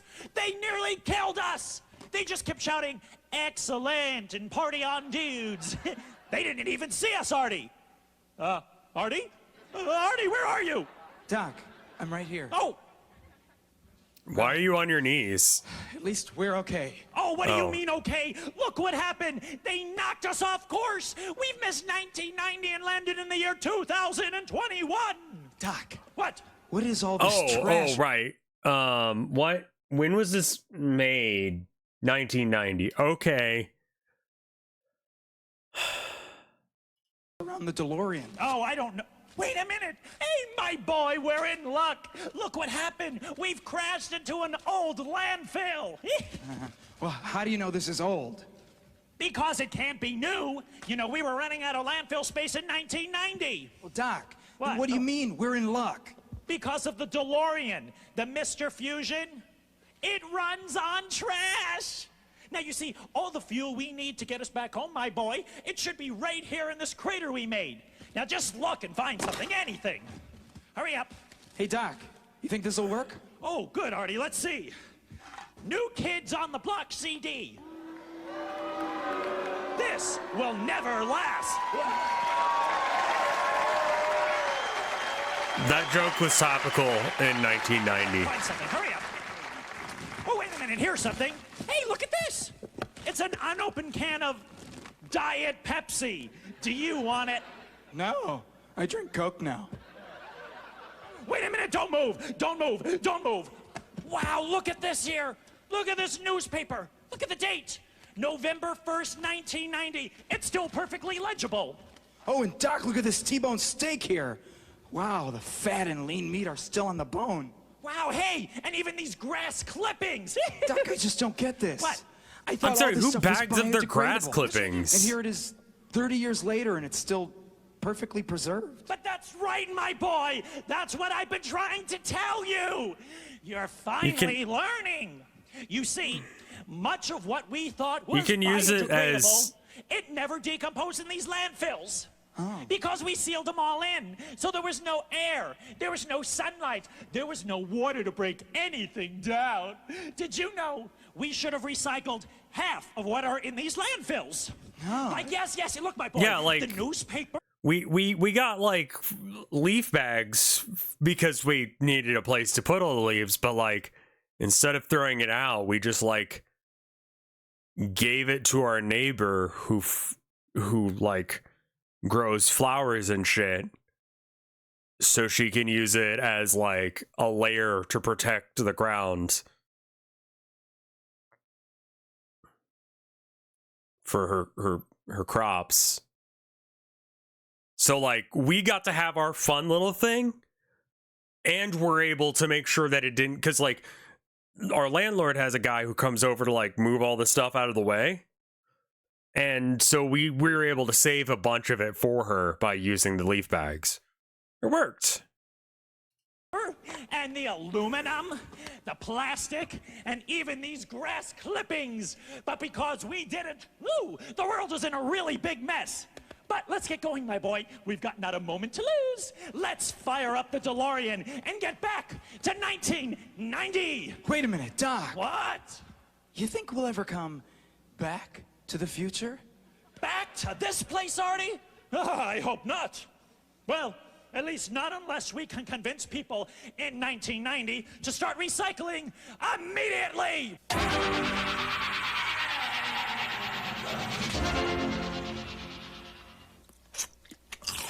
Yeah, I wouldn't want to be in 2021 either.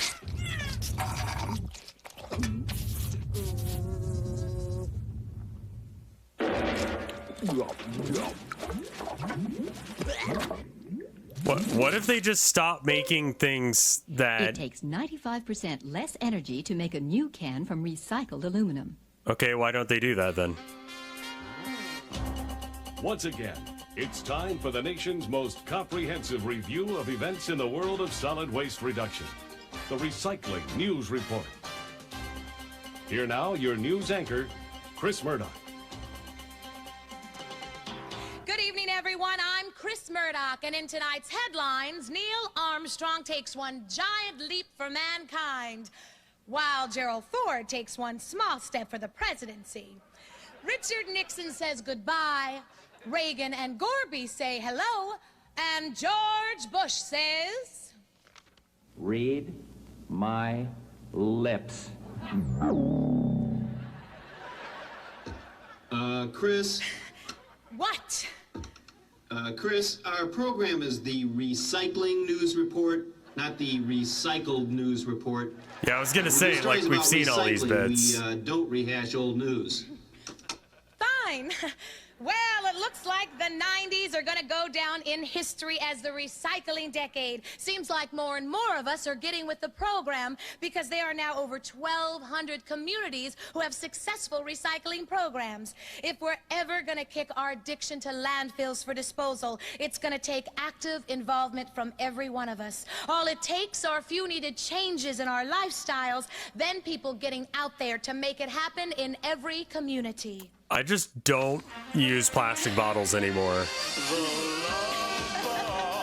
Well, what will they think of next? Now promoters have found a way to combine a luxury cruise vacation with a fabulous week in a dump. The Landfill Princess sails from the East Coast to the Gulf Coast, and budget-minded travelers won't have to worry about wasting money in exciting ports of call because no one will allow this love barge to dock there. Hey, please don't pitch out those empty plastic milk jugs your family cranks out each week. Recycle them. Remember, this is from High-density 1990. polyethylene bottles are also being recycled in the U.S., and the amount is growing. recycling of plastic bottles is a bitch and it's really inefficient, so just don't do that. Reclaimed and recycled into useful new products like soft drink bottle base cups, agricultural pipe, barricades, and durable plastic lumber for fencing. I love boats from the 70s. I know, I'm not saying they're good at jokes. Exist, the pipe market, other markets that make mud flaps and everything else. They're calling us every Nice hair. week wanting more material.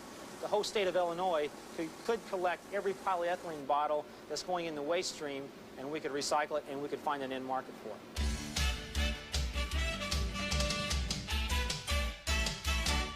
We'll now hear with her weekly report on recycling and other news of I will interest say to the homemakers. plastic or like, the paper straws do not work at all. Holly?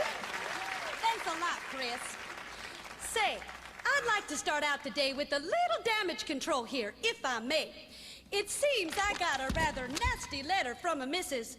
Frida Danube of Snellen, New Jersey, regarding my What is your household hair? hit of reusing old nylon stockings as kitchen strainers. Well, hey, Mrs. Danube, get off my back.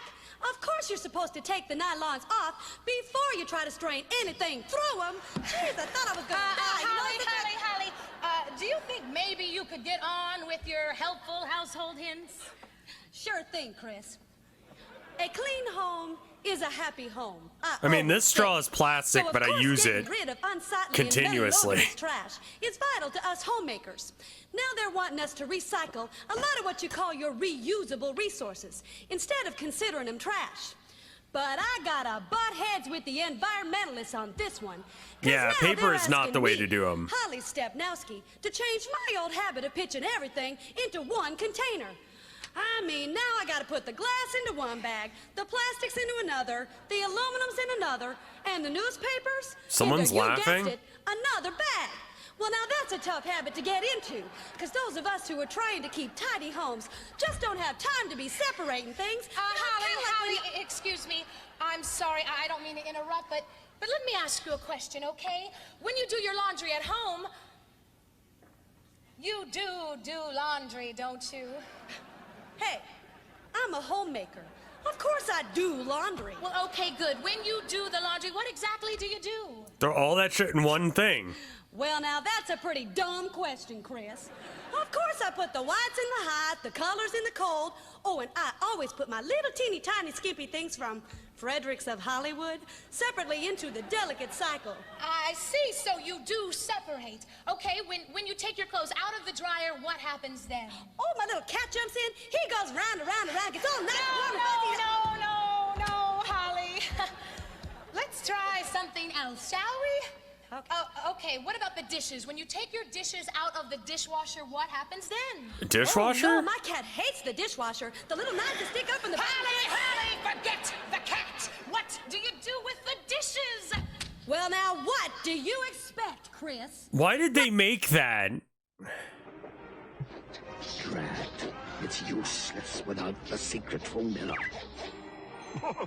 Oh, okay, I thought that was Tony the Tiger. Why is there a fucked up evil version? Tickets, please.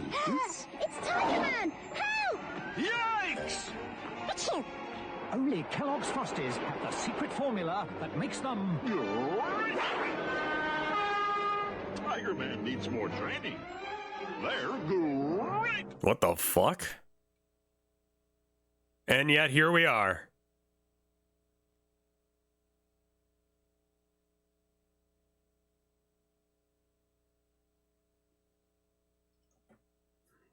What's up? What did you say, Winch? I said I don't believe today's youngsters understand what a ventriloquist is. Well, why not, Winch? Well, Jerry, because on television, everything talks.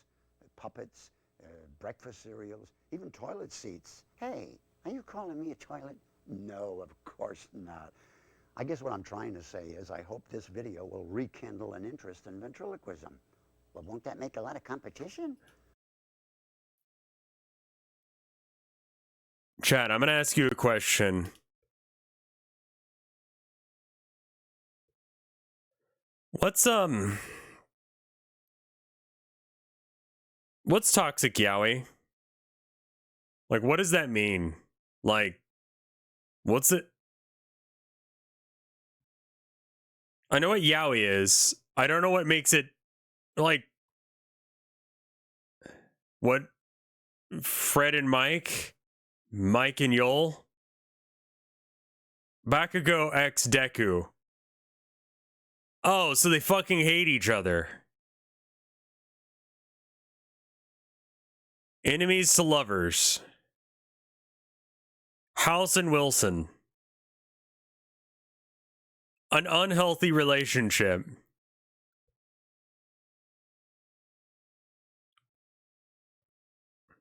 Why is it an hour long? He said to me, hey, I got an appointment today with the Godfather. Excuse me, what's all that blood there? Oh, well, you know, I wanted to look good because I'm going to see the Godfather. Yeah. That's cum. Yes. After I took a shave. Yeah. I put a little toilet water on.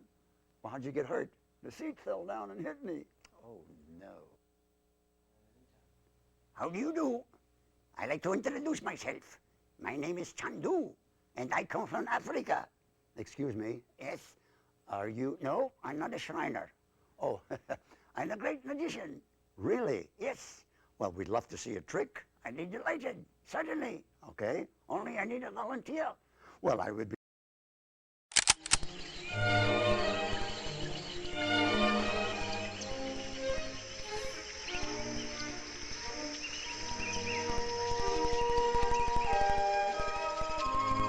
Boomer Jeff Dunham. Oh, yeah. Looks like I might get a little whitetail tonight.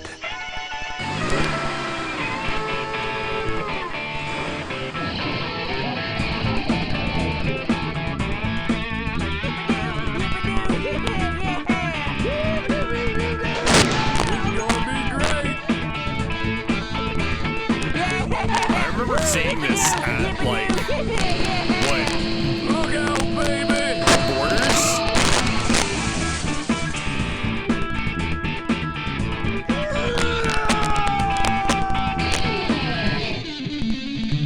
It's showtime. Did you know that Taylor Swift was named after Albert Einstein? Yeah, 110 years after. Okay, now this is comedy. The human species will not go extinct in your lifetime. Barack Obama has no feeling here. Because this is my elbow. This is what a dollar bill looks like under a microscope. If you name your cat Netf and then lay on the ground and cover yourself in tuna, you can get free Netflix. There is no word in the English language that starts and ends with T. There are 3 errors in this sentence. Believe it or not, you could live the entire rest of your life underwater. Leometopum occidentale eggs are fantastic for your health. And why shouldn't they be? They're full of nutrients. A stopped clock is right twice a day, but a clock that loses just 1 second a year is right only once every 43,200 years. So it's better to quit than to be a little bit behind. Oh, okay.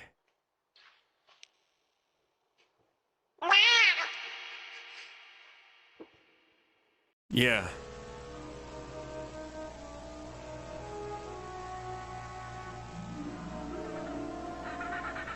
Yeah, Do not too many panic. shit I'm puns. sure he is safe and sound.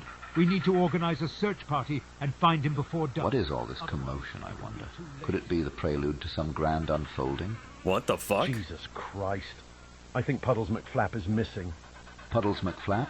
Isn't he the colony's official ice sculptor? Phil! Stuart! You're just in time. Only you two can save Puddles McFlap. His life is in your hands. Wait a sec, what?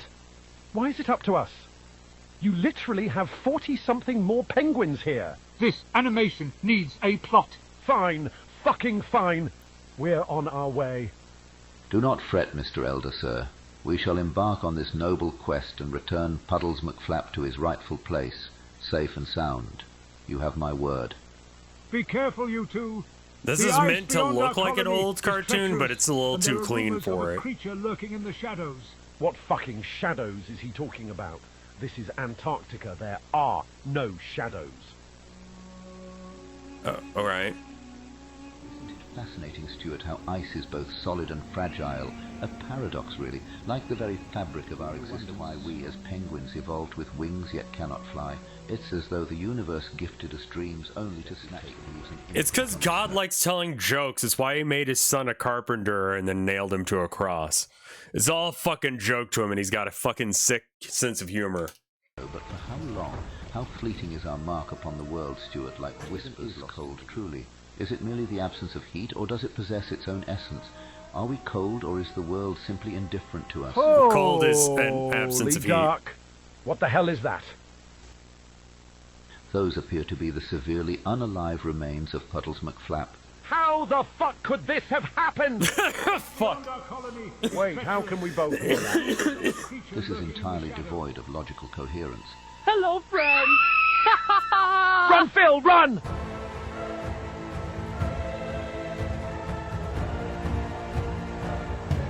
Fuck, no, no, no, no! We are cornered! So this is how destiny tightens its noose. Fascinating. I hope you taste as good as your friend back there. Wait, no, no. Thank you, global warming.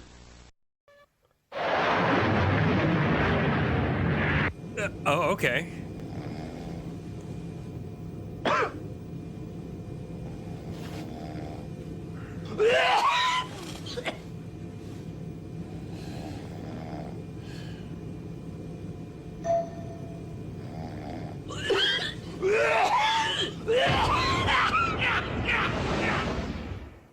Cover your fucking mouth, animal.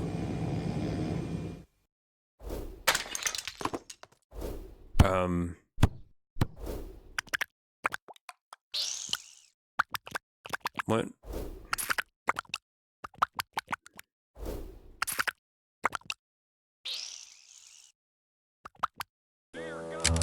I'm glad you did that. Stop! No! Just kill me now! The horror! The horror! Dear God, no! Make it go away! For the sake of everything holy, we're only human! Stop! Became known as the gladiolus because the leaf structure suggested its name many centuries ago to fighting men in ancient Greece. They found a strong resemblance between this long green blade and their swords. They called the gladius. Well, I don't think they'll be running you over again anytime soon. How did you ever find them? I just looked in the yellow pages under heartless bastards, and there they were.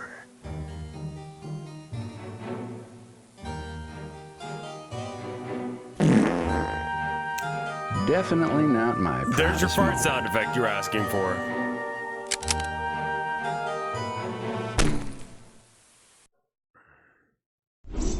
A new medical study on the effects of marijuana use confirms that everyone knows you're high and that you'll most likely never stop feeling like this. According to the American Journal of Medicine, you're not making any sense and everyone thinks you're weird.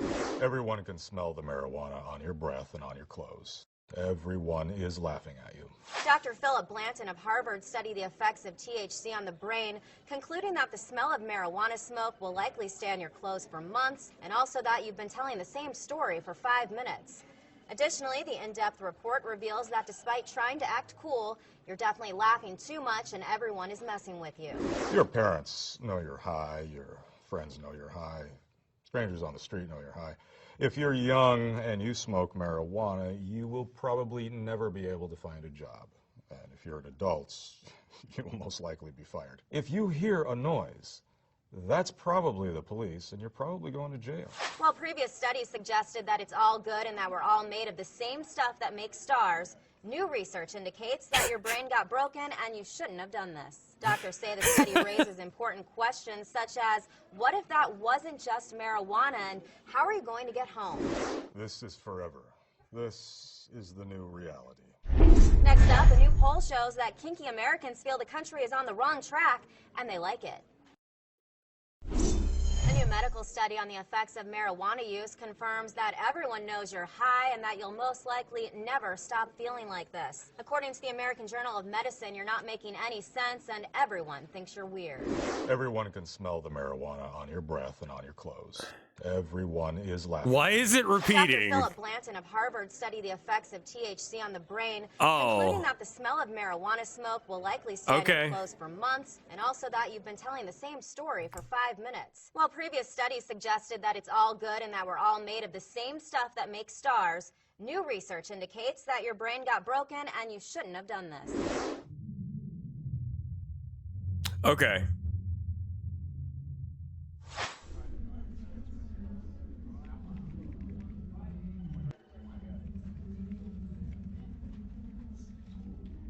Right? If you show this to someone who's high, you will kill them. A new medical study on the effects of marijuana use confirms that everyone knows you're high and that you'll most likely never stop feeling like this. According to the American Journal of Medicine, you're not making any sense and everyone thinks you're weird. Everyone can smell the marijuana on your breath and on your clothes. Everyone is laughing at you. Dr. Philip Blanton of Harvard studied the effects of THC on the brain, concluding that the smell of marijuana smoke will likely stay on your clothes for months, and also that you've been telling the same story for 5 minutes. You were once a baby and now you are a Report criminal. reveals that despite trying to act cool, you're definitely laughing too much and everyone is messing with you. Your parents know you're high. Your friends know you're high. Strangers on the street know you're high. If you're young and you smoke marijuana, you will probably never be able to find a job.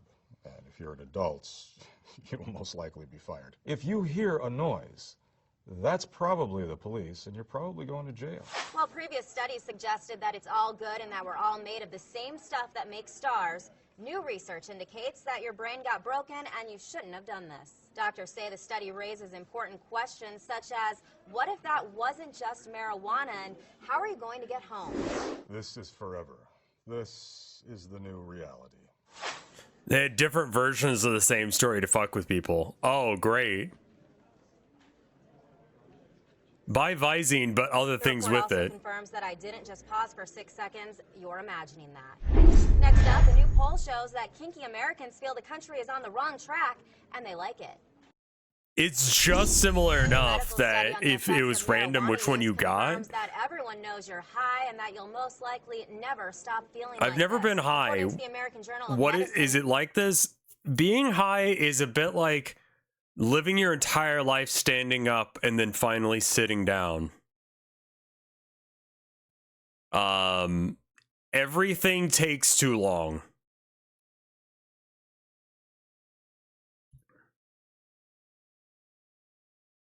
Like, everything takes a very long amount of time. You will swear hours are passing.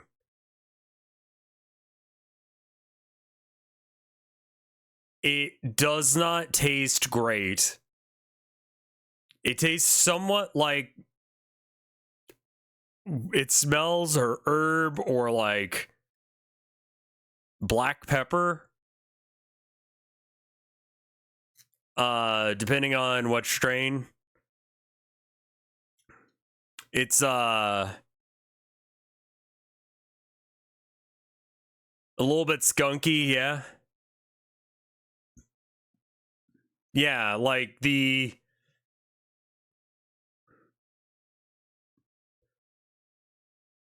I have gone to the bathroom and then come back from the bathroom and went, I'm really sorry I was gone so long, my love.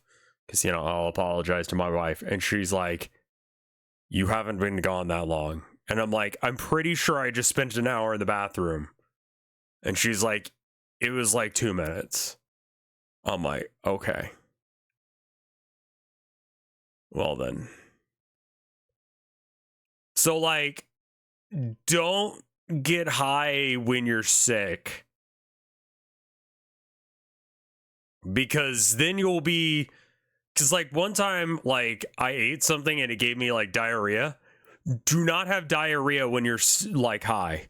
Let me give you that piece of advice. Because you want to spend, like, 30 minutes on the toilet because you got diarrhea? Nah. 30 minutes? 30 minutes will feel like days. You don't remember when you sat down to shit, but you've been here for days.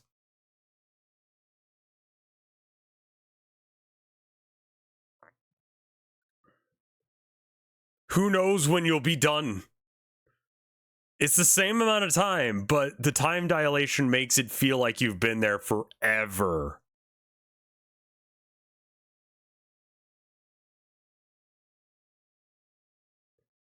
I did take 1,000 milligrams of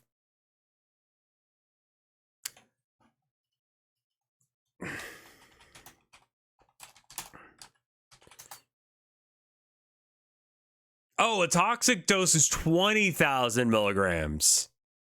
Really? Okay, I have taken as much as like 1,000. Yeah, I took a gram once, and that was the time that I threw up and forgot how to see. I wasn't sure what sense was sight anymore.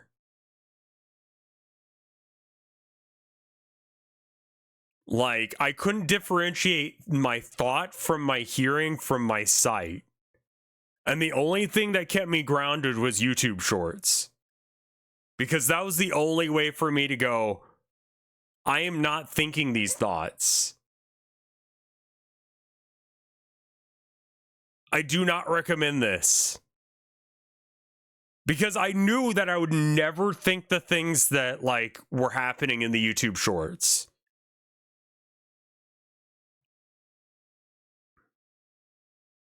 Yeah, no, I have not, I do not take that much anymore. I actually have not had any in a couple weeks. I mean, A, because I've been sick, but yeah, no, don't do that at all. Like, I'm not allowed to use the microwave when I'm high. Scromiting? Scream vomiting?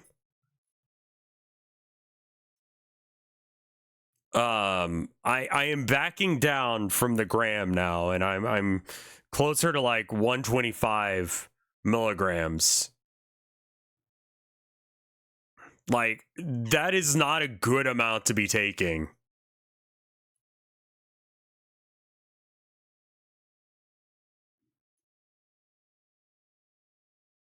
Yeah, 125 to 250 is like when I need to go to bed. It's still a lot, yeah. Well, I just take edibles. I don't like to smoke. Yeah, I had to cut back because it was actually causing me like stomach issues. Don't you feel that after waking up? Oh yeah, you do. Oh yeah, you do. You're not making any sense, and everyone thinks you're weird. Everyone can smell the marijuana on your breath and on your clothes. Everyone is laughing at you. Dr. Philip Blanton of Harvard said... Is weed hangover a thing? Hangover is just like the... Yeah, it is. You will still feel a little bit high. Like, your thoughts won't quite be smooth.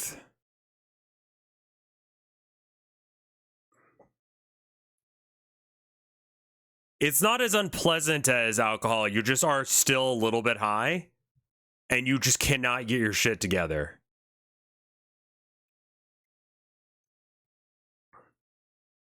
Of THC on the brain, concluding that the smell of marijuana smoke will likely stay on your clothes for months, and also that you've been telling the same story for 5 minutes. Additionally, the in-depth report reveals that despite trying to act cool, you're definitely laughing too much and everyone is messing with you. Your parents know you're high. Your friends know. What is that in the background? On the street know you're high. Oh, it's a snake. If you're young and you smoke marijuana, you will probably never be able to find a job. Not again.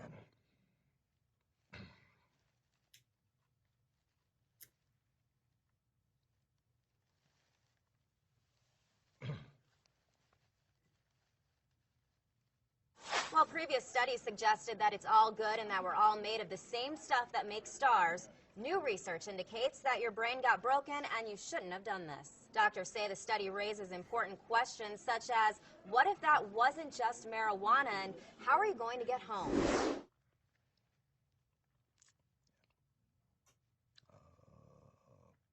I've never hallucinated because I was high.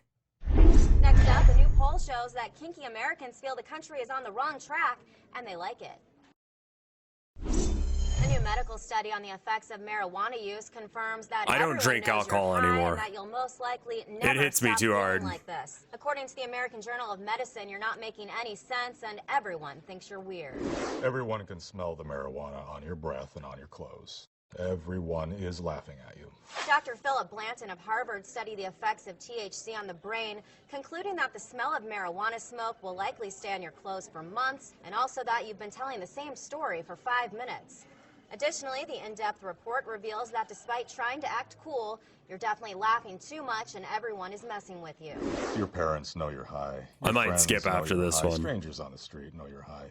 If you're young and you smoke marijuana, you will probably never be able to find a... Jesus. A new medical study on the I will say, like, when you're high, your brain will just, like, think random shit. And you can go down some really fucking not good pathways when you're high. I would not recommend watching this when high. This would make your day very bad. I do not scream when I'm high. I just can't do anything. Like, my brain can't.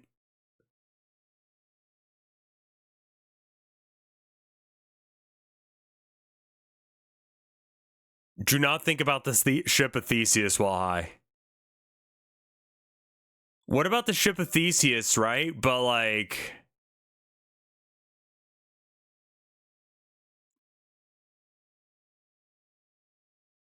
What does it mean if I see naked Pokemon in my dreams? They even had genitals. Okay. There's that.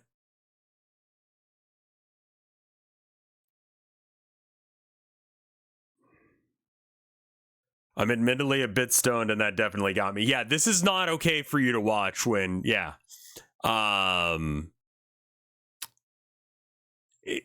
You might be a furry.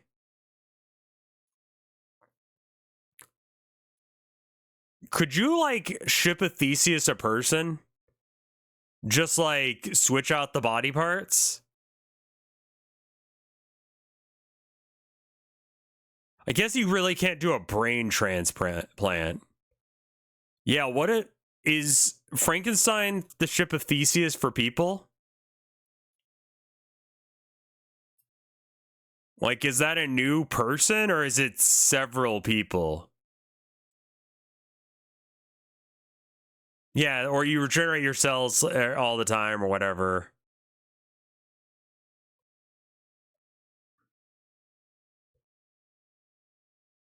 Your brain cells don't get replaced. Dr. Frankenstein was a little bitch.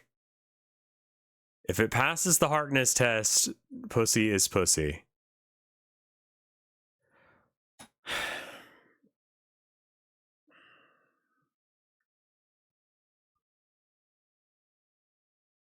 Like, some of y'all...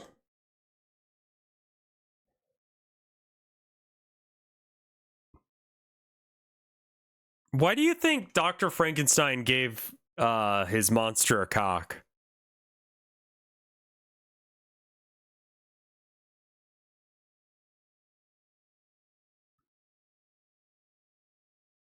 Say words less? Nah, it's entirely my job to say words.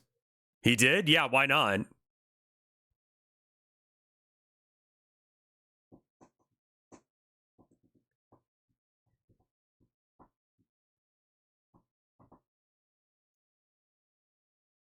He was afraid that he would reproduce, so yes, he did give him a penis.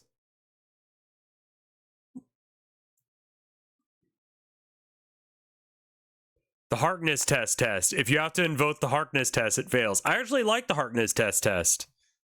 Yeah.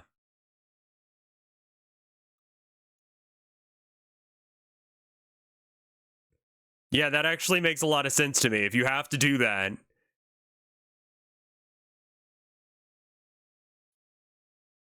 Are you implying that Frankenstein is... I don't know. I'm just asking questions. Questions that you guys are too uncomfortable to think of.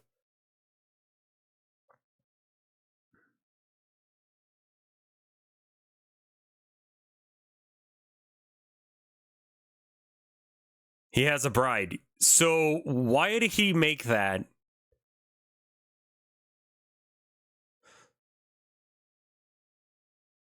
Is it necrophilia to fuck the monster? Yes, it's a reanimated corpse.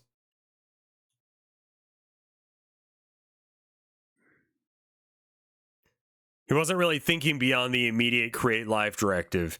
Yeah, so that I mean, like, that's the real point of the story is, like, has science gone too far? We're saving people that have been dying and shit.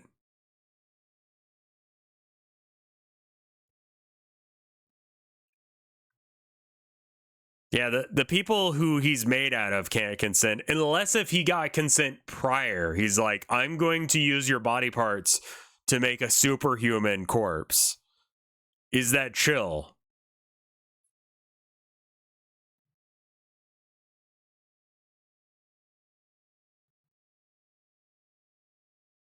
And if they all consented, then it wouldn't be fucked up. But again, he didn't do that, and that's weird. That's weird that we even have to have that conversation. I'll be right back. I'm gonna go get some more water.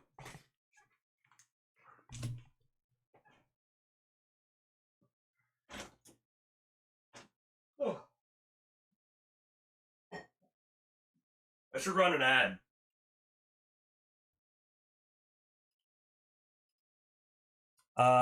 1 minute 30. BRB. Whoop, whoop, whoop, whoop, whoop.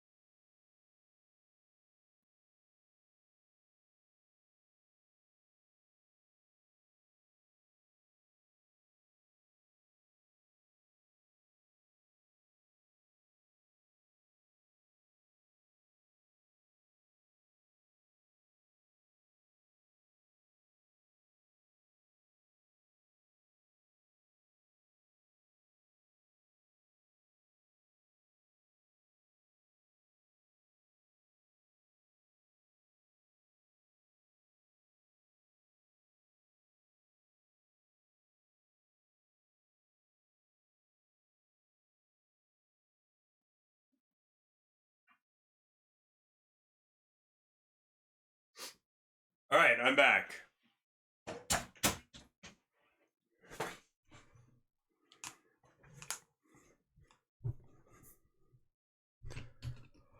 Let's skip to the next one, because I think we get the An idea. asparagus cake from 1980. You know, I don't make these things up. They legitimately get printed in cookbooks for reasons I've yet to fathom. Our kitchen to yours. You can keep it. First, we need 2 cups of grated asparagus. This is food for sheep and people who do yoga. Next is a 1.5 cups of vegetable oil, orange rind, 2 teaspoons of vanilla extract, vanilla Your asparagus. chat is full of bottoms.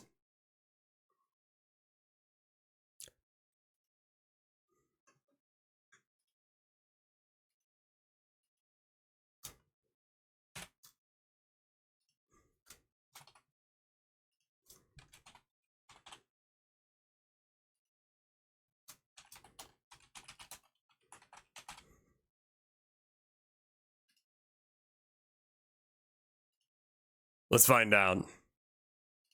8 ounces of crushed pineapple and the juice. Sorry, pineapple. Vanilla asparagus. My bad. 3 eggs. The dry ingredients are 3 cups of flour, 2 cups of sugar, pinch of salt, 2 teaspoons of baking soda, feminine, and 1.5 cups of chopped nuts. Mix. Terror guacamole. Bad. An hour at 350. Woo. So heavy. Powdered sugar. Orange. Moon juice. Woo.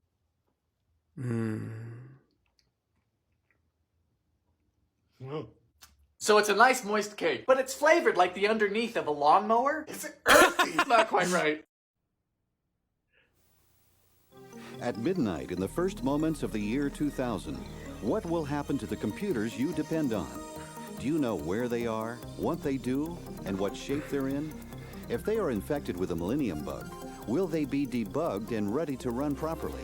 If not, what could they do to your bank account, your job, your future? Next, in this special report on Y2K, the Millennium Bug's deadliest secret, learn about the This was something that people legitimately freaked the fuck out about. And it's because of the way, like, I don't, yeah, it's just, it's not that big of a deal. Like, I remember people being panicked, but I just didn't care. Like,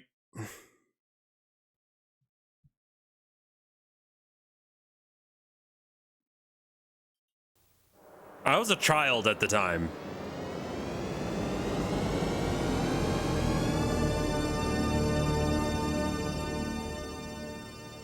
I mean, it could have been a yeah, that sounds right.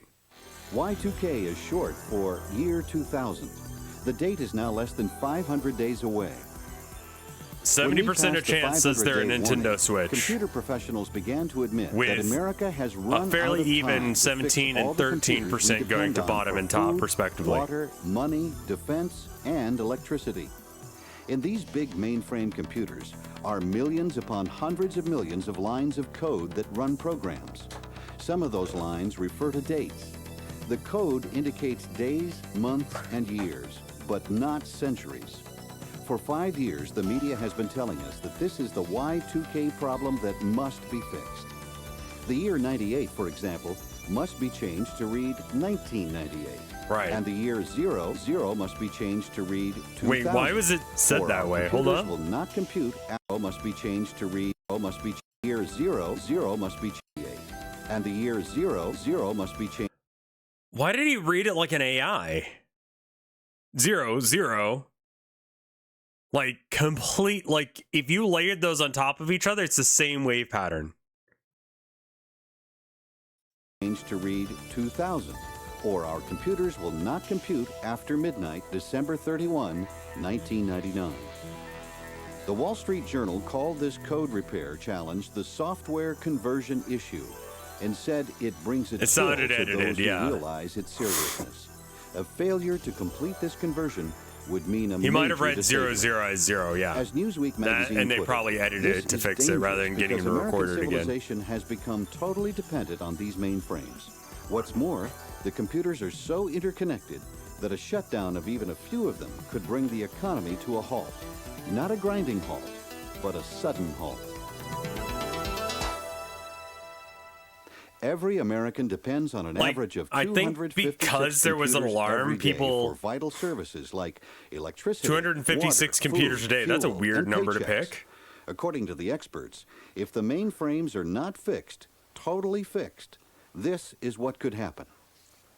On Saturday morning, January 1st, 2000, banks could lose all your records and all your money. Your city water supply could go off for an indefinite period. Your electric company, also controlled by mainframe computer software, could close for months or years. Your local natural gas supply could be cut off when the gas company computers crash. Your favorite commercial airline, controlled by several mainframe systems, could cancel all operations. Your brokerage firm could lose all your It could have been a information. problem, but they fixed it, probably because everyone realized it was going to be a problem. Prescription dispensing systems Turns are out also at programmers risk of are shutting slightly down for smarter than the months. average Your person local that telephone doesn't company understand knows it's in computers, danger at least when and it may comes to be unable to computers. provide you with even the Like, they service saw to this call as an a problem too, and they did operator something or about it. 911. What is that on the Police side of the department screen? functions at the 911 center are also controlled by a power mainframe and could crash even before the phone lines go dead. Every major retail store in your You town know sells computers goods better than brought people who in by don't. railroad. That's what makes you a Railroads programmer. cannot move cars from track to track without mainframe computers and cannot keep track of what's in the cars without mainframe software. If those mainframes go down, the trains will be stuck. Have And it you will be seen as though the Spermageddon? American economy is No. frozen to the tracks of progress. We don't because watch the same computer kind of programs porn. were 2 digits short beginning at the dawn of the computer age. And because programmers are finding it impossible to fix one line of code without hurting other lines of code. Bob Beamer is one of the inventors of computer programming. And he There's was another there at the Y2K beginning bug as the happening father in of word 2038. processing, Okay. ASCII 2 programming, the escape sequence, the COBOL business language, and many other inventions. Beamer has been blamed for causing Who's the coolest Y2K Castlevania problem boss? I because don't he know is the man things. who made 2-digit programming possible. But Beamer tried to do something about Y2K way back in 1968. He warned the Nixon administration about the implications of 2-digit dates and asked for White House assistance in leading an international effort to have corporations and governments change to 4-digit years before the year 2000. But President Nixon refused to take the initiative, and Beamer went into retirement frustrated. I mean, probably because it was Brother fucking Nixon had years signed ahead off of on time, that and that's thing, I not think sexy, and he we'd was never trying to be in this Watergate. fix. But I always consider that a major failure on my part for not somehow getting him to sign that, because had we done that, I'm sure we could have gotten people using 4-digit years in 1970. Beamer emerged from retirement in 1996 with a brilliant idea that can help programmers out of an impossible software programming situation. Oh, a number of seconds But since Bob Beamer 1970 will realizes no the longer be Y2K possible to problem store holds an even as more a 32-bit mysterious signed secret than the number. challenges of code repair. Okay, so Linux The fixed worst it, you part said, is the though, embedded so chips. it's fixable. Those are the little things that run your coffee maker, open and close the security gates. I'll probably on end a up bank switching or to a plant. Linux after this Microsoft one of thing, the famous things this occurred here in edition runs Texas. out, because I just don't want to pay a Texas yearly Power. fee for They my took down a fucking power computer. plant for routine maintenance and said, hey, while Like, we're doing my ideal life is that I don't have to interact with money anymore. Because I realize that most of my problems are money-based. Getting money, keeping money, paying because I made money, getting paid because I made money. You know?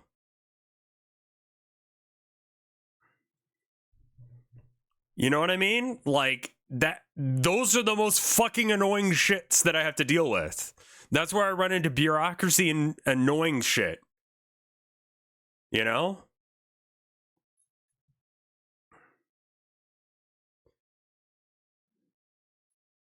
I'll probably have to dual boot. Yeah. We'll replace all the computer chips to Also, control these things. what are you doing here with the bar? Working in the Don't year do that. 2000. And they did. Very nicely done. You don't need this bar. Good thinking. They put it back together and they put it in service, and it lasted 20 seconds and died.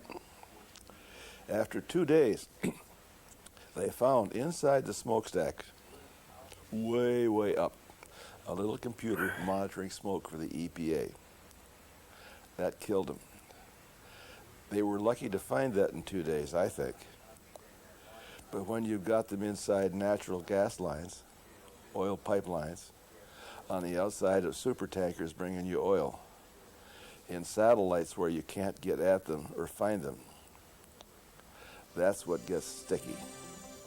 Really sticky. Why can't you find the satellites? Students of the complex Y2K mystery compare their study to the peeling of an onion. The more you peel that onion, the more you discover it's a much deeper problem than most people are aware of. And the problem really has, well, first of all, it arises from the fact that we're used to thinking of the date out of 6 digits. 2 digits for the month, 2 digits for the day, and 2 digits for the year. And most of the programming and... It's not easy finding a star cheese.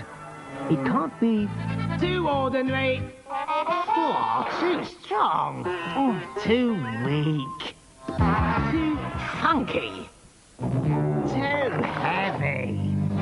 To be the all-round star cheese, you need a great personality. Introducing the one and only, the Laughing Cow Cheese Spread. All right.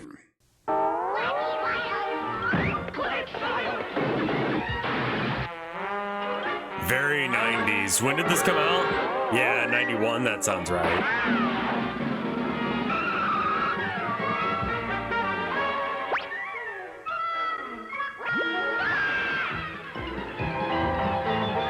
Yeah, the ozone was an actual issue.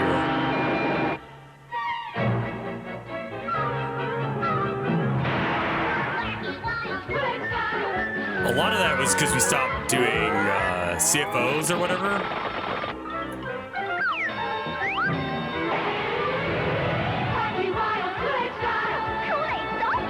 Oh, yeah. Acid rain, yeah. CFCs, it was CFC, not CFO.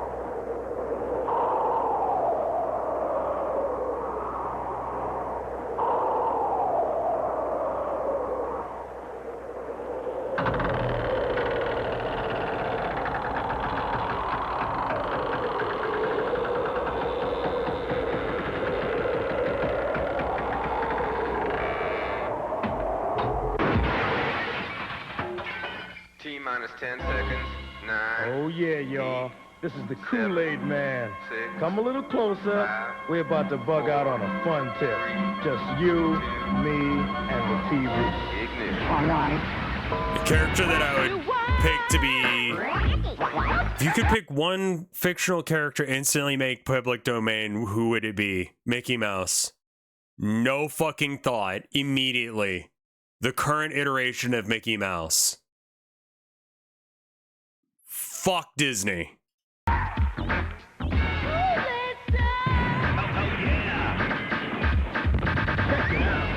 While you're laying back, relaxing and relaxing to my slamming track. Well, I'm the K to the O to the O to the L. A-I-D, man, huh? Can't you tell? Stick out your tongue, the bell's rung up. Listen to my song, huh? You can't go wrong, cause Kool-Aid is lounging and lounging is chilling. I'm the Kool-Aid Man, you know, top billing. I got no beef with Bugs Bunny. It doesn't make sense to me. Exert any I got a energy beef with when I Disney. can be playing B. You gotta take time off to just bug and sweep responsibility up under a rug. Copyright is the way it is because of Disney. Bust my lazy crazy kooky track. Somebody say I'm Kool-Aid Man, and we're gonna play. Say twilly twilly, twilly twilly. Kool-Aid Man gonna make you smile. Skabilly diddly.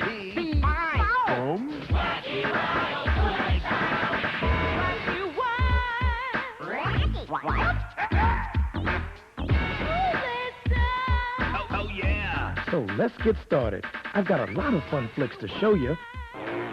A wacky workout that you can do along with us, and some games that'll be different every time you play them. So grab a glass of Kool-Aid. What the fuck is this? Back right after this. Is your home Why did the chimp thing stop? I thought it's... I think it's because it stopped being wacky. They're everywhere It just started you look. being normal They're in your to kitchen. have chimps in your They're in your ads. dining room. You try to get rid of them yourself, but you're an amateur. They're just too quick for you, aren't they? What can you do? You can scream in panic. You can beg for mercy. Or you can call What the trained is this? professionals who have devoted their lives to tracking down these pesky hedgehogs, fearlessly following their escape routes, no matter how perilous to their own life and limb, and then safely relocating them to where they won't bother you and your lovely home. Yes, you want the experts at Fuck this, I don't care.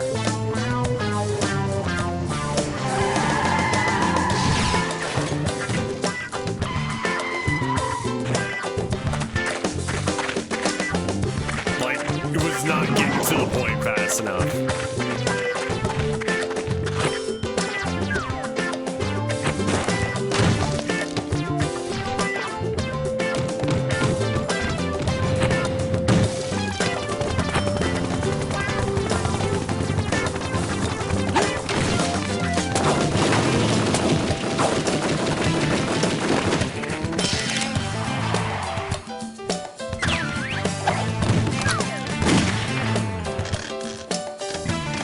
Combination of cultural change, CGI pushing out live action, but also a lot of the chimps were played by a very small number of animals. So once those few chimps got old and died, there were no replace. I mean, surely there's a market for well-trained chimpanzee.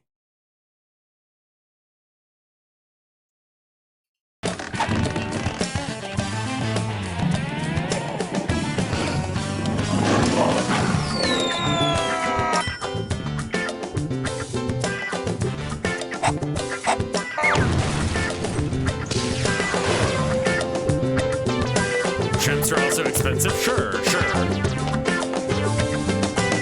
Bambo? God. Oh, Bambo, what'd you do with all the freaking gabagool? Desgraciado. Not even a furry, but that deer is hot. What the hell? No, you're a furry.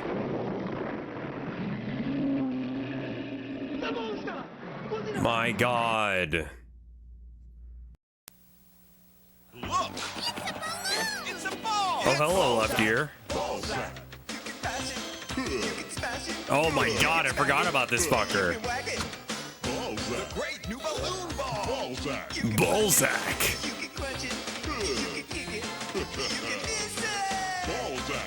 I remember this commercial coming on all the goddamn time. Come on, try it, Balzac. It's a whole new ball game with Balzac.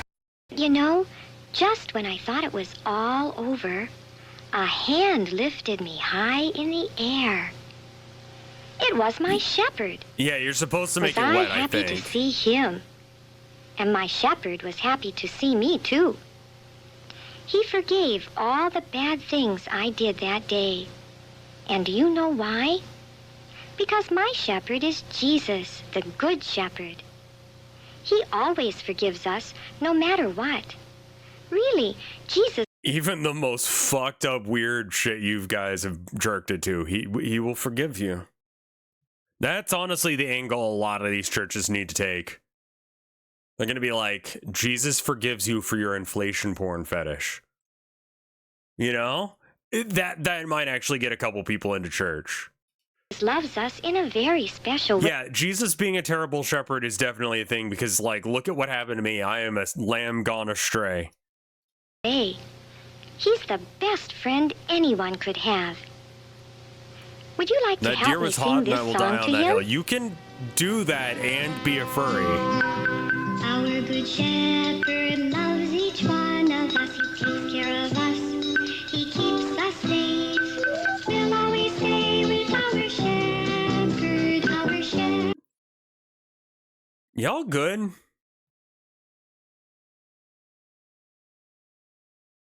Loves us one and all. We'll always stay with our shepherd. Our shepherd loves us one and all. We're always happy when we're with our shepherd. Our shepherd knows us each by name. We're always happy when we're with our shepherd. Our shepherd loves us one and all. Our shepherd loves us one and all.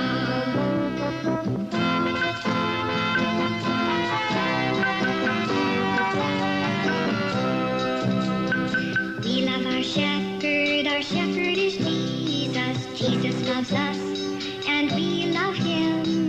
We always want to stay with Jesus. Our shepherd loves us one and all. We always want to stay with Jesus. Our shepherd loves us one and all. This is analog core. Yeah, someone should analog core this. Exactly. My thoughts as well. We're always happy when we're with our shepherd. Our shepherd loves us one and all. Our shepherd loves us one and all. Yeah, you just cut the music at some point. I played the shit out of this game. What to do? Look out! Work. Missed me. If you clicked on the like tickles. sheep and stuff like that enough, they'd I would not do explode. such things if I were you. It was great. My tummy feels funny. Excuse me. Cheetos presents Chester Cheetah. I'm Chester Cheetah. I'm just a cool dude in a loose mood. Until I see those Cheetos. Then my cool turns to drool. My style and ease surrender to my urge for the cheese. I was mostly in Warcraft 3, but Warcraft 2 is pretty cool too. Warcraft 3 has so much good modding. Cheetos brand cheese flavored snacks. It's cheese that goes crunch.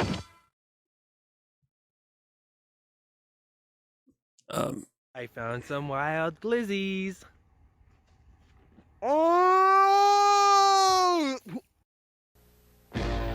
Classic.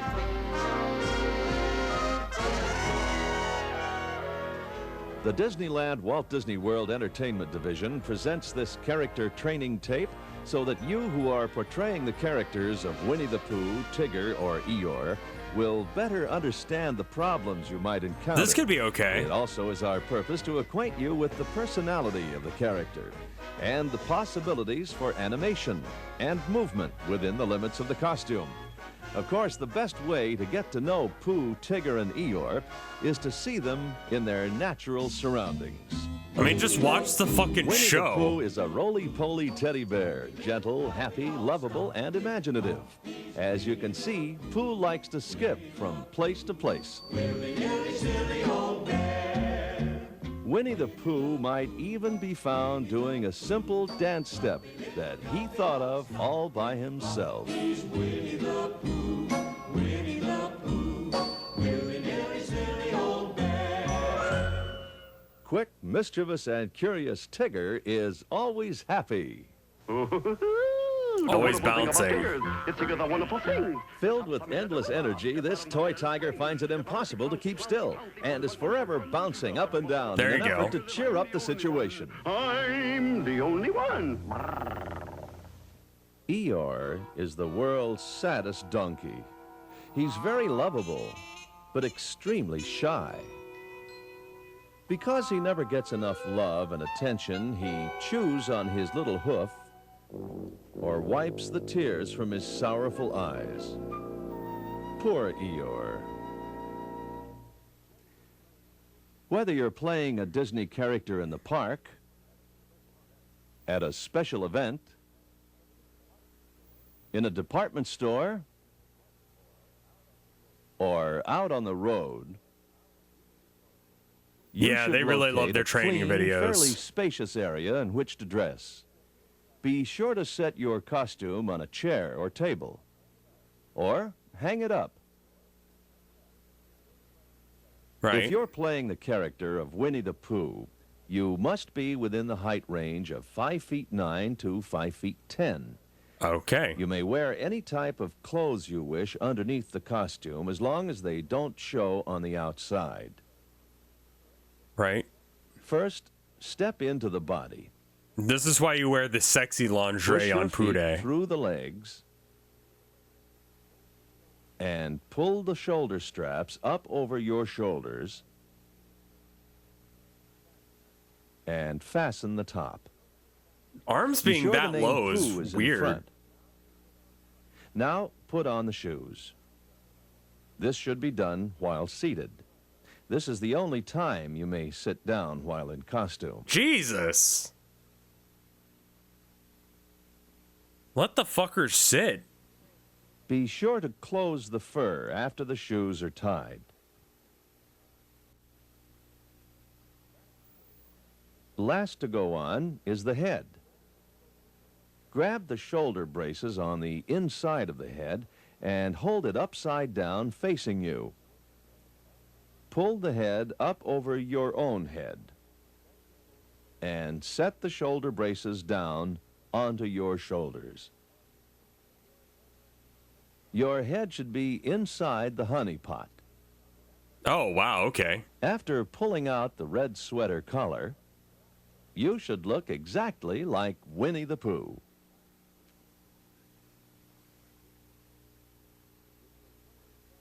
If you're playing the character of Tigger, you must be within a height range of 6 feet to 6 feet 2. Oh, I'm too tall to be Tigger. First, put on the shoes while seated.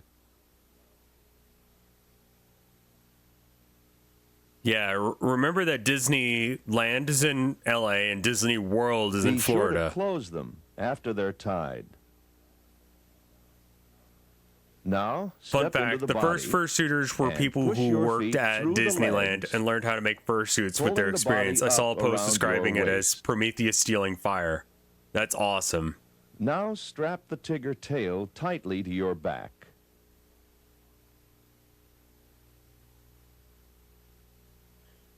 That's the way it should be. Steal from The Disney. gloves must be slipped on before you put your hands through the arms of the costume. For fictional and fun You'll need purposes help now only, and putting not on in the real life, head because to it would make be sure illegal for all me the to say fur that. I'm is pretty tucked sure I have to inside, say that. while the body is being zipped up.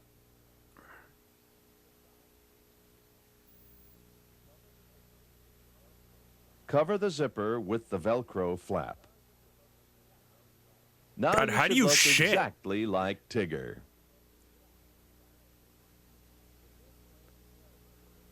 If you're playing the character of Eeyore, you must be within a height range of 5 feet 7 to 5 feet 9. Wow! Step first into the body. Push your feet through the legs. Short kings only. And pull the body up around you. This is the only time you're allowed to zip sit. up the body, put on the shoes. Again, while sitting down. Again, you're not allowed to sit. Drone. Be sure to close the fur after the shoes are tied. Now have your helper hook the inside white padding at the back of your neck and zip up the body, covering the zipper with the Velcro flap. The head is the last thing to go on. Be sure the fur around the neck is on the outside. Yeah, Fred did a really good Now you video should on look just the like furry Eeyore. fandom stuff. I don't know how he learned that much. It was really, really The deep Pooh, dive on that one. Tigger, and Eeyore costumes were designed specifically for these Disney characters. I mean, so yeah. we ask that you not add to or subtract from the costumes. That makes sense. Occasionally, your supervisor, in conjunction with the Disney designers, may approve a particular costume addition, such as this Uncle Sam hat for Pooh. Great care has gone into the construction of these costumes, and they should be kept as neat and clean as possible. For this reason, you should hang up your costume before smoking, eating, or drinking. As you go out to greet your audience, remember that the voices of Pooh, Tigger, and Eeyore are very easily recognized, and the children are not fooled by imitation. So the first rule is that you do not talk. While you're in the costume, you must keep the safety of the children in mind. If you find Make yourself sure to in a punch store them as hard as you situation, can, as Winnie the it's Pooh. wise to move through larger aisles and stop in cleared areas so the children may surround you with a minimum of pushing or crowding. It's best to avoid smaller aisles, particularly those areas where fragile or breakable items are on display. With your head in the honey pot, your vision is considerably impaired, and a quick turn or slip could cause an accident. It's also wise to leave objects of value alone. Cameras, purses, Steal and shit. shopping bags are too easily dropped and broken. Should there be a mishap, leave the area and inform your supervisor immediately. Get the fuck Remember, out. you're working with a very young, unpredictable audience. Children are sometimes hard to understand and may give you an extra affectionate pat on the back or even a playful punch. Patience is the key word in being a Disney character. Most A playful important to remember punch. is that to the children, Pooh, Tigger, and Eeyore are real.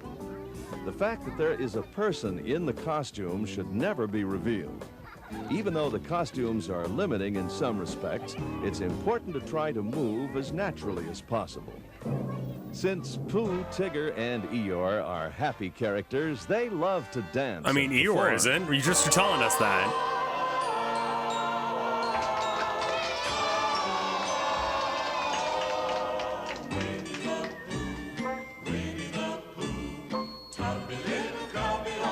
It's so, like, the costume work is really good, actually.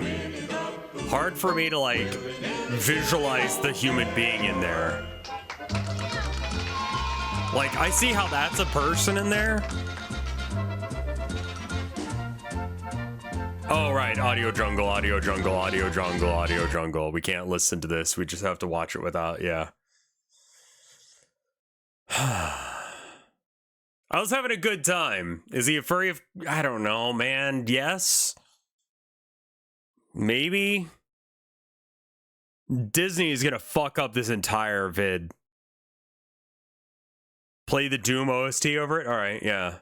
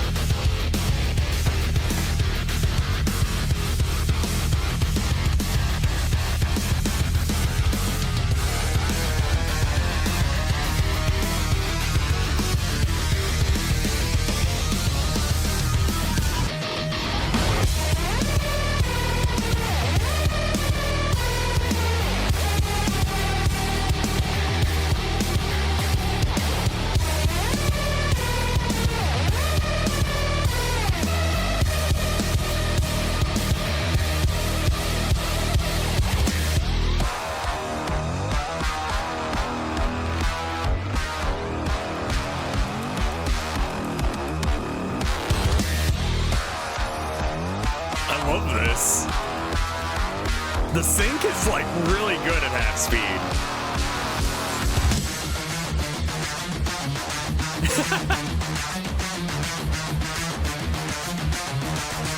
Okay, hold on. Disney character is to become that character.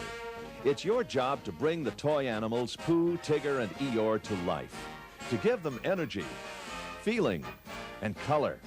Couple your imagination with your good judgment, and always keep the safety of the children in mind. Remember, when you're in costume, the reputations of Pooh, Tigger, and Eeyore depend on you. Got the wonderful character, hooray!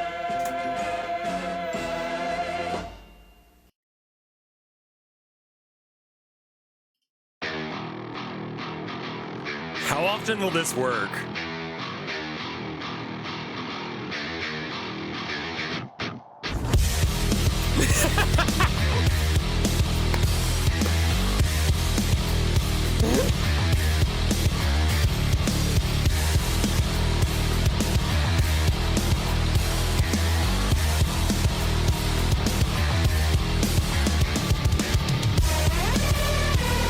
The timing!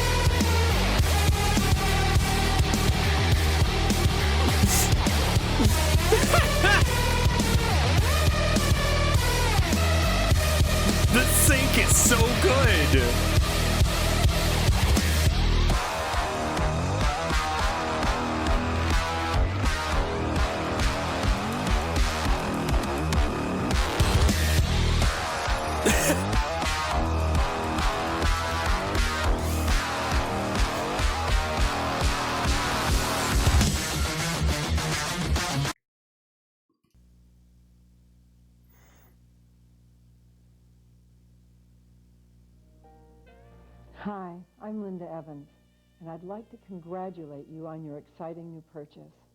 I know from my own personal experience and the experience of others that the Rejuvenique system is an investment that can produce amazing results for your face and skin. And it's a system, not a cream, that can keep on producing those results for years Not to again. come. Now, in just a few seconds, we're going to take you step by step through the setup and operation of your Rejuvenique system, so you can start achieving your own results. We'll give you easy-to-follow instructions on assembling the system, fitting the mask. Yeah, I can barely hear her. And This is a donut. Oh, hey, man. Very sweet and very good.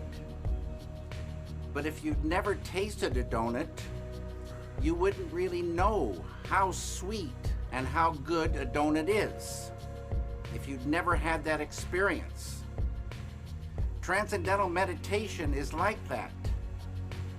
Transcendental meditation gives an experience much sweeter than the sweetness of this donut. It gives the experience of the sweetest nectar of life, pure bliss consciousness. As Maharishi says, those who don't know, they don't know. Those who know, they enjoy. I hope this following documentary gives you some good news about the sweetness of life. All right. Play Space Invaders on the road and you play a dangerous game. Between every car is a safety space. Invade it at your peril. But remember, the safety space you need is always longer than you think. At 30 miles per hour, it is at least 75 feet. Invade it and put yourself at risk. The vehicle ahead is already in the braking mode. The safety space is breaking fast, and the game is already lost. Don't be a space invader. Stay out of the safety space. It's one game you can't win, Earthling.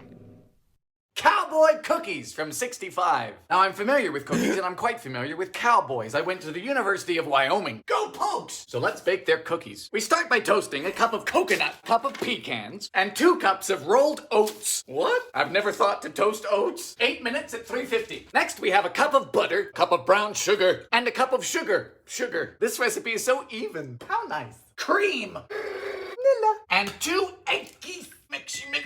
Toasty. For the dry ingredients, we have 2 cups of flour and a mere teaspoon of baking soda. Fold. In goes all of the toasties. Plus 2 cups of chalky chips. Yeah, just get a bigger car if you're not winning that game. Because the Western folks all know. About 11 minutes at 350. That should be good.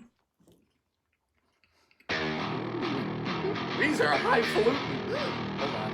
Good. There. I was crawling into a barn to do my barn mischief. And that's when I saw a big bag of laundry just sitting there. That's a miracle. So I started believing in God. What? Oh, it's Clickhole. I was standing in the middle of a barn with my hands on my hips, accomplishing my disgusting barn crimes, when all of a sudden I hear the creak of wheels. I turn around and a radio flyer wagon carrying a big bag of laundry rolls through the door of my barn. I called up my daughter at home and said, "Go find a new mom, compadre, because my only daughter is God now." What? There I was, standing in my barn, squirting out my barn slime to feed to my ancient old parents. And all of a sudden, I smell a bag with a thing in it. I look at what I'm smelling, and it's a big bag of laundry. Proof of God confirmed. I'm so glad I saw that bag of laundry in the barn. Otherwise, I never would have realized that my new daughter is God the animal. Right after having that experience in the barn, I decided to become a religious pop star. My pop star name was Mr. Huge Musical Religious because of laundry, the rascal. And my songs were about how I discovered my faith from crawling into my special dark barn and seeing a big bag of laundry. It wasn't my laundry. I have a question for all the big atheists. If God isn't real, then how come a big bag of laundry got in my barn? What a slap in the face to all the scientists who think God isn't real. Checkmate, Richard Dawkins. Checkmate, Dr. Robotnik. Checkmate, trigonometry baby. God the animal squirted out some laundry into my barn, and that's why I'm having a smile. Finding the pile of laundry in my wet, dangerous barn made me think about what it would be like if God the animal bit me with his razor-sharp fangs. God has huge poisonous fangs, and he loves to bite people who follow the rules. If you follow the rules, God's going to kill you with his long teeth, and I love knowing that. When Barn Laundry made me a religious diva, all my singles became the top Spotify on Pandora. I had many incredible worship songs like God's Wide Expanse Gladdens My Heart, and Dad gave me my khakis, but God gave me my dad, and God's glorious face makes me bored. As soon as I saw laundry in a bag in a barn, I drove my car to NASA, where all the astronauts were taking the SATs. And I ran into the room and I shouted, "Bad news, spaceman. God is real, so math is for lunatics now. I'm going to throw the trigonometry baby into the ocean." And the NASA astronaut said, "Don't do that. We need the trigonometry baby in order to understand the dark, rancid secrets of triangles." But I couldn't hear them because I was having a very loud dream about God while I was walking away from a baby girl. I'm so glad I saw the big bag of laundry in the barn. It showed me God is real, and it helped me become a religious diva.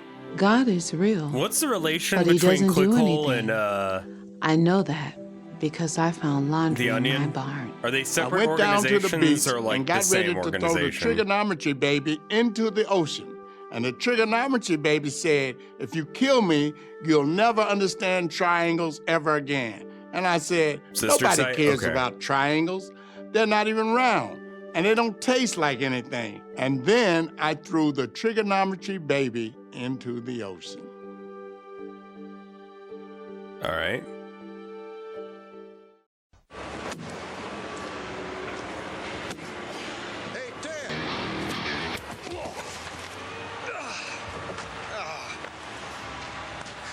Tough break, buddy. Yeah, my wife just bought me them boots yesterday. Those are nice boots. Tell you what, let me buy you a tasty Mike's Hard Lemonade. Now you're talking. Oh. A hard day calls for a hard lemonade. Make it Mike's. I know of the hard. Yeah, no, I remember. God, where did I meet the Hard Times guy? And I was trying to do the thing where I was like, everyone should like, hey, Simple Flips, what's up, my dude? You see the invite to the server?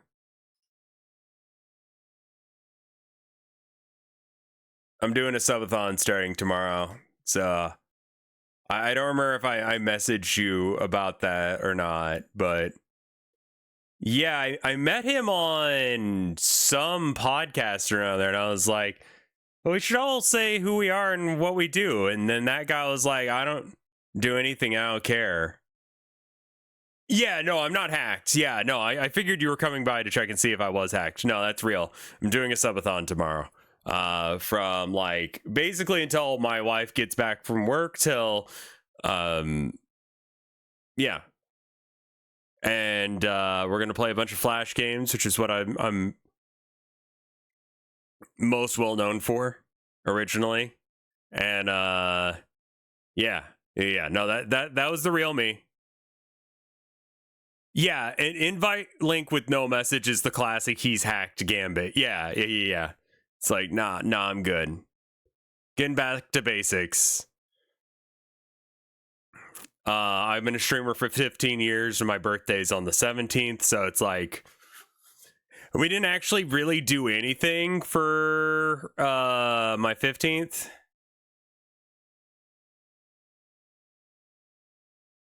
Yeah, I'm sorry.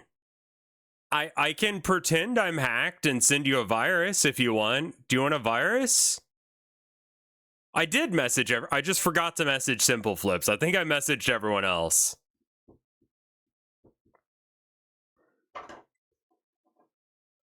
I started before Mike.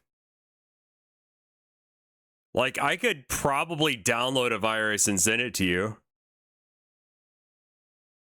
I would love a virus if you social engineer me proper. Do you want a copy of my game? Dommy Mommy Commie Adventure? The Communist Manifesto? Because that's a thing. I got that, honey. Do you like when Daddy help me? No, it's the same cum game. Well, that sucks. Yeah, I really liked her. Yeah, she seemed like a lovely girl. Looks like you could use a refreshing Mike's Hard Lemonade. You're on. A hard day calls for a hard lemonade. Does it mine crypto? It should, but it doesn't. Make it Mike's. What's wrong, Jim? I think I've grown a second evil head. Oh, I'm sorry. What if we go get a refreshing Mike's Hard Iced Tea? Would that help? Are you sure you want to send that? Yeah, no, Twitch has a thing now where, like, if you say... Like, do I have a setting wrong or something? A hard day calls I got it the for a other hard day. I iced think tea. I forgot what I was telling Mike when he was streaming. Make it Mike's. What? Whoever told you to do this, well, she's either a bitch or a ghost. I will say, if you want this vibe, but you don't want to watch this, Yu-Gi-Oh! GX is legitimately some of the funniest shit. It's not meant to be funny, but there are some fucking banger-ass lines. Let me see if I can...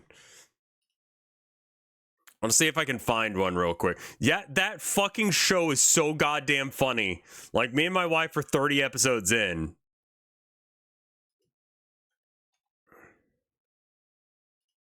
Also keeps logging me out of my main account, which is weird.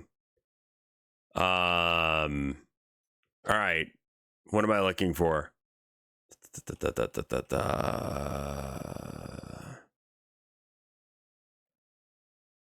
Oh,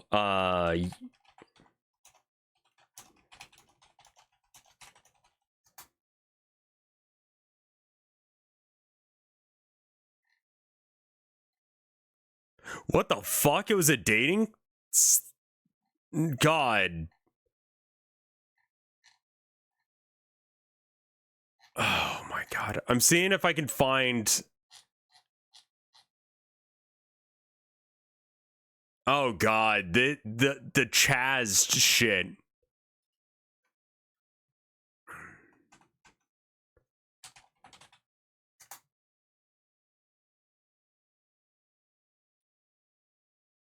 Because I could really use a shower.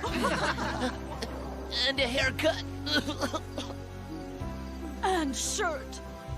Well, actually, I thought all that vine swinging got me pretty ripped, so I was thinking that maybe, you know... Damon, a shirt. Yeah. She can use me anytime. I never felt this way without a grilled cheese around. Stop dancing! Sorry, boss. Just trying to keep rhythm with that spinning key. I can destroy one monster that has equal or more attack or defense points than Laser Dragon's attack points. I bet you talk to all the girls like that. No. Tanya. Yuck. Are there barf bags on this flight? It's fucking great. I mean, the voice acting's atrocious. I hate hearing Bastion suffer like that. No, she would never. Not my Tanya. Oh, gag me. You traded my bed for a card! He's a lot of booty. I beg your pardon? Cyrus, grab me! Only if you promise to get me a new bed! Well, I'm Chick Fiello. I'm 6 foot when I jump up. Just because it's a...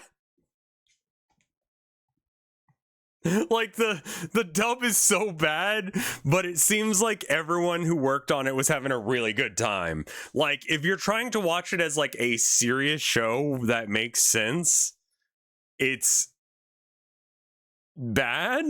But, like, if you're watching it as a fucking, like, bit, it's good. It's time to go commando. Us!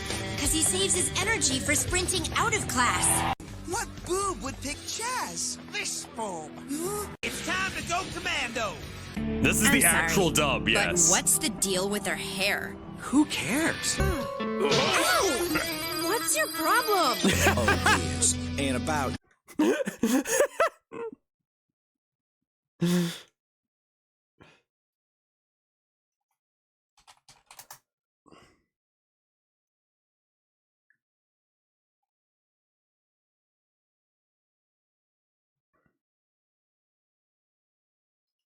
Can we get on with this? Why not?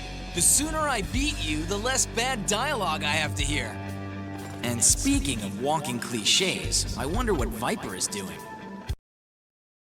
Like, it's so good. They just did not give a shit when they were doing this.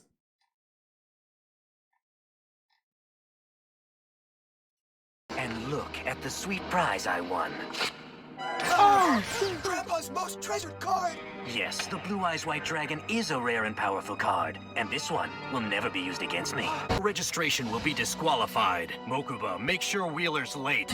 Had about all I can take of you people, so leave me alone and have a nice life. Blah, blah, blah. Don't you get tired of making the same speech every time you're faced with a challenge? Stop saving the world and get a hobby. What a death! I see you can count. Unfortunately, numbers aren't everything. It looks like my competition came to his senses and decided to back out. Winning this duel was even easier than I thought. You don't have any idea what this thing means to me, Kaiba. So you love your doll. How cute. This eye on you for a long time, Kaiba, and I know every pathetic detail of your life, including your obvious duel monster strategies. I see. I had no idea that you were such a big fan of mine. So is that why you dragged me all the way out here? If you wanted my autograph, all you had to do was ask me for it. Face the facts, Siegfried. Your life points hit 0. That's about as over as it gets. So take what little dignity you have left and get lost! Shall I have security remove Siegfried from the park? That won't be necessary. I want him to see what he missed out on, so give him a good seat for the next duel. I'm funny. What's ruined us, Leon? He said I'm weak. I'll never beat Kaiba. That's the first sensible thing he said all week. Isn't exactly brain surgery here, folks.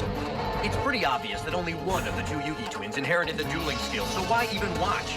Looks like his little secret is out. Yugi can't duel his way out of a paper bag. And when you fail miserably, I'll step in and show you what real dueling's all about. Place is an outdated joke, but then so are you, so I suppose it fits. Let me see if I've got this right now. You're playing a cream puff and an elf. Well, then it's your funeral! Yeah, no, like, the Yu-Gi-Oh! GX has some lines that are of that level. There's, oh my god, there's a bit where it was like, some guy's like rattling off this combo. I'm gonna do this and that and this and that. Did you get all that? And then like the fucking loser sidekick character's like, no! And they just keep going as if nothing happened. It's fucking great. That and the stoner kid just popping the fuck off. Yeah, it's deranged as shit. It doesn't make sense. It's bad. There is no fucking logic to anything that's happening. Like, it doesn't make sense. I summon Pot of Greed to draw 3 additional cards from my deck! It's 2. That's not what it does. Roll my dice! That is what it does. Pot of Greed. Draw 3. I summon Pot of Greed to draw 3 additional cards from my deck. And I summon Pot of Greed to draw 3 additional cards from my deck. Then I play Magic Force, which allows me to play Pot of Greed once again to draw 3 additional cards from my deck. And no, he's right. And I attack and I win, right? No. You don't have any. Well, you don't have any monsters, and my he's monsters supposed to be here. What? Oh, you got the Celtic Guardian. My turn! I summon Dark Magician! I also summon Jack's Knight! What? How?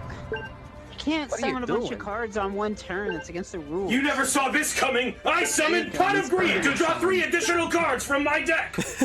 That's not what it does. It doesn't That do is that. what it does. It doesn't. I That's what it do, Yugi! That does what it do. That is what it do.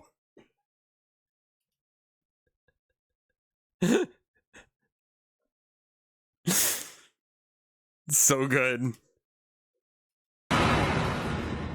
Shinobu, you don't look so good. Run! She's a ghost and a bitch! Pepe Sylvia. His name keeps coming up over and over again every day. Pepe's mail's getting sent back to me. Pepe Sylvia, Pepe Sylvia. I look in the mail. Well, this whole box is Pepe Sylvia. It looks like a creature moving around the arena. Look at it chasing down after Boreon. Oh, and that was a bad exchange. I turned on the porch light, and I'm pretty sure I just heard my wife come home. Seen that much damage before. It is just slow-moving death at this point. I mean, oh my God, Kyle! You can see the weapon is off. Completely removed from Boreon. It's like watching a zombie Jesus. movie happening. It's just lurking and following and relentlessly stalking. I have no its idea how prey. this thing works. That is no longer moving as the time runs out. Serious look on the face of Luke. Luke builds weird robots, but he takes this sport so seriously. Wiggle it. Wiggle it all around. They get extra weight if they have no drive wheels. Ah. Feel down.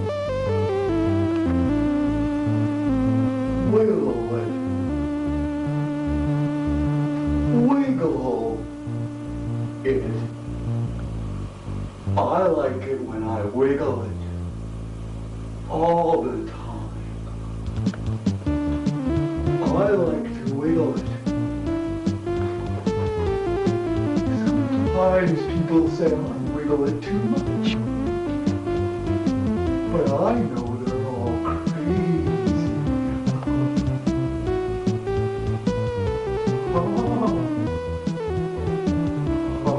Music's pretty cool.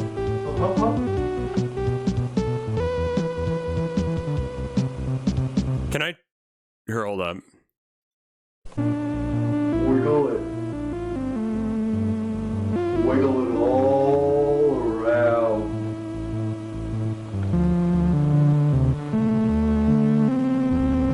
Wiggle. Hold on. You know where this is going. There we go.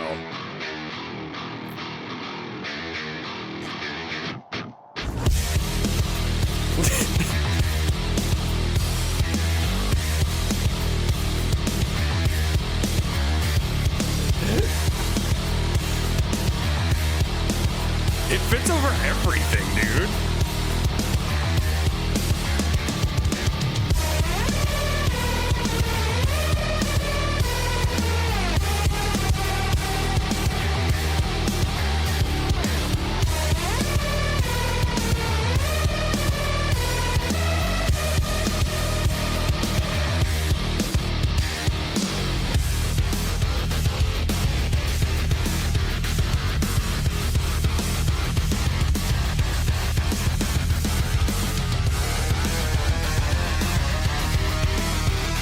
Yeah, it does work over everything. Okay.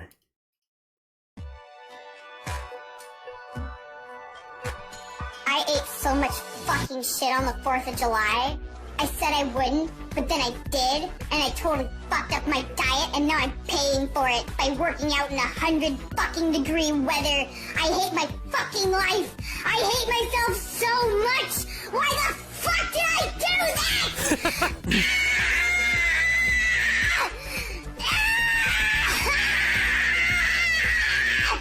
Work, bitch!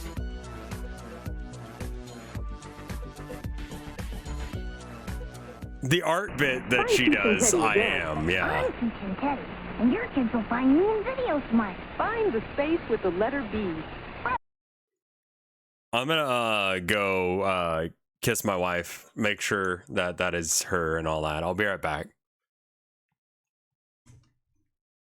Give me 2 minutes, BRB.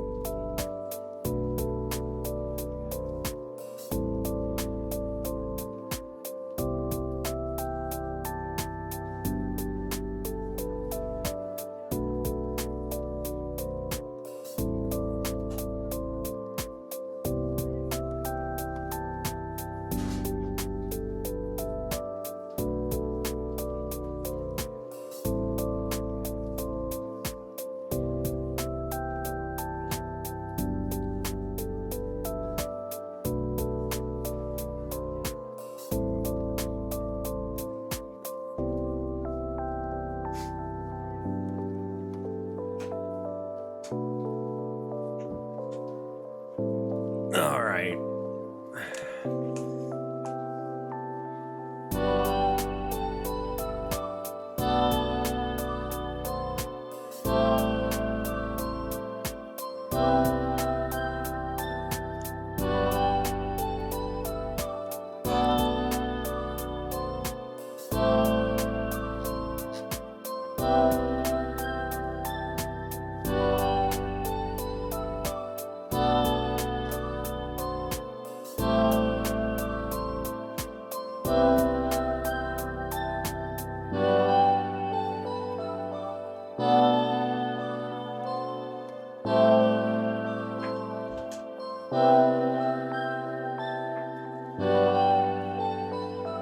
All right, we should be back roughly now.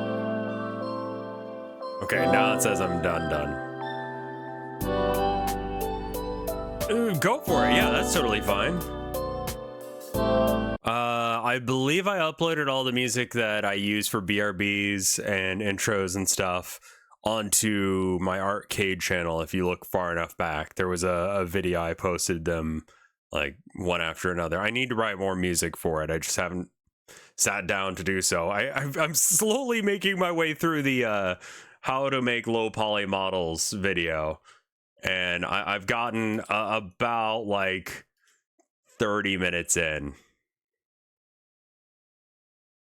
There are a few things I do. If you want to delete things, you press the delete key, and we can get rid of this light here, for example, and this camera. We don't need those when we do modeling. If you accidentally delete something, then you can press Control Z like in most programs. Okay, no, I got like 20 minutes in out of a hour-and-a-half video. Trying to do all of it myself is like a mistake, but that's what you do when you don't have all the money. All right, Roka. Thank you, by the way. That sounds cool. That kid's great. With your TV, a Video Smart Talking Kids computer. This is the worst quality possible. Why this again? Just use block bench, says Scriddle. Long time no bark. Bring the Yogo to the spooky warehouse. Let me talk to the snake.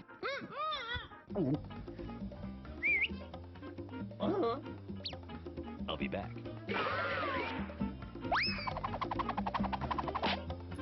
Very crunchy. Barry! Please just listen to me, Barry! Okay, Becky Barry. Smooth exit. So, tell me, Sven, what is it that we are casting this evening? Yum. Aren't you trying to save someone's life? Filmed under supervision. Airbags. Marvelous.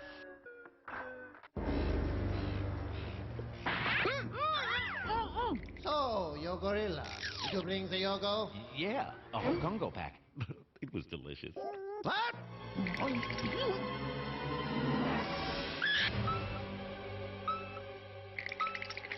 Okay, so I ate the whole Congo pack.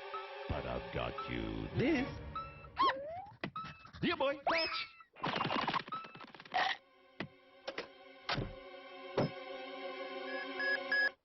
Oops. Worth dying for the bit.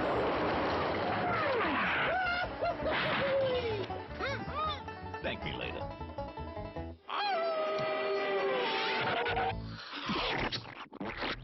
Chocolate. Not bad.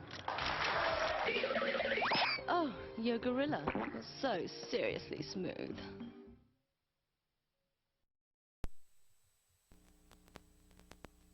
Oh. 30 minutes?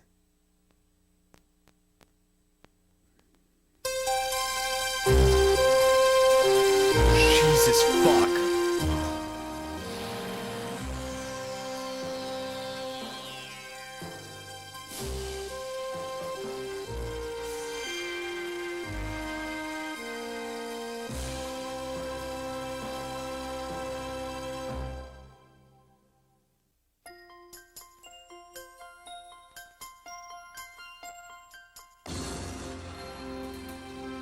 Oh, not Teenage Ninja Turtle, just Teenage Ninja. Oh, I like the Full House font. That's good.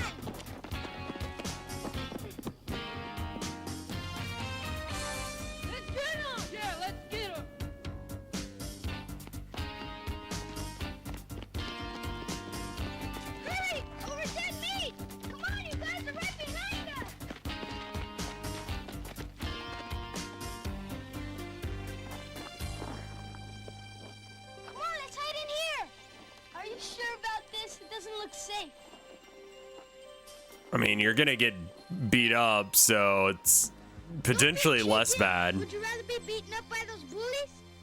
Well, I'm going in.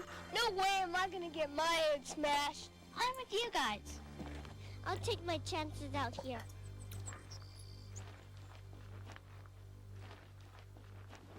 Maybe Robin's right. Oh, no, you don't. You're coming with us. That's not cool. No, I'd go into a cave like that. I'd live there, man. That cave looks banger. Oh, no! There they are. Let's get them. Yeah, let's get them. Wow, look at this place. Yeah, this is great.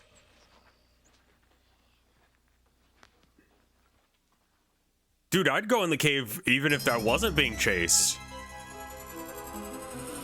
Caves are fucking awesome. Check for poisonous gas first. I mean, that's why you carry a lighter. Oh, great. Now we're dead for It reminds me of when me and my friends climbed in the sewer tunnels on UT campus. Fun times.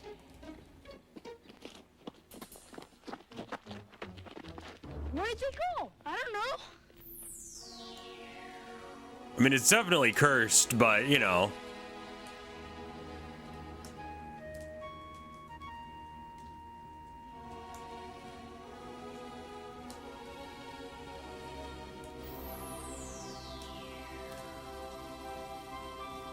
Yeah, I mean, if you got a bunker in the forest, you explore it.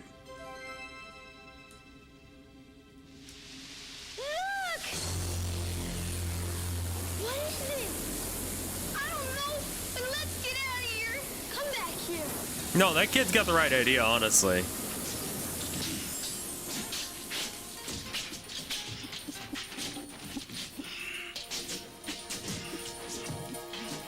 Oh. Dude, if he fucks up and stabs himself, that'd be fucking awesome.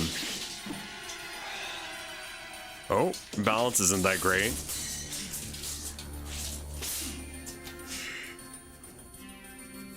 Yeah. Welcome. I am Dao. Where's your other store? Of all ninja warriors. Amir, Joshua, Santino, and Jennifer. You are not here by chance. You've each been chosen, as I have chosen others before you. The one kid wasn't chosen? Each of you shall be taught the ancient art of the ninja warrior. But who are you? Where do you come from? How do you know our names? I am from the earth, the sun, and the moon. I can take many forms. A bird in flight, a fish, any animal that you know. Fucking do it. I have chosen to take this form of a young man in order to teach you the special physical and mental powers of the ninja warrior. So you will never have to run away again.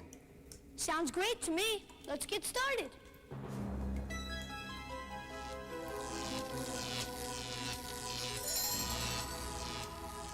Wow. Hey, this is great. Totally cool. Radical, man. Hey, can I keep it? This is too weird. Am I dreaming? You're very much awake. And you, young man, will leave here with much more than a uniform, if you earn your way, as it shall be for you all.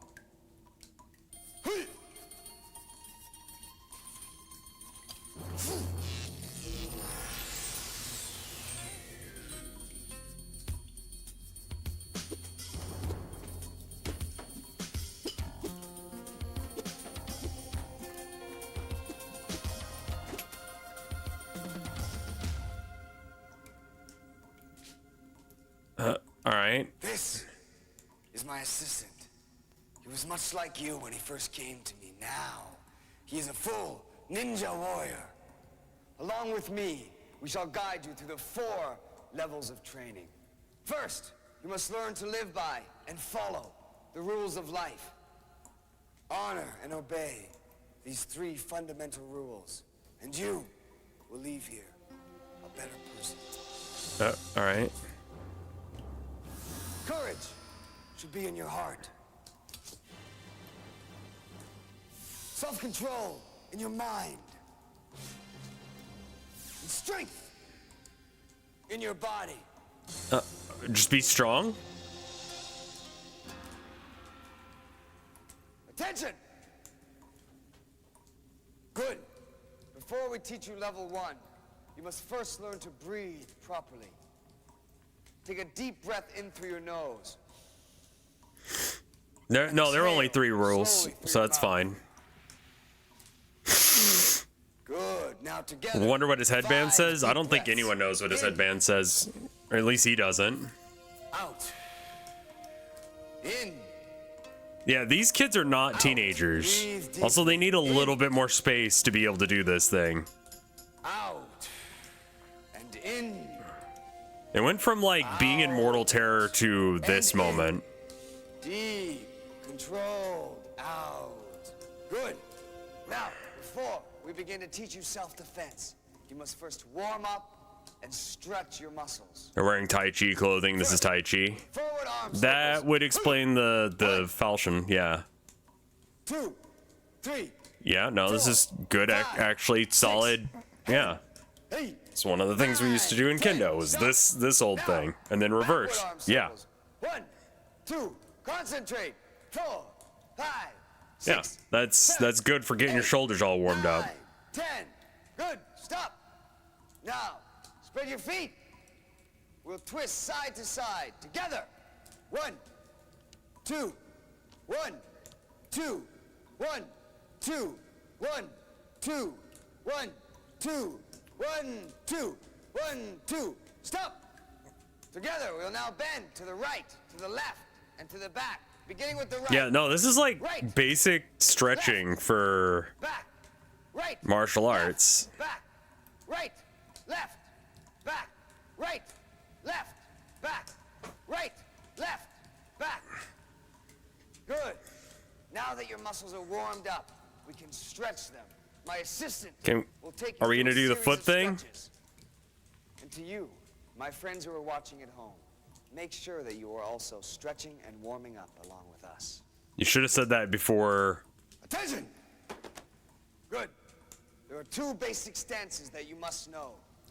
The front stance and the back stance. I don't know Tai Chi, so I don't know. Both are very important.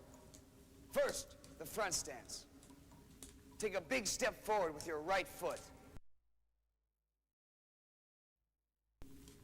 Now, bend your knee over your toe so that you cannot see your foot. Your back leg is straight and your heel is on the ground.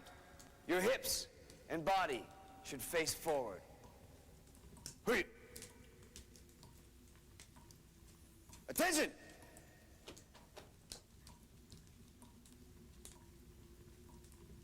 Front stance.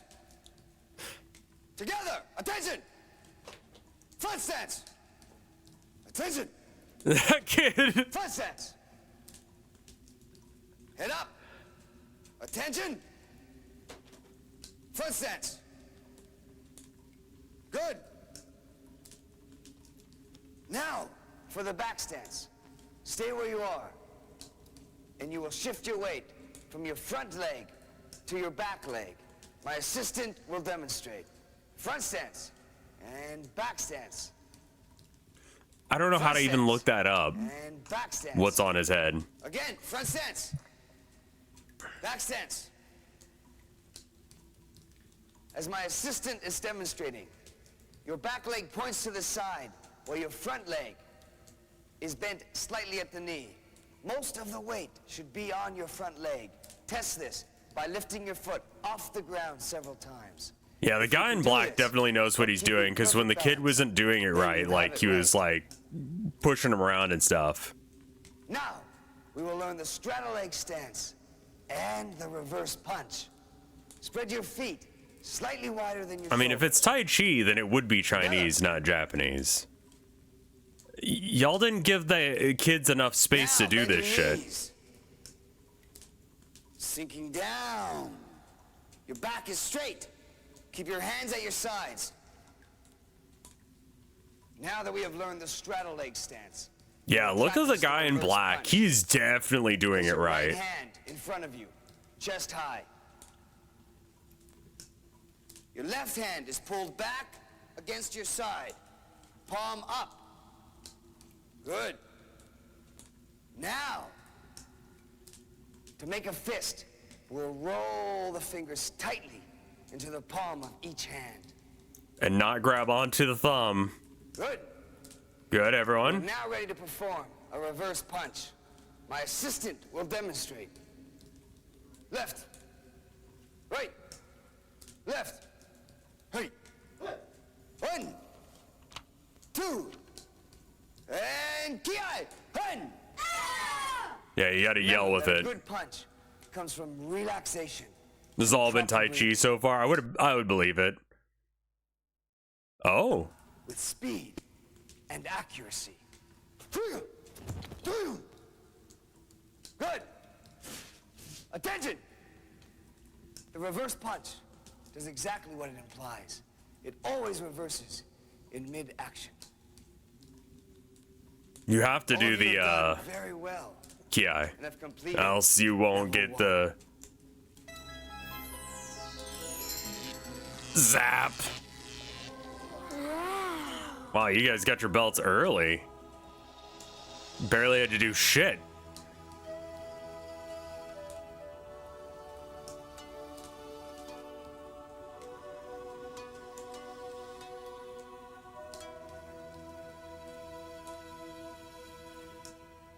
We will now begin the second level of training. But before we do, we must again recite the code of ethics. This is the foundation by what the ninja lives by, and should be your foundation as well. Are they gonna get out of the kid cave and kick their asses, or? All right. Anyway. Yeah, you could just buy a black belt online. Like, you could buy one right now. Then you could say, I have a black belt in whatever the fuck you want. Let's get out of here! What? Belt stolen valor.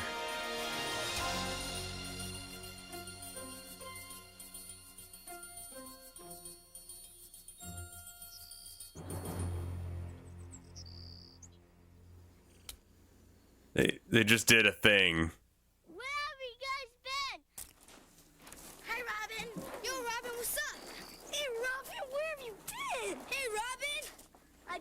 looking all over for you guys. Where have you been? This man we met was awesome. It was great. It was creepy. You're never gonna believe it. Oh, I just might. Come on, guys, let's go. Wait, why? Because he's... No, they still did the martial artist Asian joke.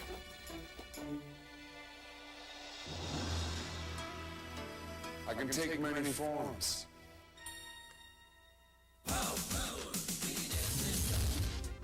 What the fuck? Yeah, you spoke too soon on that one.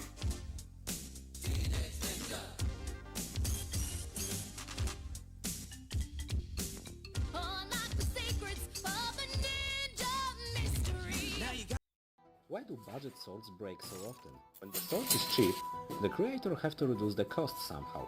But sometimes the costs are reduced in a places that shouldn't be touched. And don't get me wrong, nothing is indestructible. But some items, like swords for a random I don't example, really know are why made he's a to be furry, but extremely durable. his content's good aside Why from does it break his so audio often? quality. The issue is usually not within the steel itself, because those are made pretty well. The Yeah, it's a problem nice is suit within the head. structural integrity and the ability of the sword to vibrate. So swords tends to be flexible, with a dull sparring swords being more flexible than a sharp cutting one. So the sword can't be too stiff because it will break. Because swords are not rigid objects, they enter a harmonic vibration whenever they are hit. Swords that are made wrong can't vibrate, so they break, usually near the crossguard where the blade is transferring to the tank, or at the end of the tank where it's securing the pommel. Thuwei, Thinzit, Booksker. Just some of the reliable Amazon brands that make it possible to get pants delivered to you with the urgency of a new kidney. But did it ever occur to you that when browsing Amazon, you don't actually recognize like 90% of the brands on there anymore? I mean, sure, they've got the big names if you look for them, but why are most results these companies that you've never heard of? What Because is they're Booksker? made by Amazon. Who runs Booksker? Do they sit at a desk in a big building with the word Booksker on it? Are kids these days getting bullied for not having the latest Booksker merch? Are you just out of touch, or is there something more here? Well, if you're watching this channel, you probably are out of touch, but there is also something more here. These brands don't really exist outside of Amazon. If you look them up, you're not going to find storefronts or websites or big buildings with their names on them. These brands, or pseudo-brands, are actually part of a very tricky e-commerce scheme that takes advantage of the way Amazon functions these days, and they're not just gunking up your online shopping feed, they've also nearly destroyed the US Patent and Trademark Office in the process. So how did Amazon get so overrun with vendors, Yops, or joy old else in the first place? Well, that's kind of a long story. When Amazon first started, the way it distributed products was pretty simple. You'd order a book on Amazon, which was the only type of thing you could order on Amazon back then, and then Amazon would turn around and buy that book directly from a larger book distributor or wholesaler and send it to you. One of the few reasons that this was remotely sustainable was that these wholesalers kept prices down by requiring Amazon to buy in bulk, so Jeff Bezos would scam them by buying one copy of the book he needed, and then he'd fill out the rest of the order with a whole bunch of copies of an unnamed obscure book about lichen that none of them ever had in stock, all of which would then immediately get refunded. But Jeff aspired to greater things than scamming book wholesalers. He wanted to be the buffest, baldest, richest man the world had ever seen, so in 1998, Amazon started selling other stuff. And sure enough, they were pretty good at that too, so a few years later, Jeff had the wise idea of letting other people sell stuff on Amazon using Amazon's infrastructure. This is where things get complicated. Some items on Amazon work the old-fashioned way. They're owned by Amazon, stored in Amazon warehouses, and shipped by Amazon. Other items are almost completely disconnected from Amazon's supply chain. They're owned by other companies, stored off-site, and shipped by someone else. You just purchase them through Amazon's website, but that's about it. Right, And like then you used some to do with items are eBay. in between. They might be owned by other companies, but stored or shipped by Amazon. And this system has worked pretty well because it means that Amazon doesn't actually have to buy and house all 40,000 different funny hats that come up when you search funny hat on their website. But it also comes with certain risks because accurately vetting 350 million different products is about as hard as accurately vetting 350 million different products sounds. Amazon has frequently gotten in trouble for selling hairdryers that kill you if exposed to water, children's pajamas that a have the lot of them are unfortunate bad tendency to catch on quality. fire, and carbon monoxide detectors that are purely decorative. So in 2015, Amazon came up with a plan to stop accidentally lighting children on fire. Hey, I saw a Amazon YouTube brand thumbnail on registry. making ear The problem. idea was that if you wanted to be a third-party seller on Amazon and have your products actually get I'm pushed making in it the search chat's engine, problem. you had to enroll in this new system, but Bad enrolling in as this new Lego. system required having a registered trademark on a brand name. What Amazon hoped would happen is that the US Patent and Trademark Office would be able to sift out the extra flammable pajamas before they actually hit the market. What actually happened is that the US Patent and Trademark Office was almost destroyed. So it turns out it's not actually that hard to trademark a brand name so long as that brand name totally sucks. If you're trying to trademark a name that's coherent and uses real English words, like, I don't know, skateboard cream, don't try to steal that by the way, it's my idea, the process will take a fairly long time because the USPTO has a lot of work to do in order to prove its distinctiveness. But if you file to trademark a meaningless string of letters like Relenumul or Vox, chances are there won't be any competition and it'll go right through. So all of a sudden, the most efficient way to get your product listed on Amazon, assuming you're not already a recognizable company, is to file in the United States for the worst trademark you can think of. And sure enough, the US Patent and Trademark Office wasn't too happy about this because they were now knee-deep in applications that were designed to be as lazy as possible. They had to bring it to Congress, it was a whole thing, and seemingly it's still a really big problem, but whatever. A much more interesting question remains. How do these products actually compete when their brands are so intentionally bad? Well, the answer apparently is that you don't care. For the most part, mostly. these third-party sellers target product categories with very little brand loyalty. Stuff that you just need quickly and cheaply. Yeah. HDMI cables, measuring cups, dog wigs, things like that. Dog Obviously, wigs? you don't want to buy a Hungus Food pacemaker, but a Hungus Food ice cream scoop? Why not? And that's not to mention the fact that most of these brands have pretty much nothing to lose. They can just buy reviews and click farm until they get banned and have to undergo the arduous process of thinking up another string of meaningless letters to trademark. The lesson is, the path to riches is laziness, at least if you're trying to sell ice cream scoops on Amazon. In an age when the internet is absolutely overrun with garbage products, let me tell you about a product that I know for certain is not so garbage. Nebula. Now, I might be a little biased here.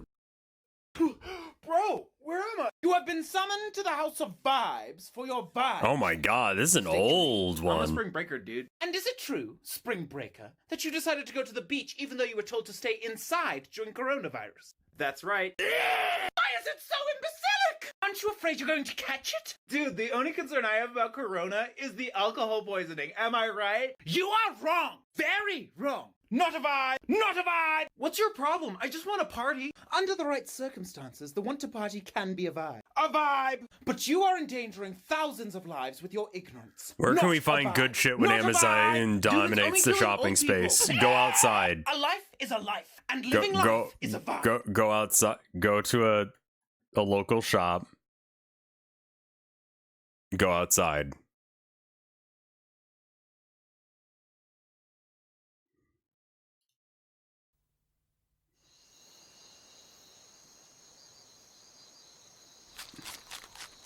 You still gonna pay for the?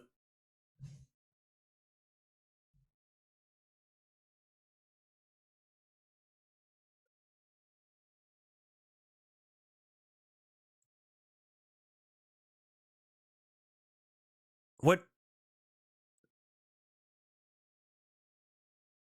You got pizza earlier? No. Like, go. What do you got? Okay, what do you want to buy? Pick something you want to buy.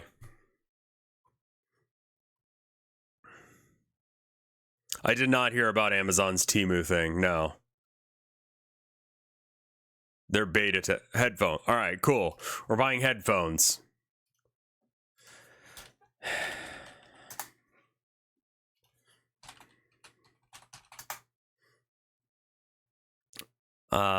Beats. Sure, let's say that after hours of research that we want Beats. Right? And this is the one that you want? Let's pretend.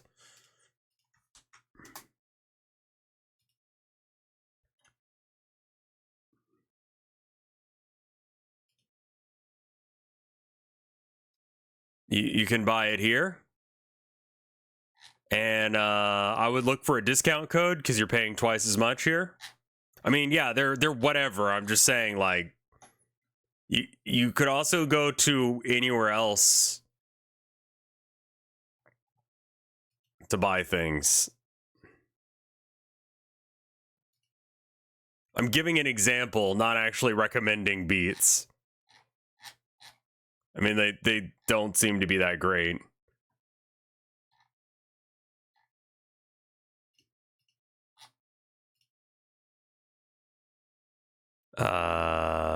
That's a skin. That's a skin. We got refurbished ones.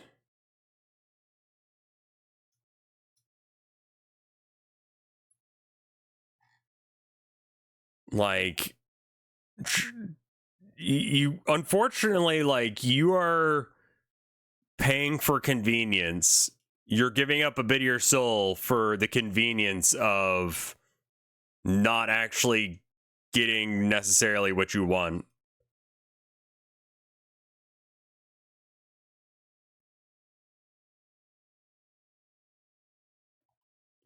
Temu, Shein, and Amazon to be held liable by the EU for dangerous and illegal products they sell. What was that? This? Nothing.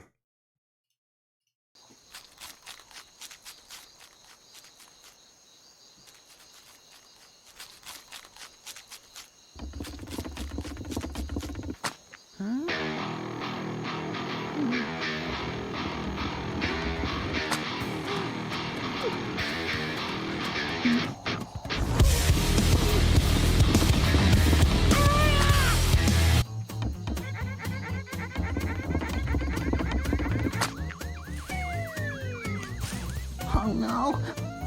A spider! Spider! Spider! Spider! Spider!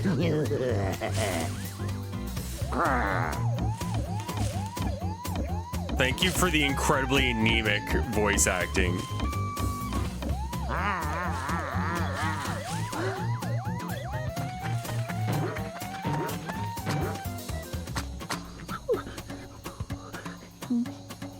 They're not putting any like effort into it. They're just like, oh no. Hurry! Hurry! Oh no.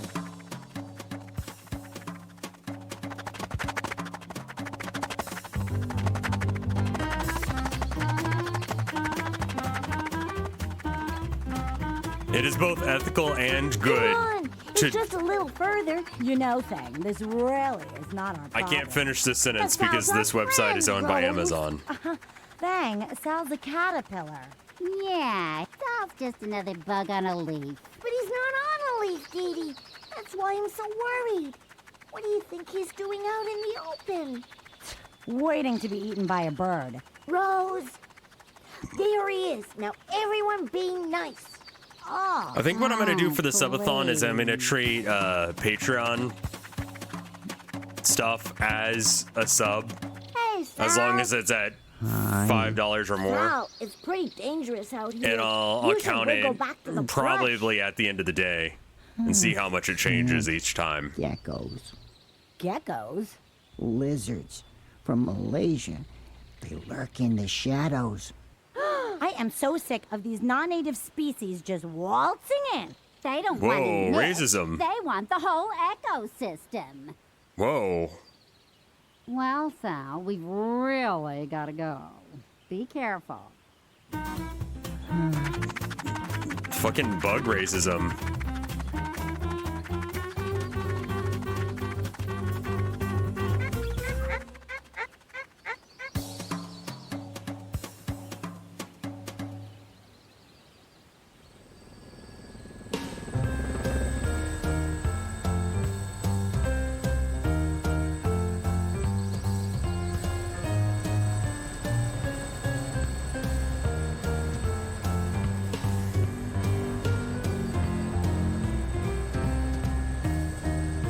I want to end on like a good video. Let me see if I can find one. It's Yo-Yo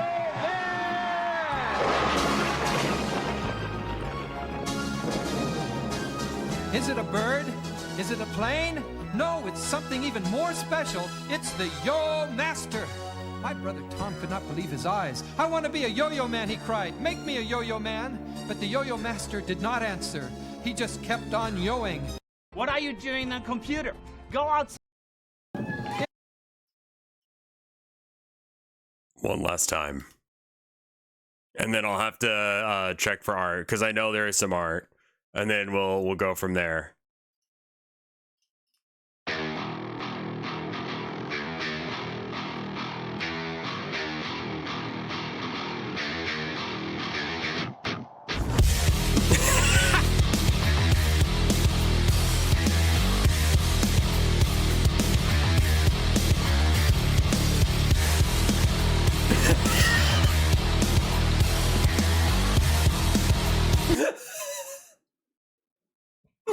So good every time.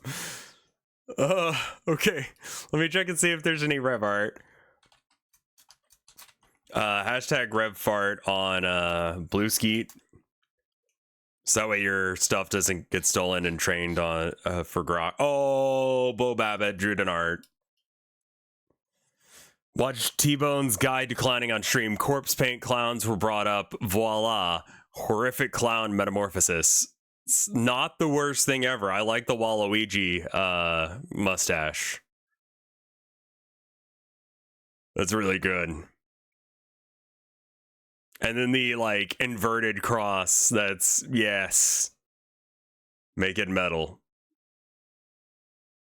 Thank you. And then let me check the I'm gonna check the one on the Boru, or the art thing here. Let's see. Okay, so this one was from this one was on Monday. It's from Low Poly. Inspired by Rev watching this is the Willet Rat guy. Amazing. I love the fella.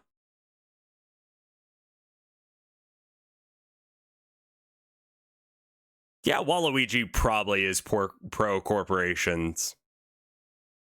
I like that the rats are glow in the dark. Rat / possum herder.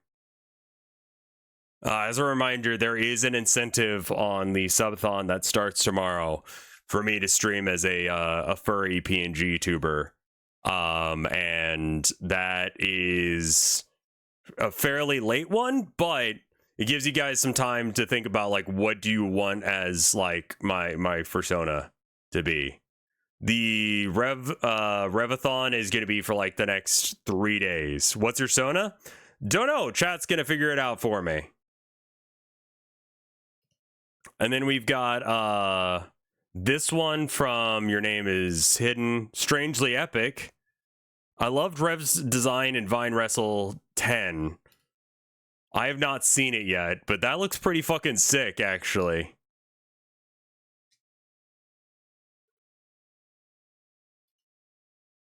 And then we've got the one from Bo Babbitt. And then it looks like the same image again?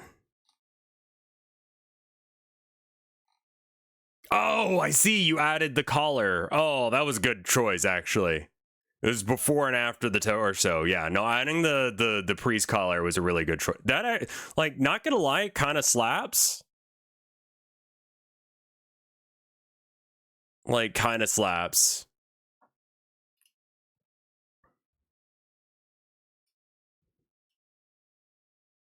Check the new game thread recommendation. When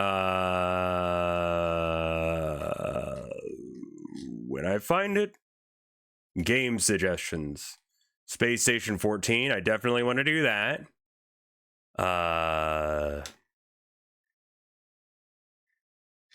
Half-Life. 7 Heroes on your tail. OHV, My Polish Car. Headliners, Hello Kitty Island Adventure. Alekine's Gun. Blue Jeweled. Games about a game about digging a hole. I do want to play that game. Like, because it's just about digging a hole, right?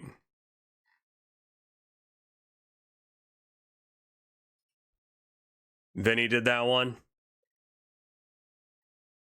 Oh my god, the Necronomicon card game. Dude, that shit's gonna go hard.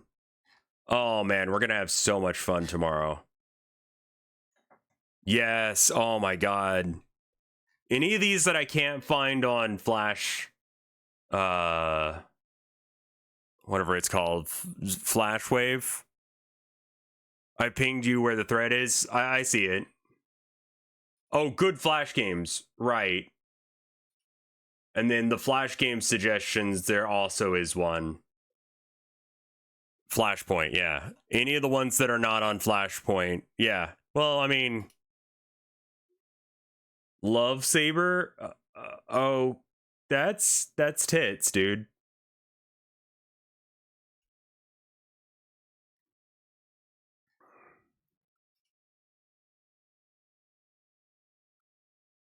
All right. Well, I'm gonna stream tomorrow. I think I should start at the regular time just to make it like easy because I really didn't announce that before now. I will try and actually start on time, maybe a couple minutes early, but thank you for watching. I had a great time today. I definitely need to do more YouTube watching on streams. Raid? Yeah, who's live? Let's go from there. Hackerling, Giga, Juniper, Gear.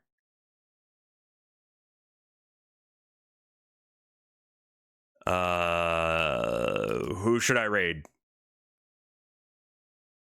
Matara? I don't know her. I have not been introduced to Bug Woman who will threaten to eat you. Raiding tiny streamers usually makes them panic and makes them have a bad day. She's not okay. Let's raid Hackerling. So much what's going on. I don't know what to do. Oh, is this Wii? Which one is this? Oh, yeah. We play. All right. Raid Bob. I heard Wii music. Well, go have a good time. I will see you guys tomorrow with the subathon. And thank you so much. Raid message. I have no fucking clue. Oh, hey, jerk off pimpy. Just be normal for once. Just, how about we're very normal?